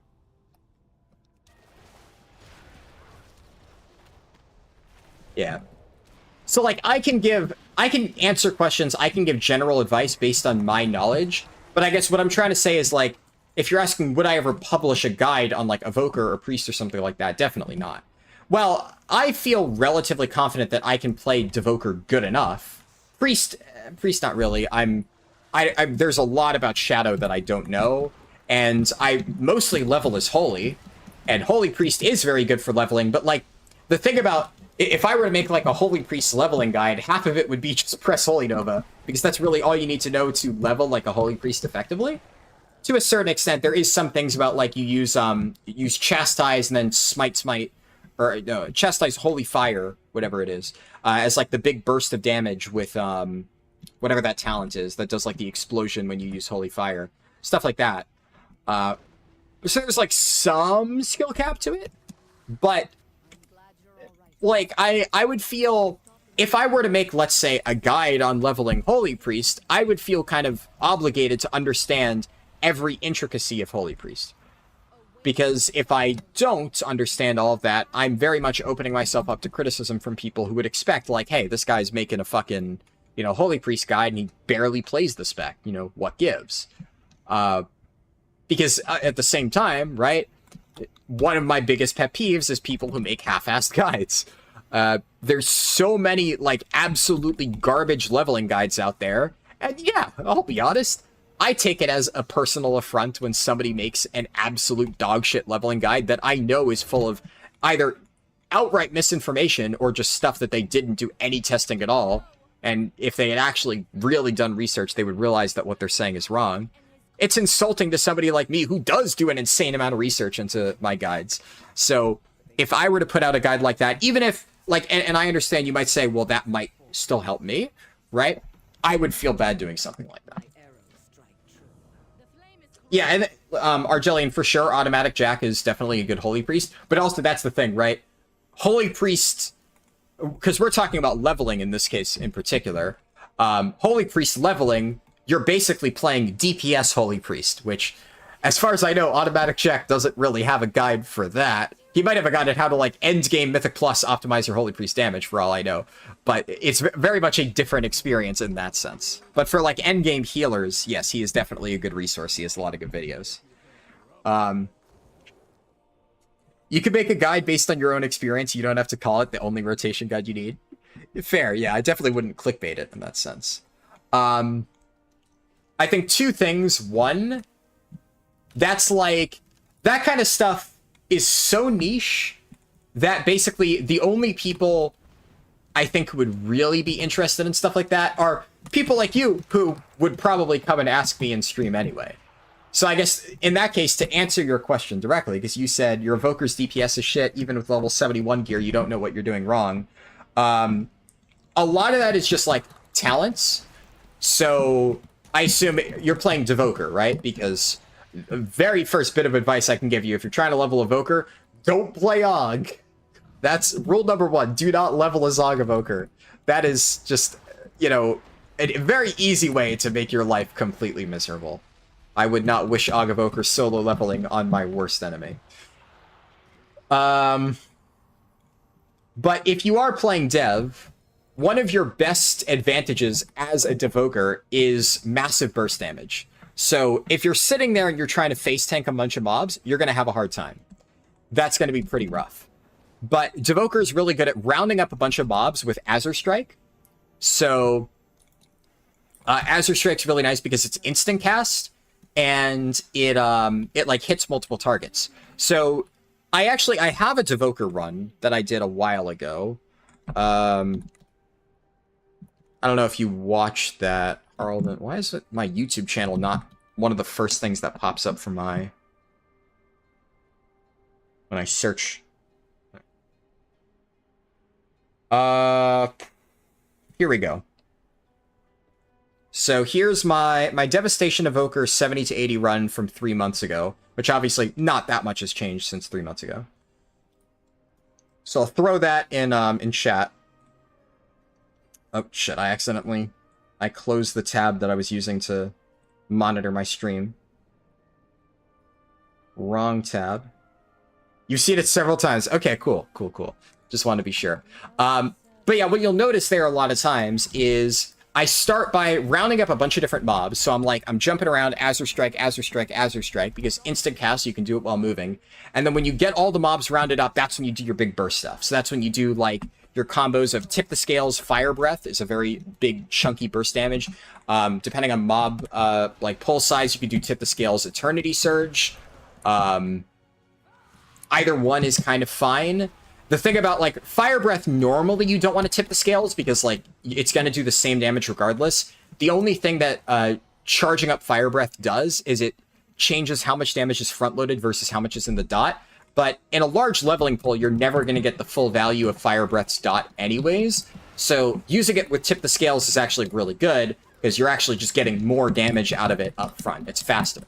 But a lot of times it can just be better to use Eternity Surge. But sometimes what you might want to do is, like, charge up an Eternity Surge before doing, like, pulling a bunch of mobs. So you round up a bunch of mobs, you charge up, like, an Eternity Surge, hit a bunch of targets, Tip the Scales, Fire Breath, boom. That is crazy burst damage right out of the gate. That's going to erase a bunch of mobs. And then other stuff like Dragon Rage, obviously. If you're fighting multiple mobs, you should be using Pyre. Pyre is also instant cast, so you can kite mobs while you're doing it. The main important thing for Devoker leveling is to keep in mind, and this applies to most casters in general, with the, like, there's, like, I guess, 2 ways to level a caster. There is the Affliction Warlock playstyle of, I am super duper tanky, so I'm just going to sit here, let mobs hit me, heal through it, and then get, like, a gigantic Seed of Corruption explosion, and all of them just go boom. That's one way to do it. Most casters can't do that. Warlocks are, you know, fucking warlocks, right? They're a bit unique in that sense.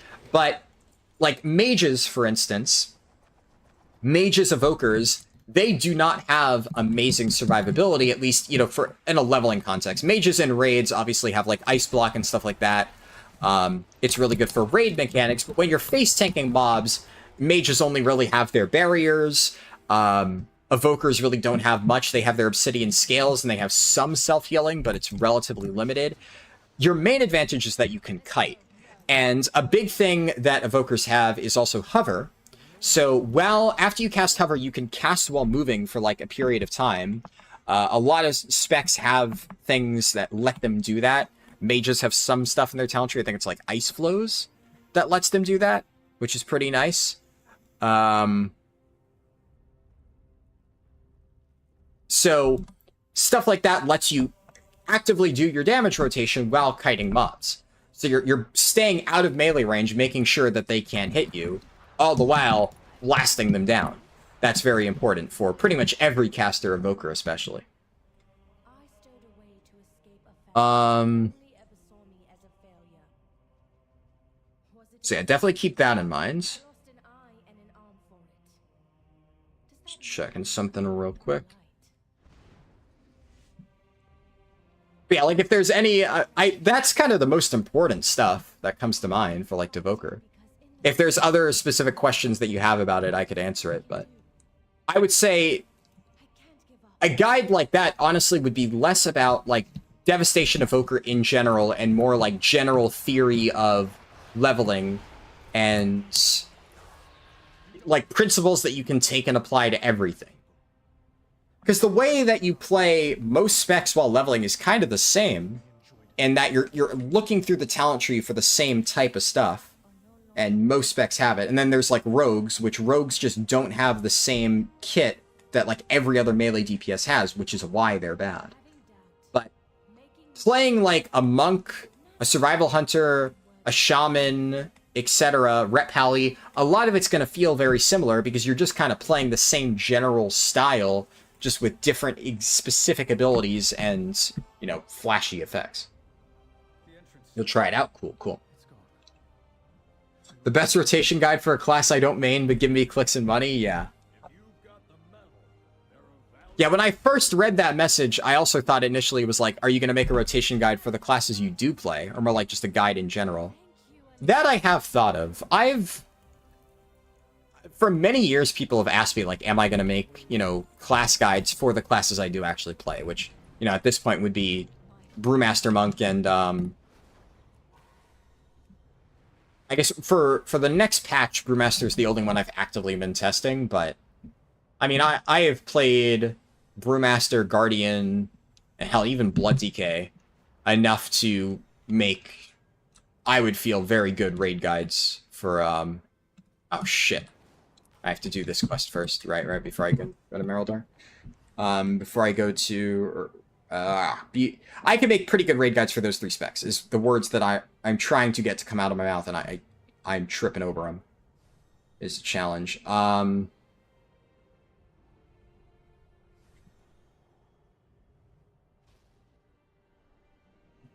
will see you through the shadow. We are allied. We need to return to Merildar. I need to. But I don't know. I'd have to think about whether that's something I want to do. Because it would be a lot of work to make, like, a really good guide for that. And there is definitely a small audience for that, so... I mean, it's just inherently one of those YouTube things of... I think if I were to make a guide like that, it would have to be, like, 0 editing. And I'm literally just sitting here talking. And I just, like, kind of cut it together in post and, like, edit out downtime. But there would have to be, like, no script or anything like that if I were to make a guide. So it would inherently be, like, a little bit maybe of a rambly format, which maybe some people would like, I don't know, but it's different. Friend, can you order a round of drinks? You hate spellcasters? Yeah.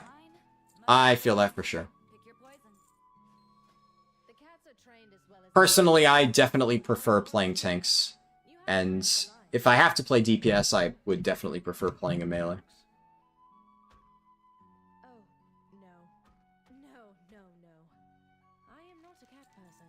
What have you learned? You only like to level classes that can heal? Yeah, fair enough. A lot of people just have the role that they like, and that's what they prefer to play. Like I said, that is me on tank. Absolutely.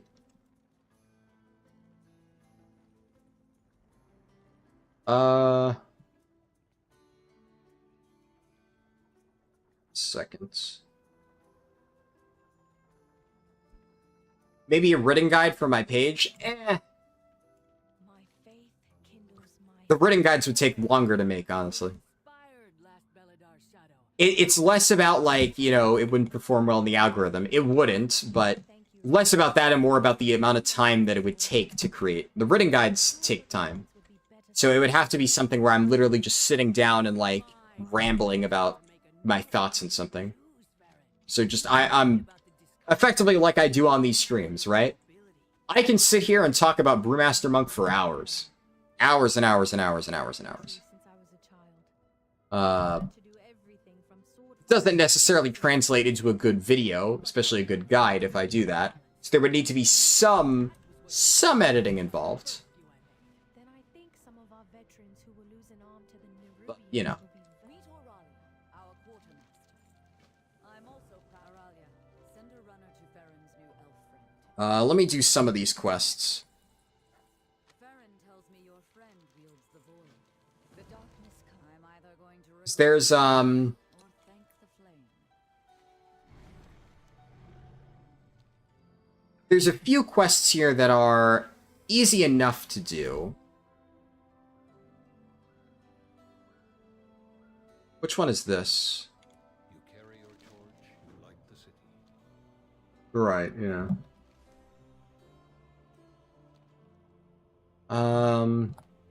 It's like the orphanage quest. This one, where's the other orphanage quest?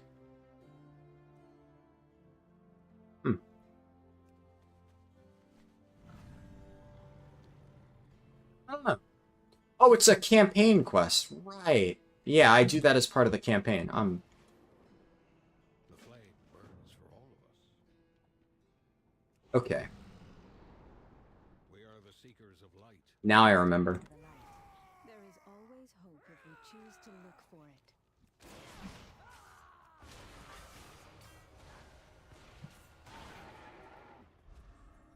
In hardship, kindness. Sacred. I think it activates the others.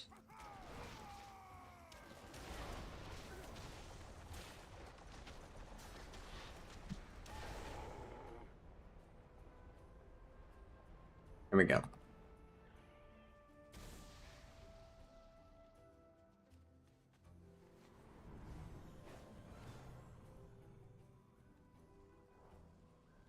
I need to get one more in a second, but I'm just gonna... Shit. Skip conversation. That's literally free experience, so I might as well pick it up. And then I can grab these quests. So spellcasters should go after witch talents in general, stuff to kite. Yeah, I mean, you should definitely be aiming to have like a more kitey playstyle in general. But I think one general rule of thumb for, I mean, everything is burst damage is king. Devastation Evoker is, generally speaking, just very good at dealing burst damage, so it's well suited for that, which is one of the reasons why it just tends to be good for leveling, period. I can just Todd this guy, I guess, because I won't need it for a little while. The Harbinger is from the Black Empire? Flames. What of the But yeah, Devastation Evoker should definitely go for... leveling in general, go for anything that gives you like big burst damage, so big CDs like that. Stuff that increases your mobility, because mobility will help you kite. If you can outrun the mob, then, well, that's kind of what kiting is all about. And obviously, if you can take survivability at that point without like sacrificing all the other stuff, then that's ideal. Be careful in the dark.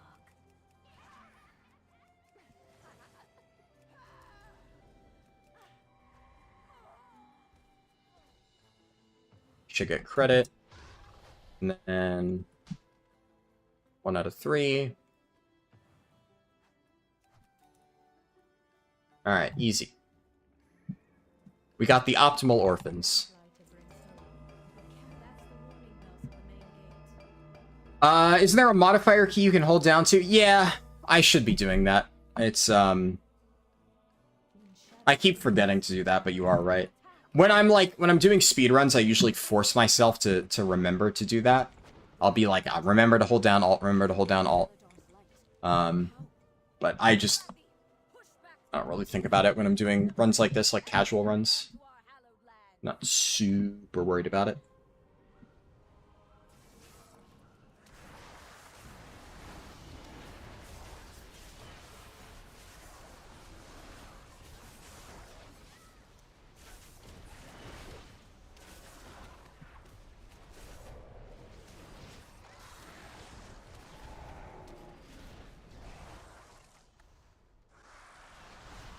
You'll get back to me on the next stream. If you make it, you have to put your daughter down. See you later if you're still alive. Yeah, I'm not really sure how long I'll be streaming. It'll depend, but Yeah, if I end up streaming for a while, I guess I will see you later, and hope your daughter is doing well. I don't have, like, a set time that I'm gonna be done, though. Like, I'm not gonna end the moment I finish the run. Though I might do something different. I'll see. I'm kind of playing it by ear at the moment.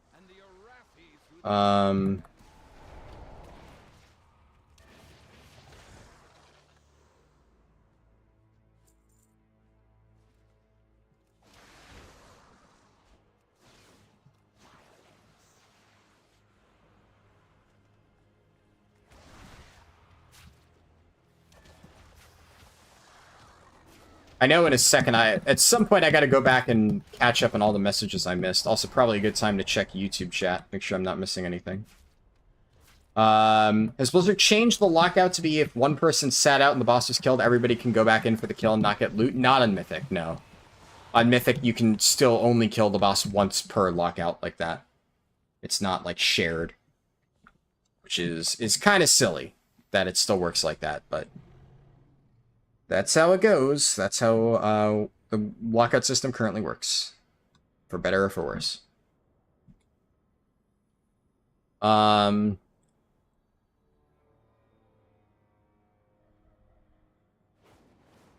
I looking for these guys? Right.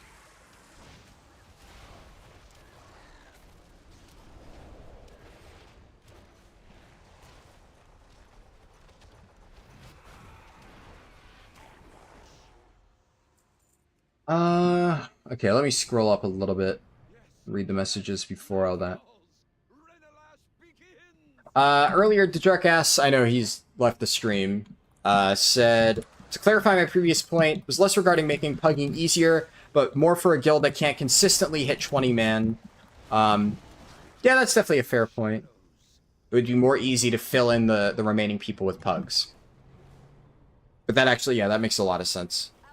I can see that as being a big selling point. We need to break through this barrier. I am on the hunt. Alric thinks the shadows will save him. See what true power looks like. Ovinax Eggbreak picking random people feels similar to the rune mechanic on FaceScribe Rocalo, where picking random people for the mechanics just feels bad. Yeah. I will say FaceScribe Rocalo is maybe a little bit less punishing. I did not like that fight, don't get me wrong. I think there were a lot of issues with it in a similar way. But FateScribe was at least a little bit nicer because you didn't need every single person to do it. And on FateScribe, like, technically speaking, I don't know if it was, like, intended or not. I think they intended for you to have to, like, have 2 people every single time and make that work. But the reality of FateScribe is that you could just have one person stand on the ring and move it. You didn't need to have 2 people, unless, like, sometimes you'd have one person floating as a backup, just in case, you know, things got fucked up. But it wasn't necessary to do that. That was just more of, like, you know, if shit goes south, have somebody ready to back up to, like, rotate the ring in the correct direction. But a lot of times, when the assignments would go out, a bunch of people would just stay on the boss because you didn't need every single person. But it did require you to, like, say, okay, you know, crap, these people aren't super experienced. We need to make sure all of them are, like, on point. Random stuff like that are definitely never fun, so. Brew Twister just sucked, especially because every single person that gets it needs to do the mechanic. And they all have to be in very specific spots. FateScribe, you had a little bit more flexibility, so it wasn't as bad, in my opinion, as Brew Twister. Brew Twister has other issues on top of the weak rub issue, mind you. Brew Twister also has the, you know, double blood decay problem, where anytime a very specific tank comp is required to kill the boss is, that sucks. That's just bad.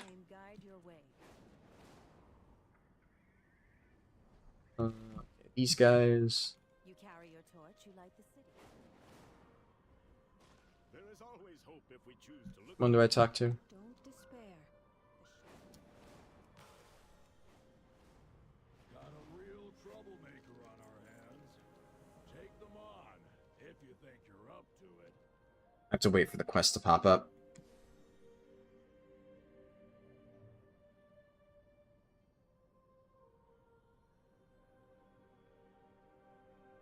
Uh,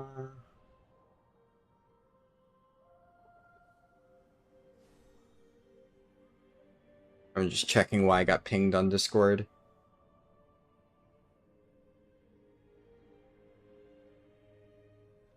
I pray for the flames. Harathi, mount up. Light's redoubt calls for help. Oh god, this quest. Into the darkness.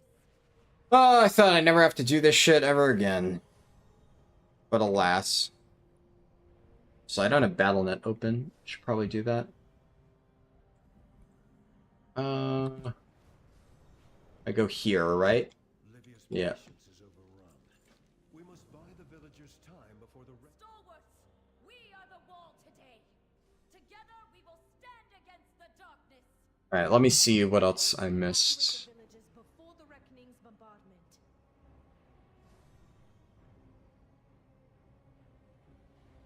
I think I caught up with all of it.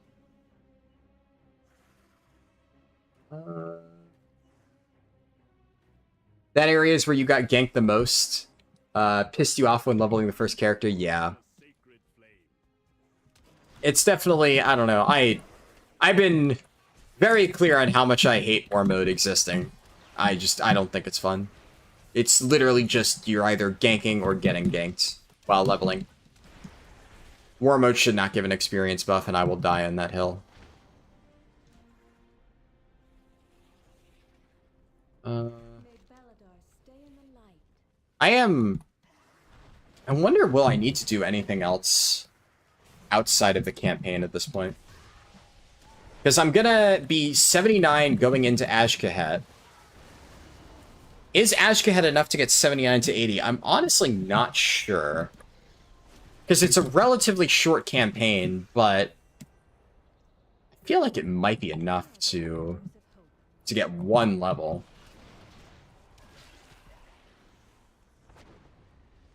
I think, did I miss a mob?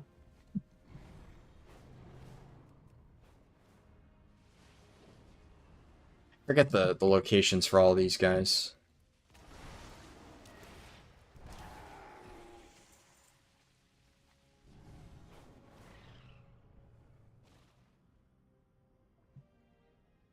Forget the locations. I think there's multiple different potential spots, but it's on all the houses.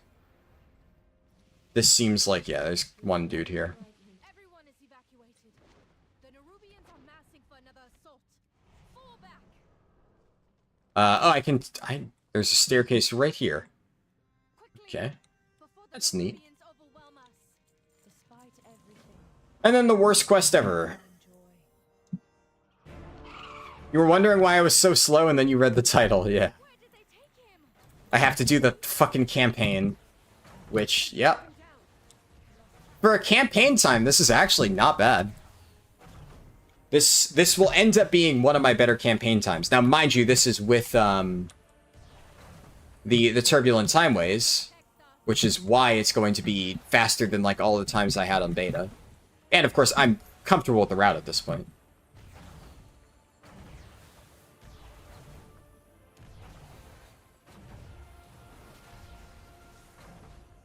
Campaign is pretty fast compared to other expansions. Oh yeah, definitely. Let's give Salatat's forces a taste of their own shadows. Alright. God, this quest is so fucking bad. I can't believe they never changed this from live. Alright, and then we leave. Fuck that. Then we re-enter.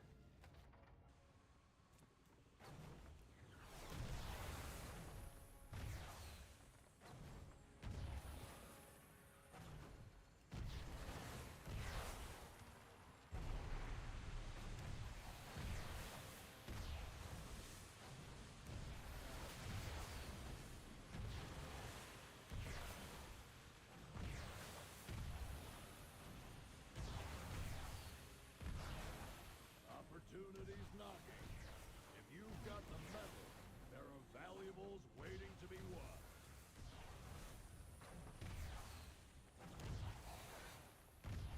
There we go. Beating them back. Let's get Anduin. And any second now.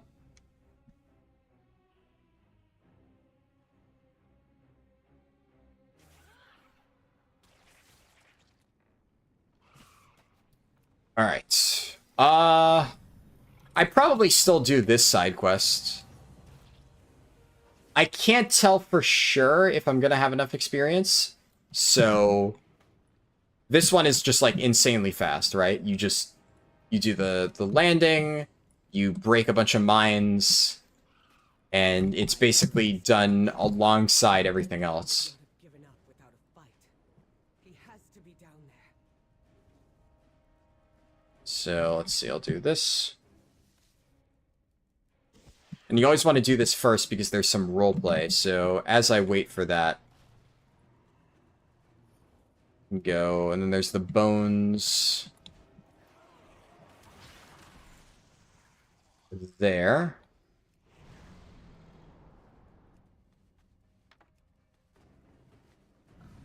Ashkahet campaign I definitely have not done in a hot minute. Because I experimented with, like, slightly different routes, including every single other zone, with the exception of Ashkahet. Because Ashkahet I ruled out pretty early as, like, a viable option. It's very slow. There's, it's the shortest campaign, and there's, like, a lot of roleplay. So there was just no universe ever where the final leveling route included this, so I just didn't even do much testing with it. Though I did test variants of, like, Hollowfall and Ringing Deep. So those, at least, like, the first half of those campaigns, I tested relatively extensively, so my memory of them was pretty good. But Ashkahet, it's, like, a bit fuzzy. I still, like, if I picture it in my head, I think I remember most of it. But the very end of the Ashkahet campaign, I genuinely have not done it in, like, 4 or 5 months. It's been a while.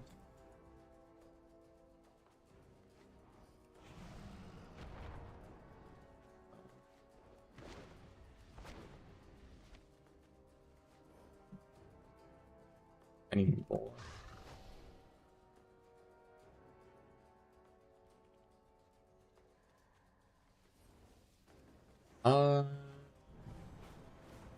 This one's isolated. There's no quest for killing the Nerubian, so ideally, I want to get as many of these as I can without fighting anything.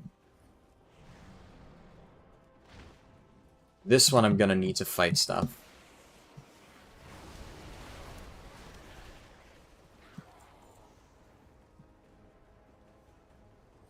Yeah. So grab this, and that should be it. Perfect. Now I'm going to turn in the side quest first, because that's back here. We must prepare for Belladar to shift. 79. And then campaign stuff. My gut tells me I'm going to be slightly off 80. I feel like it's going to be ever so slightly not enough.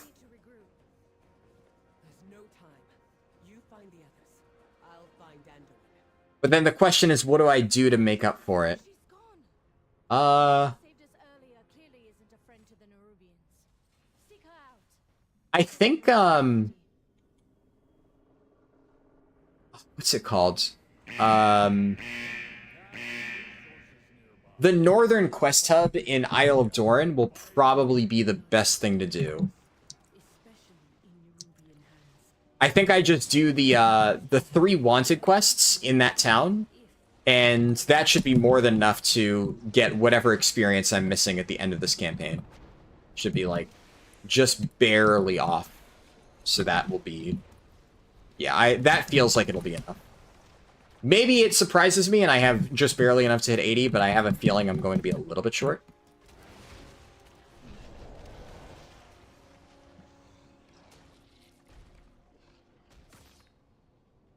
Okay.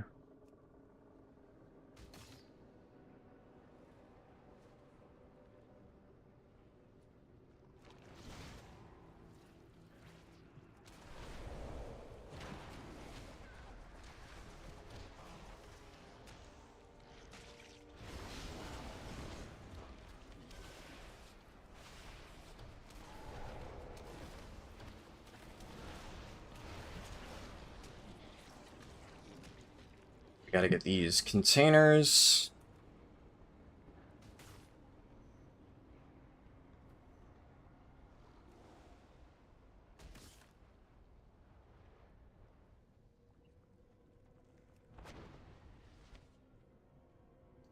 I don't need to kill that guy. I could just taunt him. Not gonna need it for anything else for a while. And... this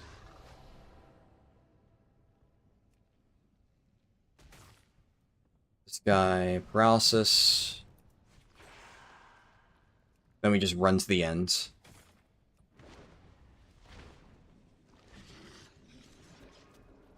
Where's the exit? Unfortunate days there. There we go. There's the exit.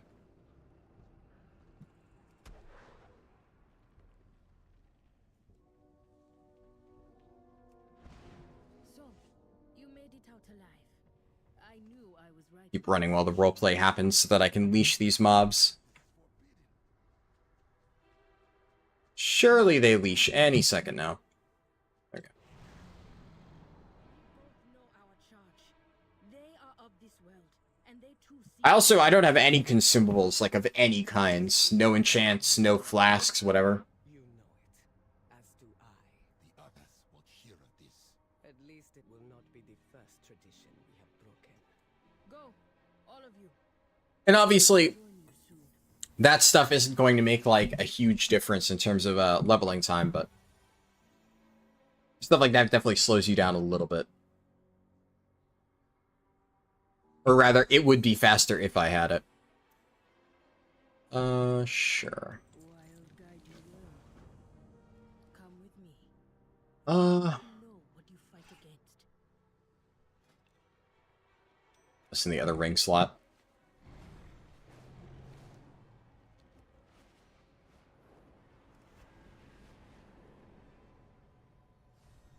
Yeah, there's different rules for Mythic Raid lockouts. They work differently than Heroic. Every single raid lockout works the same, obviously, I guess, except LFR, which obviously is its own thing, and then Mythic has a weird lockout system. Mythic is a very, like, antiquated lockout system, and a lot of people think it should be changed. I agree. Threads. The heart of Ajkahet. Bled dry and dying. Evening, Nizal, you're back from dinner, nice. Peace. Your I think you left when I was at the end of Isle of Dorn. Now we're almost at the end of the run. So you follow your path and I will follow mine. It's just, oh my god, there's like so much fucking unskippable roleplay in the campaign. I hope we meet again. I guess the one nice thing is that you only need to do this once per account. If you had to do this multiple times, this would fucking suck, but... I can stomach it if it's once ever. That's it. Sure. Is what it is. But then, of course, having to redo it on this account is... yuck. You just got your 5th tune to 80. Nice. Now you got the full 25% XP buff. Watch and lurk, drudges. There will be no interruptions on Ascension Day. You could do it many times just to unlock the quests for that extra 225 kedge. Oh yeah, big money, 225 kedge. More swigs of water coffee? Oh, you know it, yeah. I'm definitely running on coffee at this point. I think, like I said, I haven't slept since the last stream. The exhaustion is definitely setting in a little bit. I'm not going to do any gearing at the end of this stream, because obviously it's already been, like, a bit of a longer one. Well, longer-ish. It's been what? Yeah, close to 4 hours. It'll be 4 hours pretty much by the time I'm done. And the reality of gearing is, like, it's kind of tedious. It's not the most interesting thing. There's going to be... what I can say is I will record the entire thing, right? And obviously footage of that will be used in my eventual gearing guide. But it's going to be a lot of the same stuff that I did on my main account monk, but certain parts that I maybe abbreviated on my main account will take a little bit longer, right? So for starters, you're not going to have as easy access to crafted gear. So the end section where I just craft a bunch of 619 pieces, you would just keep grinding Mythic Plus. You would do that. That part's pretty straightforward. But I think the big thing that I kind of don't do in my main account gearing run that I probably will end up doing a lot here is delves.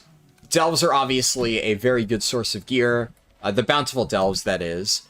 And I think it's, unless you want to like jump into Mythic Plus early, the reality of doing delves is you either want to do them like weekly to when you get your extra keys, or if you want to grind rep, you can get what's it called? You can get free keys at certain stages, which aren't really too hard to get if you want to work towards it. It's tough to say. It's one of those things where it definitely was worth grinding rep for that stuff early on in the expansion, but now, eh. Do I think I could do another Mythic Answer kill with this fresh account monk? In the same time frame? Definitely not. No. At least not without being kind of pocketed through Mythic Plus. You weren't followed, were you? Be strong. Now, do I think I can kill it with this after a bit of gearing? Yeah. But obviously, you know, the 10 hours that it took me to gear the other monk relied on a lot of... I had to, like, pull out the entire fucking forbidden playbook of, you know, shit to get that character geared up in time. And I got really lucky on that character. That's kind of what I mean when I say, like, gearing this character up, a lot of stuff is going to end up being exactly the same as the other run. So, on that character, I had a lot of Warbound gear that I mailed over. Well, the Warbound gear just let me spend a little bit less time in Siren Isle. So, if you don't have Warbound gear, you're still going to go to Siren Isle like I did, because everybody wants the ring. But whereas the moment I got the ring, I finished Siren Isle because I had already farmed out Warbound gear for every slot, you would just keep grinding Siren Isle for like an additional 2 hours or something on a fresh account. That's what I'm going to do. And you're going to make sure that you have like full 590 in every single slot. All right. I mean, it's not very interesting, but it gets the job done. That's going to be an effective way to get like entry-level gear. Okay, now I have all this entry-level gear. What am I going to do? Well, I'm going to hop into delves. And you're going to get like all of your delves done, get all your keys by doing your weekly stuff. So you're going to do your 4 bountiful delves. You're going to get multiple pieces of champion track gear. Cool. That's going to be at least a good starting amount. And like what else? You're going to get all your sparks, right? The sparks are still good because while you're not going to be able to do what I did and get all of the free pieces of gear, you will still get 1 guaranteed free 619 piece by doing the story mode answer quest. But I would say hold on to that again to like fill a slot later on. But you get all your crafted stuff, and then once you start farming gilded crests, instead of doing what I did and you spend your gilded crests on upgrades, and I used my sparks on the free 619 crests that I get from rep, you would then just use gilded crests as you farm them for Mythic Plus to craft pieces directly. So you would farm out a bunch of hero track items, gilded crests, craft a myth track item, and just do that over and over and over and over. So the only difference really, and the cutoff point's going to be different for everybody, because obviously for me, what's going to happen on this character is I'm going to get to like 600-ish item level, and I'm going to start tanking plus 10s.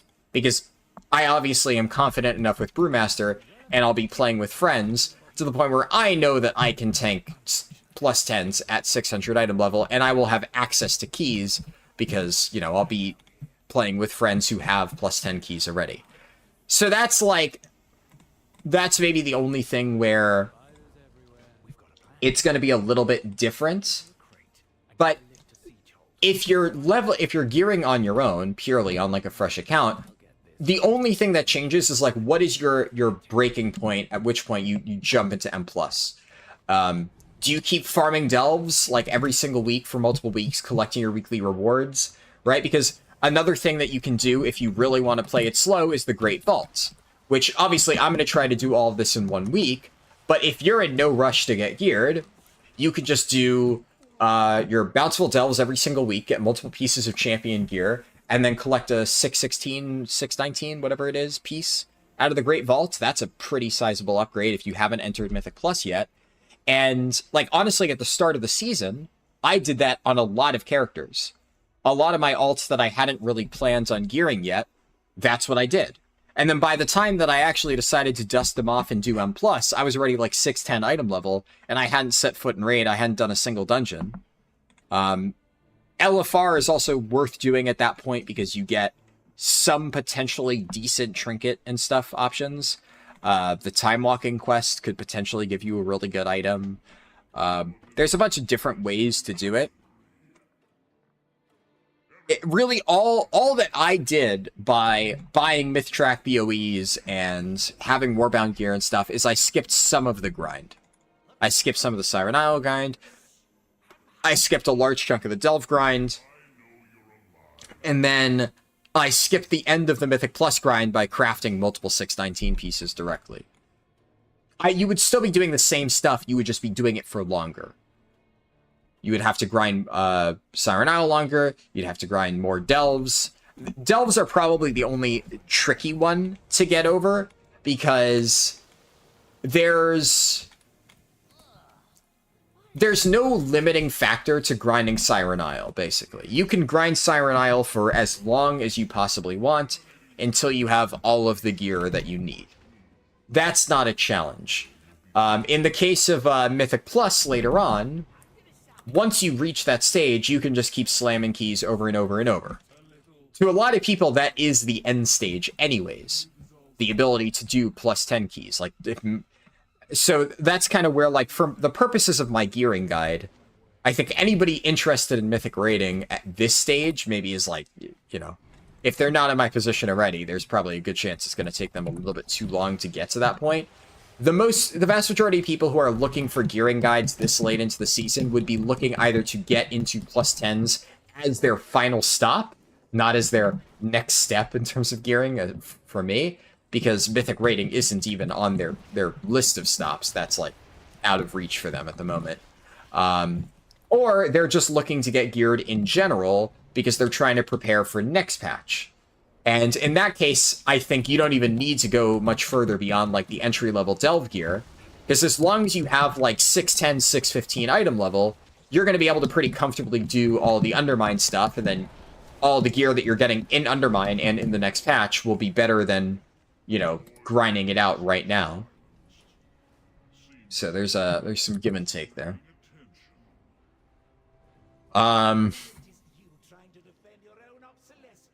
I'm on the fence about whether I actually want to bring this character to Mythic Reclear, though.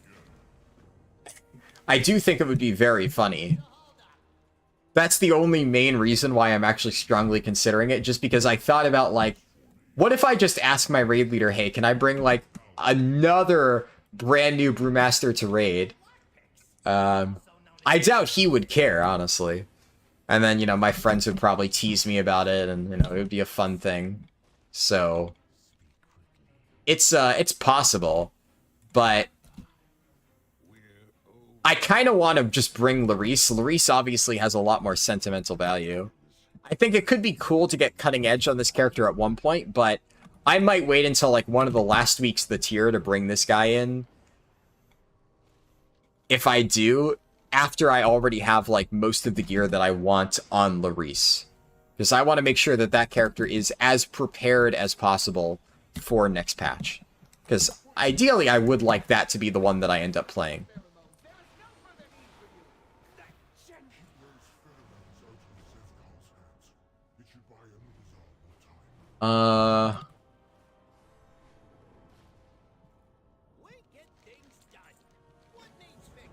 And also, obviously, like I was just saying, if I do wait multiple weeks to bring it into Mythic Ansarek, like, I could absolutely guarantee 2-3 weeks from now, this character would be able to kill Mythic Ansarek. Because I would just do delves. I would do the exact thing I described, where I run delves every single week, I fill up slots, and then I just blast M+ until I feel ready. And, I mean, I already showed that you can go in with, like, a good helping of 619 gear and kill the final boss of the raid. So that's not a problem at all. And I would have, like, more than enough gilded crests for everything that I need. Are your orders from Zevkar? Or a new resolve? Who do you think, maggot?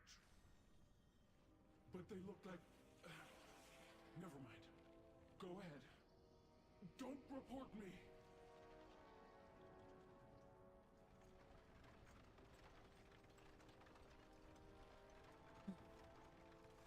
Are we out? Is it safe? Can I breathe? We're out. It's safe. You can breathe. Keep holding it. For...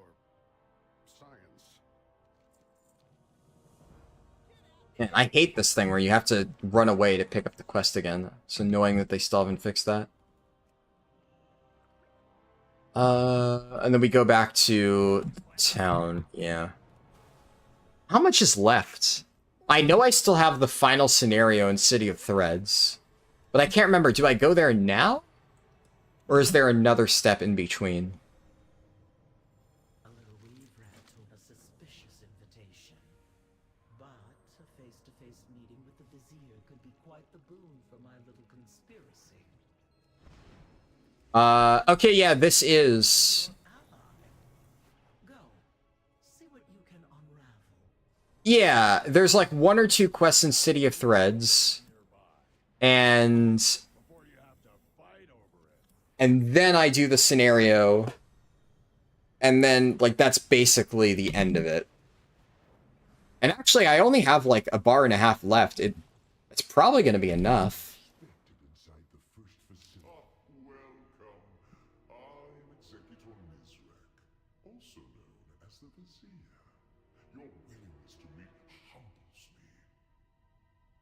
Yeah, I actually shouldn't need to do anything in Isle of Dorn, so that is kind of a relief. Sorry for the cloak and dagger. Huh. We just couldn't risk being discovered. We are in this together. Executor Nizrek is one of Queen Ansarek's closest confidants.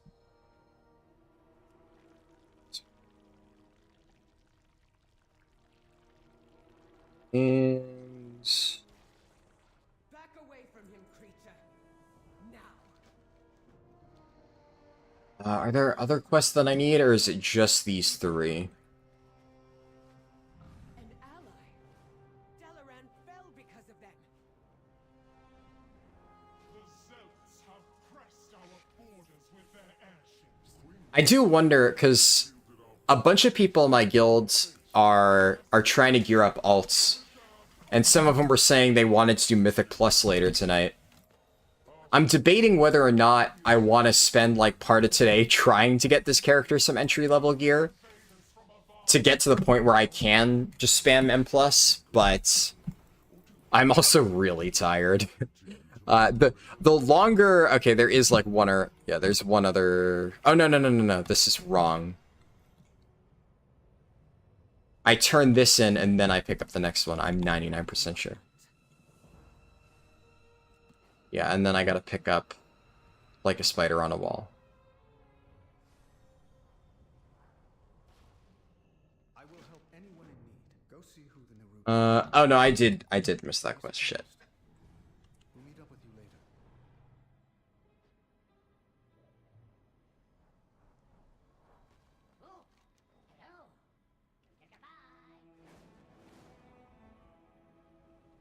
But yeah, it's one of those where obviously I did this stream early because I felt in the mood for it, and I was like, yeah, might as well since I'm, you know, still awake and stuff.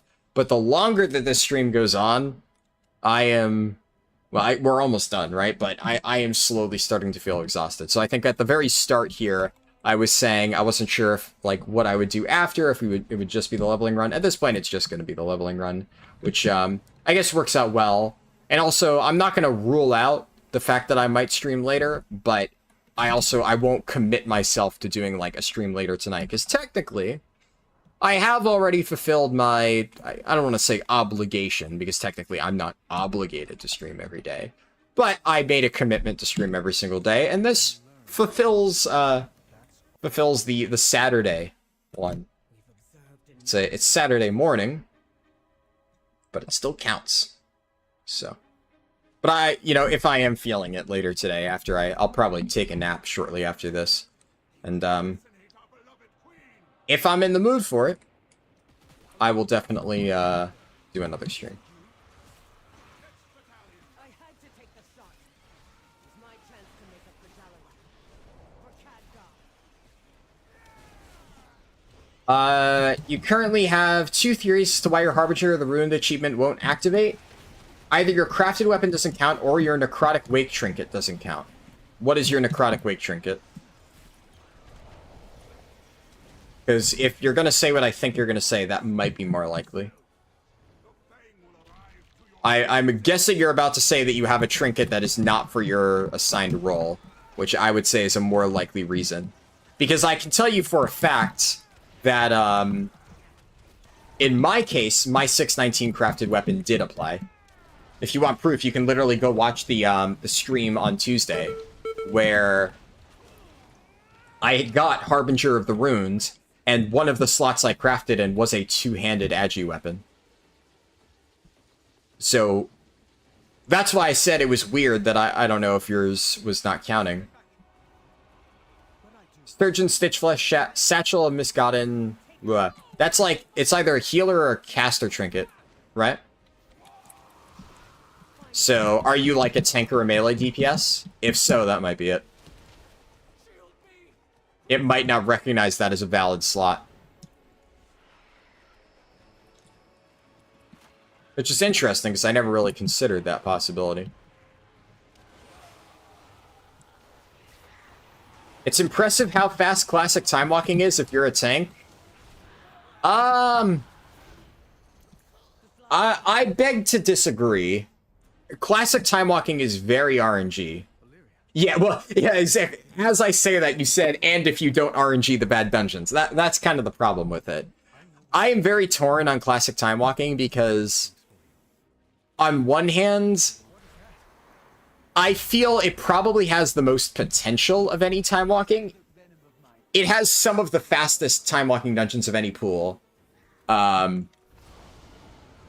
Dire Maul dungeon specifically can be very, very, very, very fast. So if you manage to just bounce between the 2 Dire Maul dungeons, if you get Capital Gardens into jump runs, Capital Gardens jump runs, Capital Gardens jump runs, and there's like one other one that's also pretty fast. I'm blanking on it at the moment. So it can be very, very, very quick. But the problem is you could also get like earlier this run, it took me 36 minutes or it's like 37 minutes to finish my 4 time walking dungeons, which is the slowest that I've had it take in any run that I've done so far. Because I got the worst possible dungeons, and most of the groups were not super great. Yeah, actually, Balnazar Strat is pretty fast too. But it definitely not as fast as Dire Maul. But he's not bad. But then... Oh, nice. The run isn't over, by the way, I should note, until we turn in. We're like literally 2 minutes away, but we gotta complete the campaign still. I'm actually quite happy with this because I was almost dead on. I did almost exactly enough side content to get level 80, which makes me feel good about my instincts on like which side quests I skipped and didn't skip. I've heard much about you. I anticipated your exodus from the city would be boisterous. I'm like literally 3 quests worth of experience off. And obviously it's always better to overshoot than to undershoot. Welcome. I shall reach out to the General and Vizier soon. As my primary But yeah. I think there are other time walking expansions that have slightly more consistent times, where on average, like I would say Miss of Pandaria, Wrath, and TBC, on average those dungeons are going to be faster than classic time walking. But the high roll for classic time walking is definitely really, really good. You can high roll the shit out of those dungeons. People go missing. Dark forces walk the palace. Answer only thinks of power. But she is still Nephris's blood. Is there no redeeming her? We've blinded our tired hearts from the truth, Widow. Ansarek is nothing like her mother.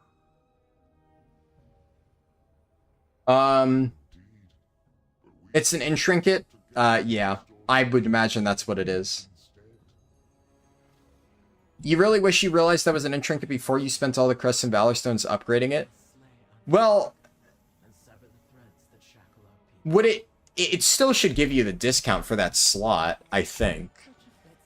Obviously, the valor stones, yeah, that sucks, but I'm pretty sure that the crests for that slot should be preserved. Dornagal awaits. Though, who knows? I mean, it could be weird if it's not giving you credit for Harbinger of the Runes.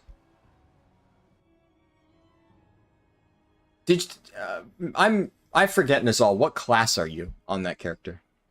I don't know if you said or not. It sure slows down after 75. Yeah, I mean, so the problem is the later zones in the route, like there's a reason why we do a good chunk of the Isle of Dorn campaign even in the super fast speedrun section. All right, that's time. 3 hours 42 is still very solid. Sub 4 hours was like a consistently solid time for me in my beta test runs, so I'm happy with all that one. Ret Paladin, try like, what if you swapped to Holy Spec? Maybe that's the issue. Could worth a shot, because it should be a viable trinket for Holy Paladin.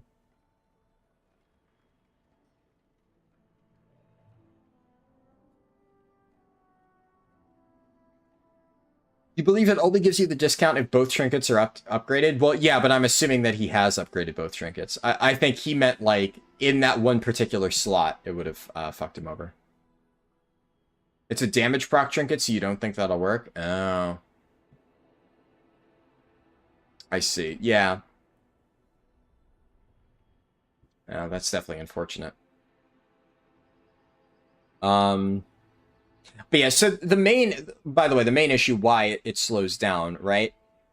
Leveling in general does not slow down after 75. And that's why, like, in my route, you'll see, you know, like, I could have skipped a lot of this stuff and hit 80 super fast if I did my alt leveling route with, like, crafting and delves and stuff like that. That's really, really, really fast. The issue is that the end of Hollowfall and Ashkahet is roleplay city. And you'll have quests where it's like you're doing a singular quest for 11,000 experience that takes like 5 minutes because you have to sit through like multiple cutscenes or, you know, RP dialogue and stuff like that. Whereas in that same amount of time that I'm earning 11,000 experience in the campaign, I can be earning 150,000 experience doing delves or something like that on an alt. But the reason why we do this is the campaign is literally mandatory on your first character. Now that I'm done with it, on all future characters I level on this account, I can do my alt leveling route. So that'll be good. And now there's obviously like a million pop-ups, right? So the moment you hit max level, you head over here, and there's like so many things that the game wants you to do. You always pick up the world quests one. Pro tip, I guess, for anybody looking to do this quest, absolutely never even bother with any of the other shit. It's just not worth it. The world quests one is completed by so many things. There's a lot of regular quests that just count as world quests. And now my quest log is full. Do I have Abandoned Zone quest? I do, actually. I don't know why it's not enabled. It didn't trigger the crest discount? Oh, fuck. Yeah, that sucks, Nizal. I'm sorry. Can abandon that. I don't need that quest. Dawn of the Infinite.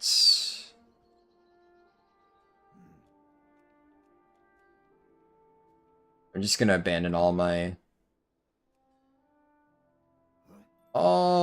old quests that I don't need.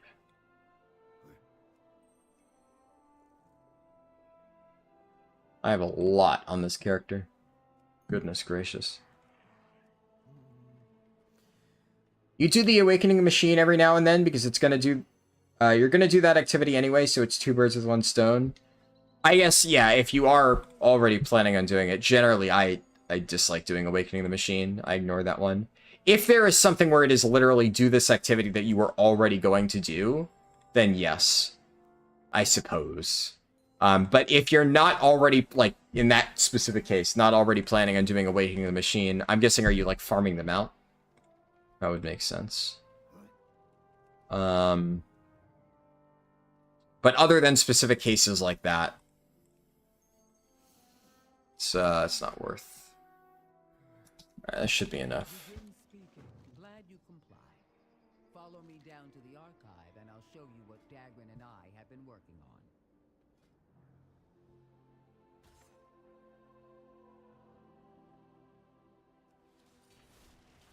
Time walking is only ever fast if you can play as a tank. Yeah. That's the thing. All of the testing that I did in my time walking leveling video, I did as a tank with instant queues, and in some of them I even played with friends, and even then it was still slower than my questing route. So, yeah, that's definitely something worth noting. Awakening the Machine is nice if the character has enchanting for the recipe. Oh yeah, I don't have enchanting, so I didn't know that there was like a special recipe from it. I can't upgrade anything yet, so I won't worry about that.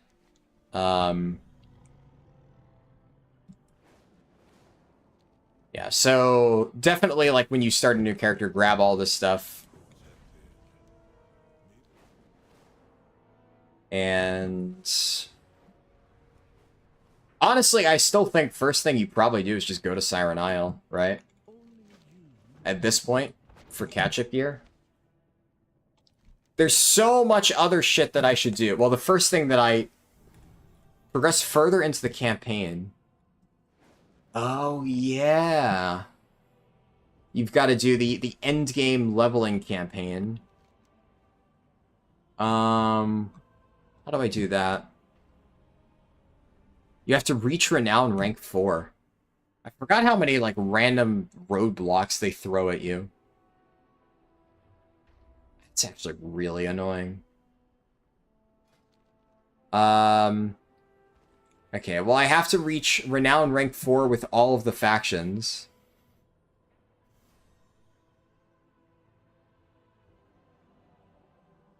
Go to the Isle for Ring, then buy all the gear, then transmute it to tier. You could do that. I think in this case, actually, the irony is I would want to do Awakening the Machine, largely so that I could get the rep bonus. Gives really good rep, because I would want to... Well, honestly, I think the first thing that you would still do is just go to Siren Isle. You would go to Siren Isle, you would farm, like, a bunch of the currency, buy a full set of starter gear, buy, or get Cersei Circlet, farm out your Cersei Circlet, and yeah, Chori had the exact same thought that I did. What gives Assembly Renown? Yep, exactly. And then I think once you do that, then I'll probably do rank 4 Assembly of the Deeps. I'll get, what's it called? I'll get the Archives quest done, and then do all that. Then I gotta do Time Walking Dungeons to get the weekly. And then once I've got all that stuff, then you do, like, Delves and get this weekly quest done. But you also want to do the other things first so that you can get keys, so that when you're doing tier 8 Delves for this quest, and obviously it says 6 or above, you would want to do this on tier 8 for the highest level loot. So you do tier 8 Delves with keys, open that, and by the time that you do all that stuff, the other thing is, like, if you remember, on Tuesday when I geared this character up, one of the other things that I did is I intentionally didn't spend any weathered crests, I didn't spend any carved crests, because I have like, all of the account-wide crest discounts, so the moment that I got Harbinger of the Carved, I was able to convert up a ton of carved crests into runed crests, and slam a million upgrades on my Mythic Plus gear. But that was also something that I was only really able to do because I was able to skip that entire chunk of the gearing process by like running Mythic Plus, and because I had the Harbinger thing, which let me get really cheap Runecrest upgrades. So yeah, Bountiful Delves is what I meant, yeah. But yeah, definitely good to clarify that for sure, Shuri. But realistically speaking, while you could really hold off on doing that on a fresh account, it's not something that you really should be doing. You're gonna have to spend carved crests. I do think weathered crests you could probably skip entirely. Because what are weathered crests upgrading to? There is much to discover. In Unity, I forget what item level the weathered crests cap at. I think it's like 597 or something like that. I forget exactly. Either way, you should be able to skip the weathered track entirely, or at the very least, mostly. I believe you should probably aim to get like full 590, 593 gear in every single slot, just by doing like world content, etc. And use a minimal amount of weathered crests, skip to a point where you can use carved crests. I forget exactly when it is. And then that way you can upgrade all your weathered crests into carved. And then carved crests, I think you can spend pretty liberally.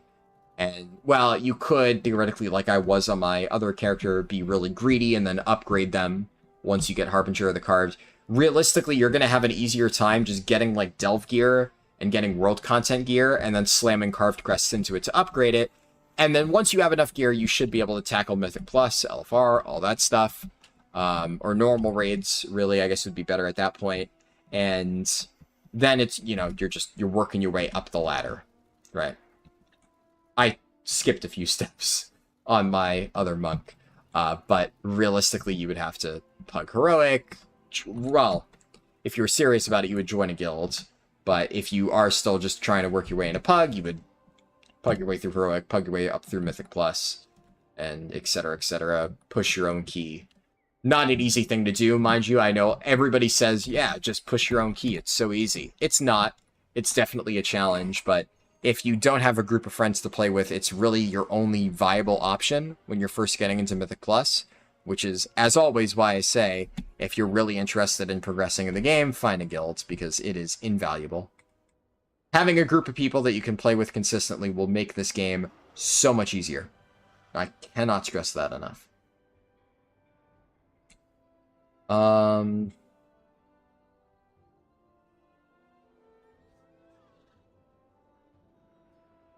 Let's see.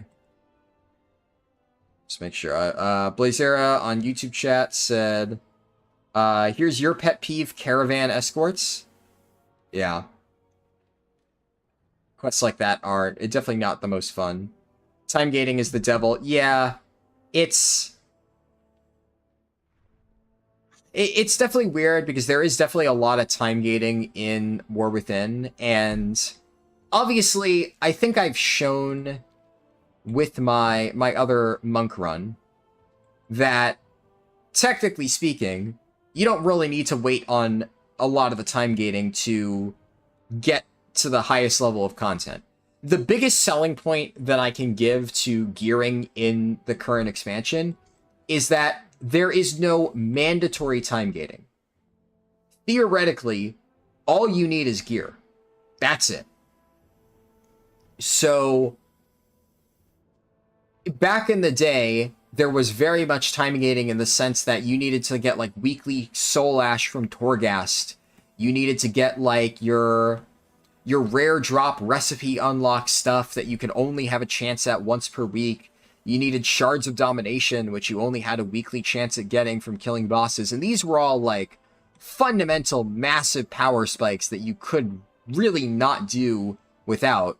Or, like, getting your tier set, which now we have banked catalyst charges, but back in the day, having to farm your tier set, it's like, well, you run the raid, you don't get it, you're fucked for the rest of the week. Like, it's kind of difficult to do the hardest content without the tier set, but there's no, like, or artifact power, right? Things like that. You get what I'm saying.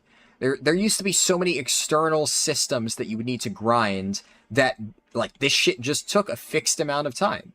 If you did not spend X amount of time grinding this stuff, you are not going to be strong enough to clear the highest level content. That was a requirement. And even if they had catch-up mechanisms in place, it was really hard to switch characters because you had to regrind all that stuff on your ult. If anything, I think what my monk run from Tuesday proves is that all you need to do is get item level, because everything else falls into place. The stupid little external borrowed power things they have are easy to get. I got Cersei Circlet in under an hour. I got my tier set pieces just by popping over to the Creation Catalyst. You have 8 of them banked up, and, like, can I check? I'm pretty sure my account will have 8 of them banked up. I think that's how that works. Well, that's the old set. And I can't convert any of this stuff.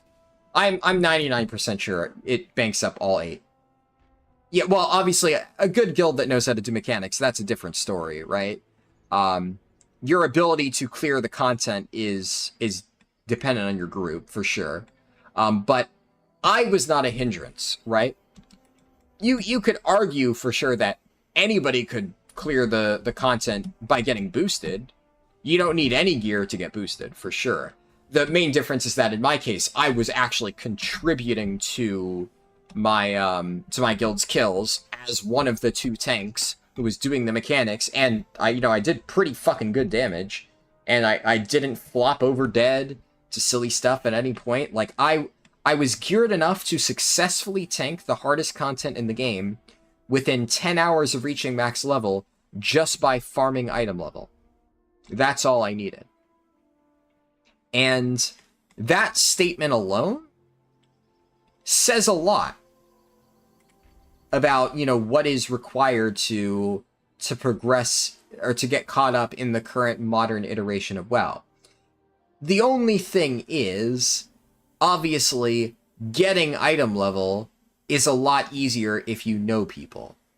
And it's a lot easier if you have the account-wide unlocks and you've done this already.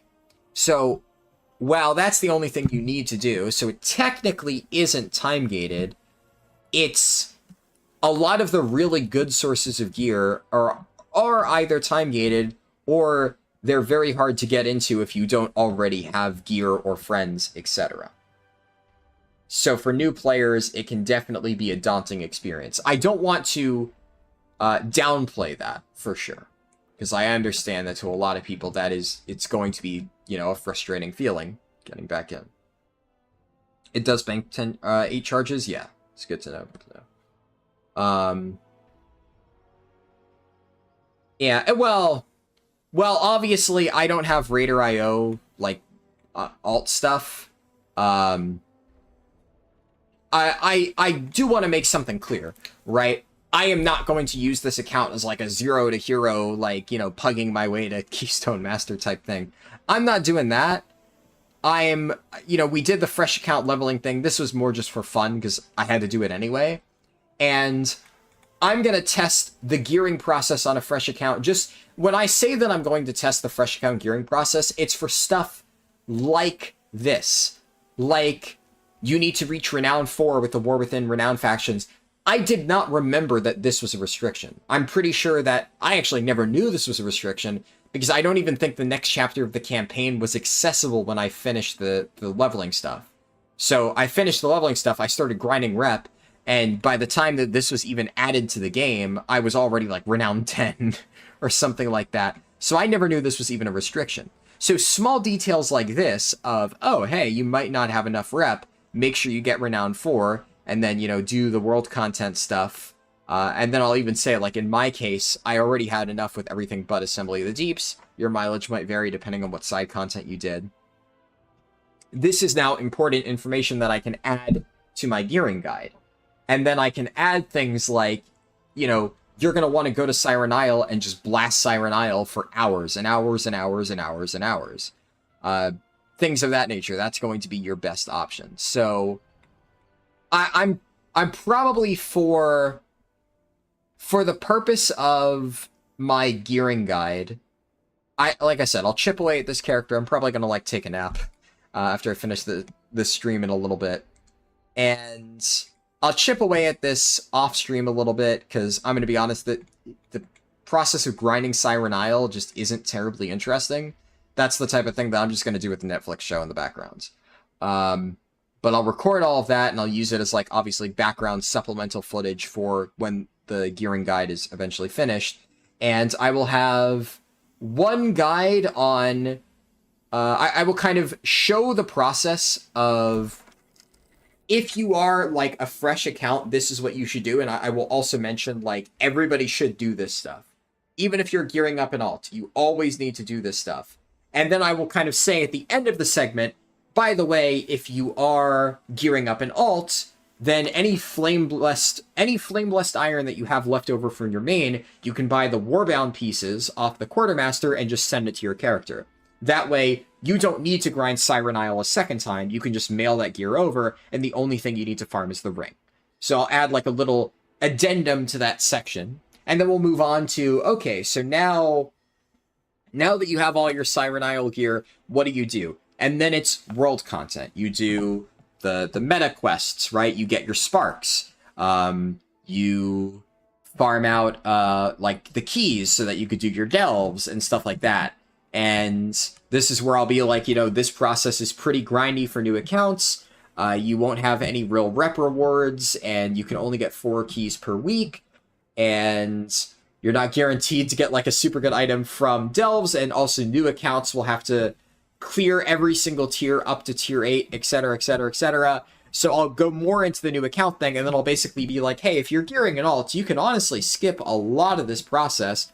And there's also things like, if you've already done an insane amount of delves on your main, which obviously I have done more delves than anybody I know, you can buy 4 keys. There's only 3, but one of these you can buy twice. I don't know why it's designed like that, but you can buy 4 keys on one of your characters, on your alt, and in order to get the undercoin, you just transfer the currency. You click here, currency transfer from a different character, boom, you have enough to buy 4 more keys. And then if you have reputation rewards, you can go and get that for a bunch of free crests, a bunch of free Valor Stones, 1 key per faction at a certain level, and all that stuff. So I'll mention, like, hey, if you've done this on your main account, these are ways that you can expedite the process in every future character. I think that's kind of how I will approach it. It'll be like both gearing strategies in the same guide, and I will aim it more towards like brand new casual players, but then I'll give little tips, more like a combination of, hey, remember to do this if you've already done it on your main account. But then also, I think it'll be important to highlight if somebody's like a brand new player and they're like, wow, this is like a really long and arduous gearing process, then these little addendums within the guide will kind of show them that it's a lot of work the first time, but if I want to try a different spec, then I can get a new alt caught up much easier. So the second time around, it's not going to be that bad. And so on and so on and so on. So I think that would be like a good way to structure the video.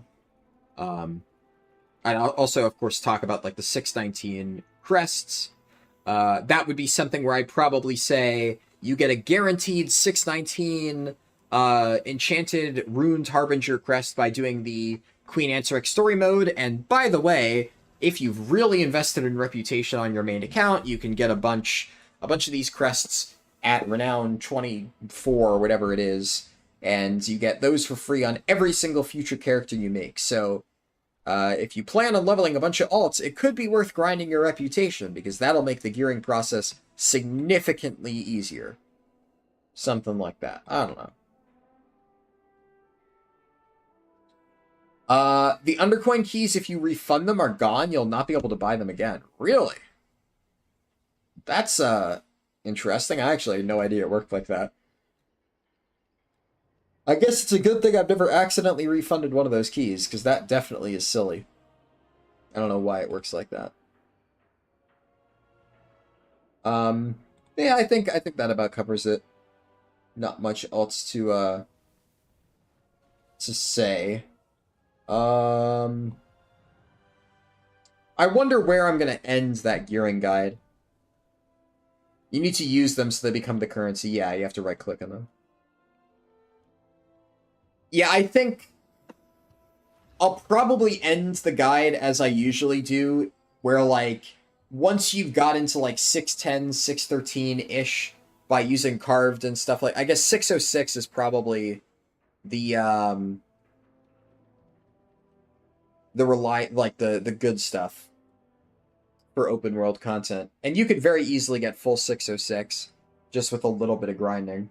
From then on, it's just grind M+, Pug Heroic Raid, and then, you know, if you want to get further, you'll have to join a guild. But I think that's probably where I'll leave it.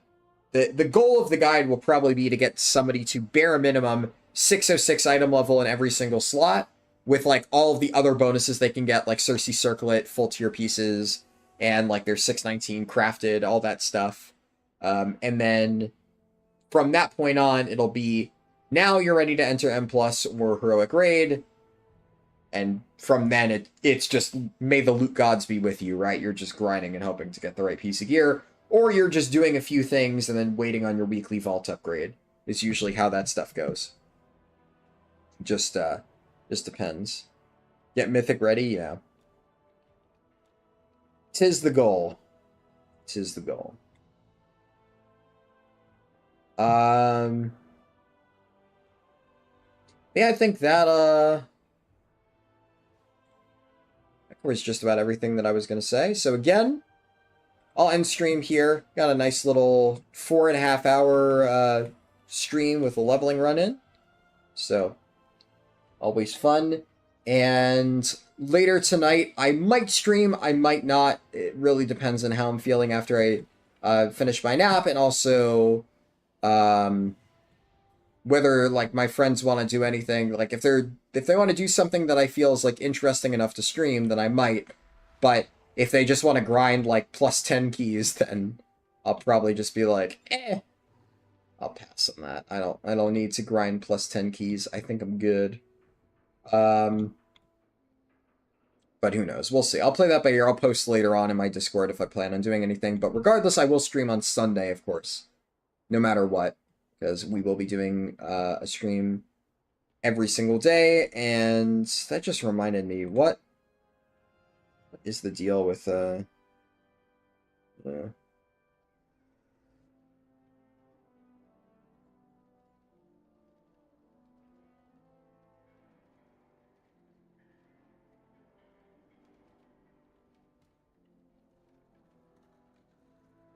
Yeah, there's, I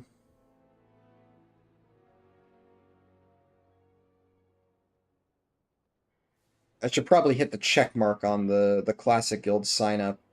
Yeah, I do still want to do the Classic Raid.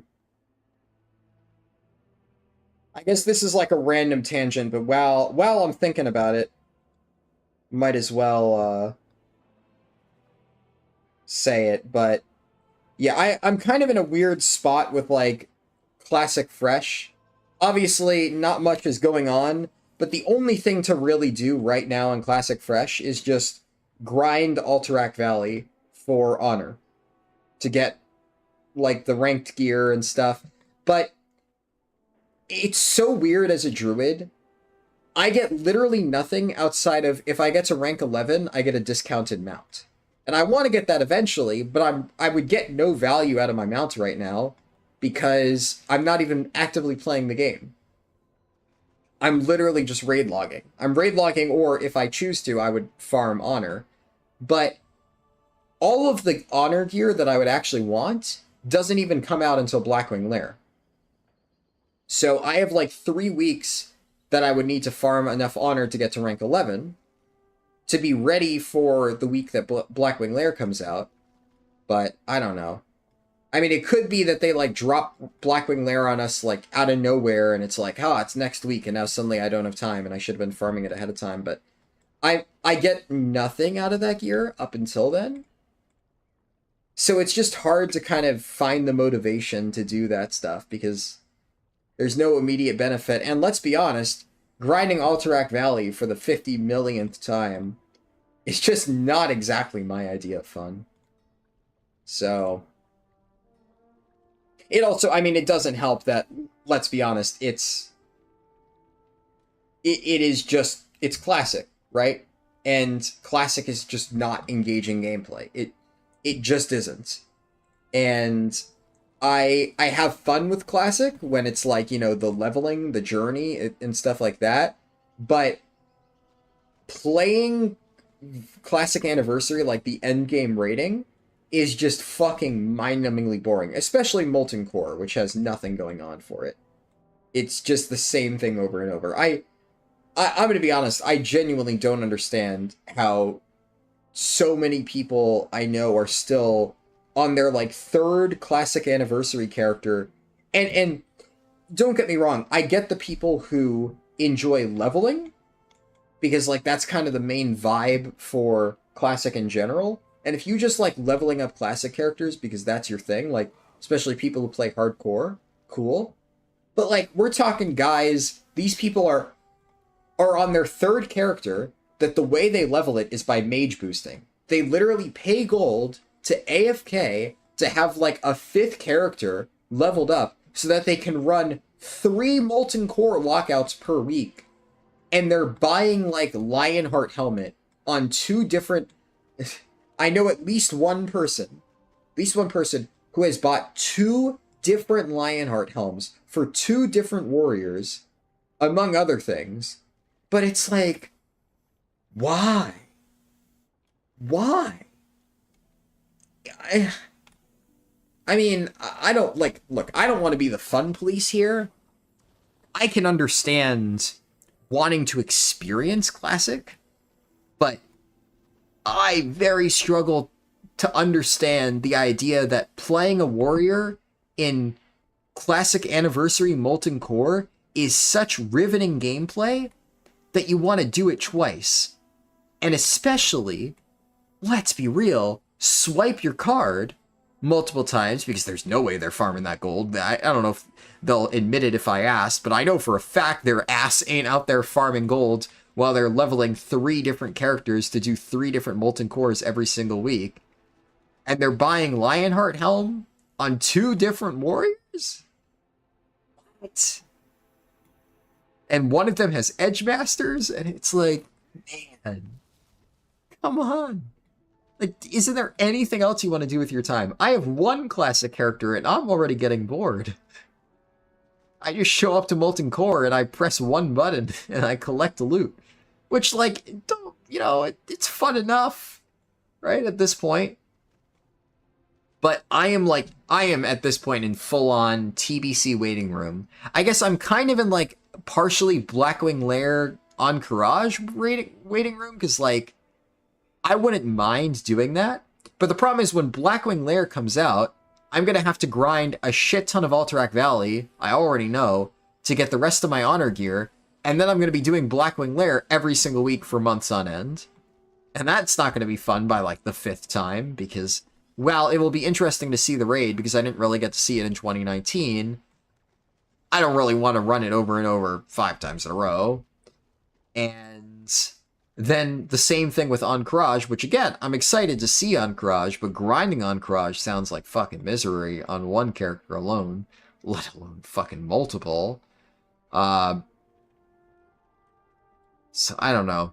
I'm just like, this is kind of the same experience that I had in 2019. I had a ton of fun leveling my warrior up to 60. I enjoyed the pre-bis grind. I thought that was interesting.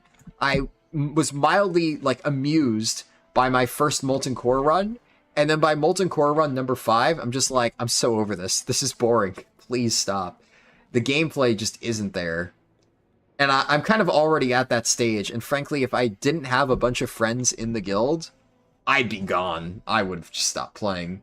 But I don't want to let them down, so I guess I just keep showing up and, you know, pressing taunt and maul and collecting loot? I guess. It's 2 hours of my time every single week. As long as they don't start policing me. Like, I should note, I haven't really been getting all my fancy world buffs, and I haven't been using consumables, because I'm not going to use gold and consumables when we keep wiping the random shit, and I lose my world buffs anyway. Like, fuck that. Right? So, And we still clear the raid in an hour to 2 hours. That's it's not very hard. But I'm not going to really worry about that. So I guess the one very easy way to get me to quit Classic Anniversary is the moment that the raid leader tells me that I need to start buying full consumes and getting all my like Dire Maul world buffs for our 20th Molten Core reclear because, you know, parses or speeds times or whatever. If I ever get that message, I'm gone. I'll be like, yep, yeah, nope, fuck that. I'm done with this stuff. As long as they let me just show up, do my job successfully, because, you know, hey, if I'm holding threat, that's what I'm supposed to do as a bear tank, as a tank in general. But as long as I can hold threat, and they let me show up, do that, not worry about parses or speedrun strats or whatever, and I get loot, I will keep showing up, I suppose. But I'm so kind of over it. Especially the whole parse mentality pissed me off. After, like, we had one small hiccup that was completely out of our control, just terrible RNG on the first boss, and, like, some people lost their parses, lost their world buffs, and as a result, their parses were fucked. And it was, like, this whole big fucking mental breakdown moment of, like, trying to find who are we gonna blame for these world buffs being lost, and going on, like, a fucking witch hunt of, like, who fucked up, even though realistically it was just bad RNG. And that was where I'm just like, fuck, miss me with that shit, dude. Like, if we just want to enjoy playing Classic, sure. But if we're now caring about Molten Core parses, and that's something that we're going to start fucking bitching about, I'm over it. Tales of a oh my god, I can't talk. My brain is fried. Tales of a Scrub subscribed with Prime for 3 months. Thank you. Appreciate that. Sorry that it took me like 3 tries to say that. Oh god.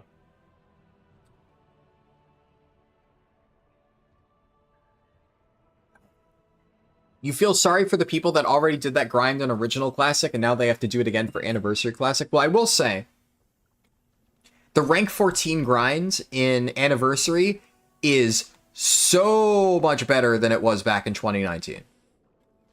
It was a miserable grind back in 2019. It's pretty chill, all things considered now. I just don't want to do it. Like, that's the thing. If I really wanted to, I could honestly AFK Alterac Valley, like autopilot and stuff. And I did that the first 2 weeks. And I'm so bored of it, dude. I'm like half AFKing Alterac Valley and I'm just like, why? You know, I'm getting other stuff done, usually Path of Exile. What I tend to do is whenever I'm farming Alterac Valley, I'm also playing Path of Exile. But at one point, I just kind of asked myself, I'm like, why am I doing both of these things? And then I just closed Classic and just only played Path of Exile and stopped, you know, swapping between the two. Like, in between AV games, I'd play PoE 2 specifically, but... And then I just said, fuck that. And then I just kept playing PoE. So, I don't know. I was like, why am I splitting my time here when one of these things is just fucking boring? I'll do it at some point.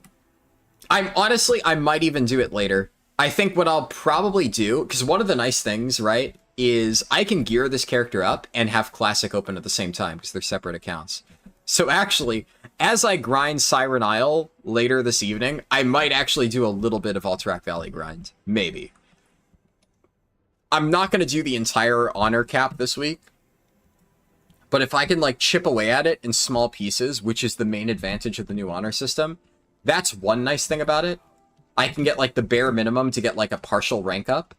And then next week, I could do the bare minimum to get a partial rank up. So then maybe by the time that Blackwing Lair gets an announcement, like a release date, I'm only 2 weeks out and I can just finish it up and we're good to go.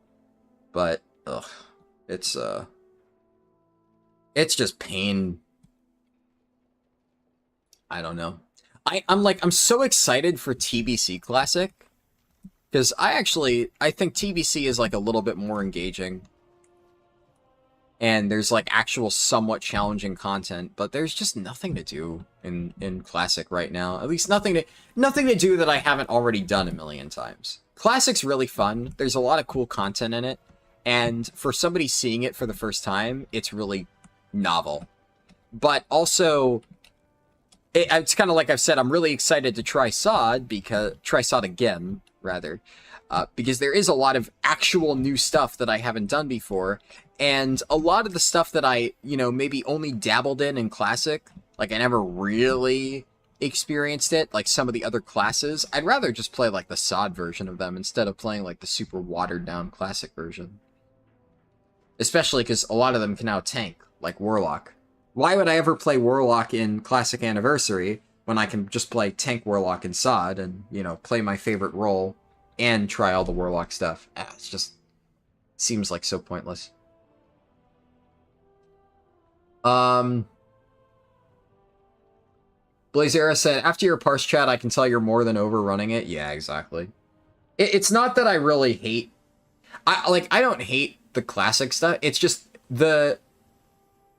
I hate all of, like, the fucking... The work that is required to go into Classic.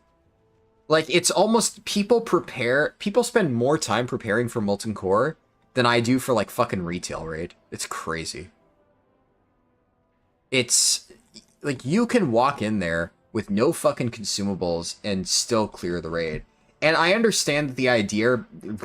Man, I'm slurring my words. I'm talking like a fucking moron right now. Can you tell that I'm really tired? The idea behind having like consumable requirements is to make sure that people aren't like fully half-assing it, but it's like I said, as long as they let me show up with no world buffs and stuff and still get like 80 parses and, I'm doing my job and they don't give me shit, I'm fine with that. If I was showing up and playing like ass, I would fully expect them to give me crap about it, but you don't need world buffs to get even an 80 parse. You don't need world buffs to hold threat. That's not a concern.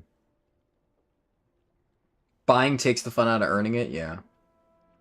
You started Classic as a Warlock, TBC came out, and you paid to keep your character in Classic and copy it to TBC. And you would have liked to do that with each X-Pack, but it didn't happen. Yeah, I have no idea why they didn't have like an era server for every expansion. I still think it's crazy they didn't do that. I think it is genuinely a poor financial decision to not do that. Because there are popular private servers for every single one. And honestly, right now, I just want to fucking play TBC, man. I really just don't want to... I do not want to be here in Anniversary. I enjoyed leveling my druid. I'm glad I did that. It's good to finally get the experience of playing a feral tank at 60, but guess what? I understand now why everybody says warrior is the best tank in Classic. Druid's not bad. I don't hate my druid, but I do get the feeling that I'm working like twice as hard to be able to get like a fraction of the power of a warrior tank. And like, it's a fun challenge for a while, and then it just gets boring, and I'm like, okay, can we have TBC so I can actually, like, play my druid? I can level a paladin and play that paladin and feel like I'm actually a contributing member of the raid, of the dungeon, and not just, like, a strictly worse warrior. It feels bad. TBC just balances so much better across the board, and it's what I'd rather be playing, but here we are.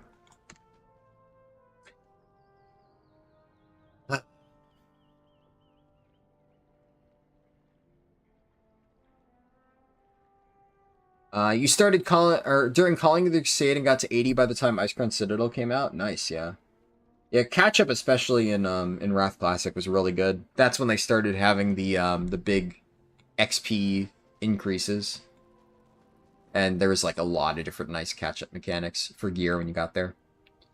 Anyways, though, I've ranted long enough. I've responded to everything in chat and stuff like that. So, again, I'm going to end stream here.